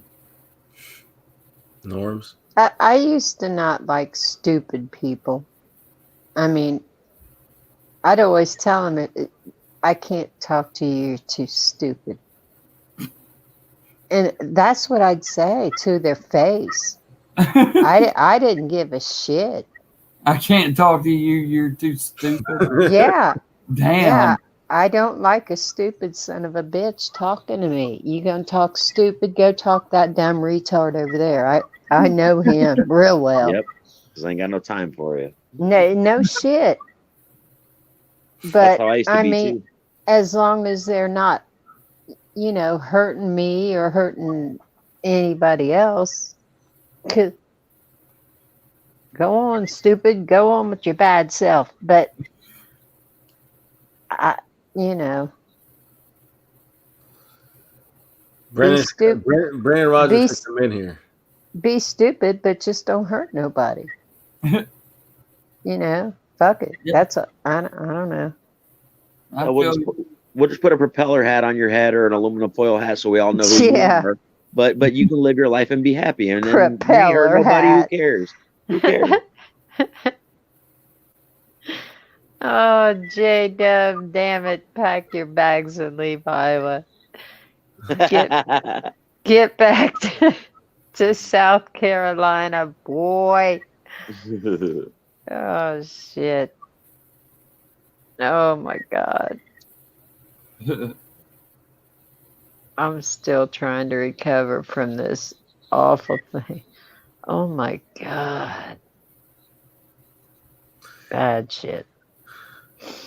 And I hate it when we got like, again, Mosh is our guy, but it just sucks that he's one of these guys that puts out misinformation and tries to find things that fit his narrative, and that's when you get into if people want to fall for it, they want to believe it. But if you look at it any kind of non-bias, you can see that it's complete bullshit, and it's coming. The movement of the goalposts of the topic every single time you say, well, there's this many deaths. Well, they're fake. Well, but here's the proof because of this or that. Well, that's because they just put everything down as COVID, and it's just that kind of shit. When you're putting out that information out there, it just makes other people dumb, and it makes it unfortunately spreads that dumb seed all over the place. I can't watch Mosh videos like that. I just can't. Yeah, no, COVID. I run. I go. I do. Me too. My Cowboys family.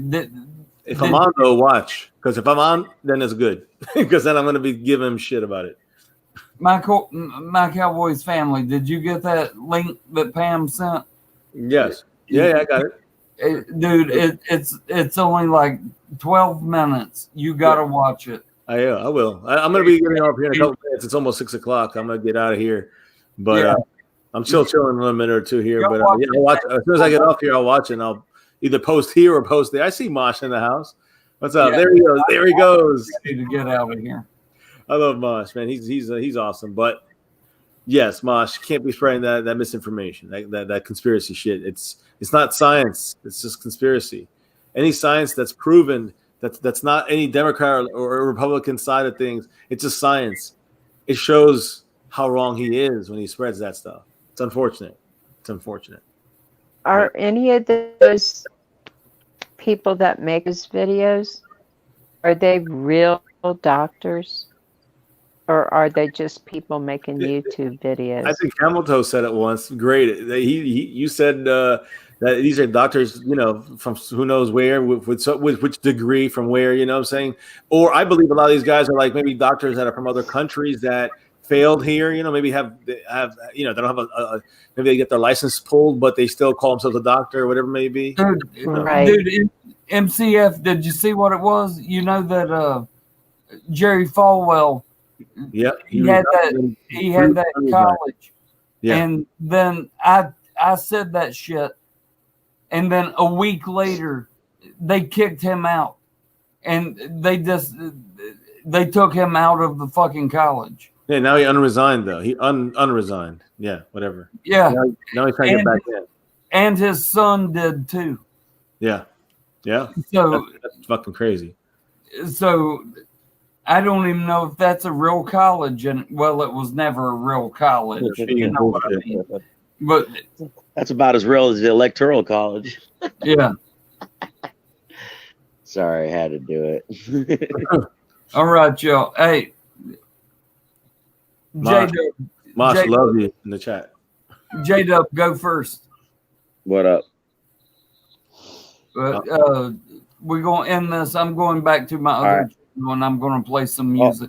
I don't have a whole lot to say. Hey, just my big thing is just if I'm not gonna say thumper. If you ain't got nothing to say, don't say nothing at all. But if you ain't got nothing nice to say, but I'm just saying like, and unless you're perfectly right in yourself, like why do we need to be bashing each other? Like I would think like something like this would bring us together. Usually big travesties seem to. I mean, I remember when 9/11 happened that we were all together behind George retarded Bush, fucking we were ready to go. We didn't care. It was America. Like I just wish there was more togetherness and we've become nothing but more divided.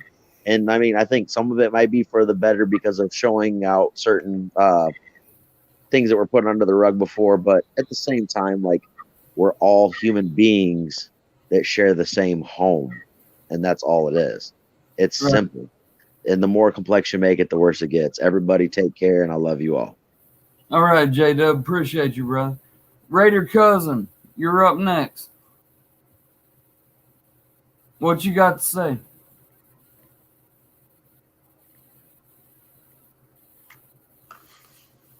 All right, well, you're an idiot. I think he, My Cowboys family, what you got, dude? Close it out for us. hey, no, thank you for having me on here, man. I can't say anything else. You guys have said a lot of great stuff here. I'm happy to see more rational channel out there when it comes to these kind of discussions. Even if we disagree inside of this, it's still a great productive discussion. I enjoy it. Even my insomnia fits perfectly with this. So thanks again, Camel, and the rest of the crew here. Raider, the rookie here, J Dub, Pam C. Have a good night, guys, and go Cowboys. Good night. All right, thanks, MCF. Thank you for coming in, man. I really do appreciate it. That leaves you, Pam C. Well, thank you for letting me come on after I lost 3 hours of my life somewhere. I don't know. And it was fun. I had a great time with everybody. All right. Pam, you know I Bye. love you. You're freaking amazing. You do Oh, yeah. this channel than anybody else, and you know I fucking love you for that. And I love you just for being who you are. And don't go and kill your daughter, okay? Oh, yeah. It's about once every 3-4 months deal. Yeah. All right. Pam, I'll see you later. Alrighty. Raider cousin, fucking weirdo. Hey, I'm blessed. And I don't mean by like God and shit. I'm blessed by people.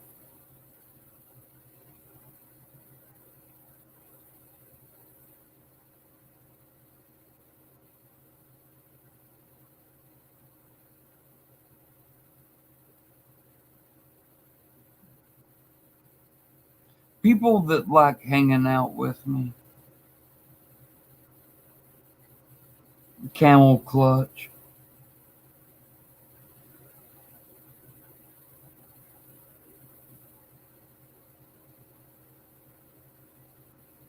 It means the fucking world to me, guys. I appreciate y'all coming over here. Everyone who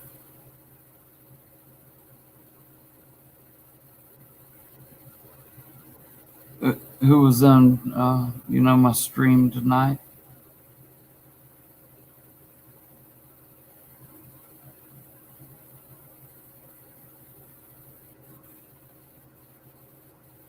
There's a lot of other places that you could hang out.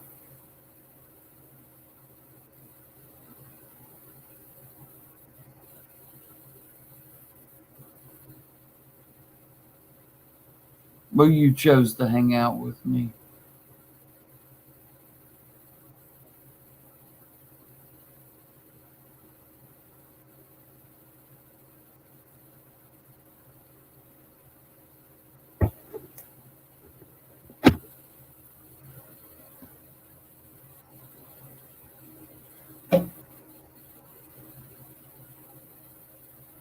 And it really means the world to me that you do that.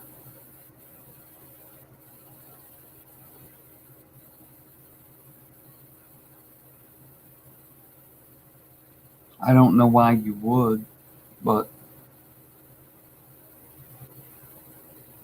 I appreciate you doing it.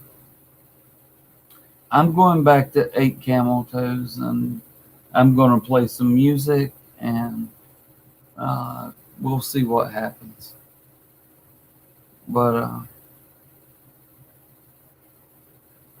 I really do appreciate you guys showing up.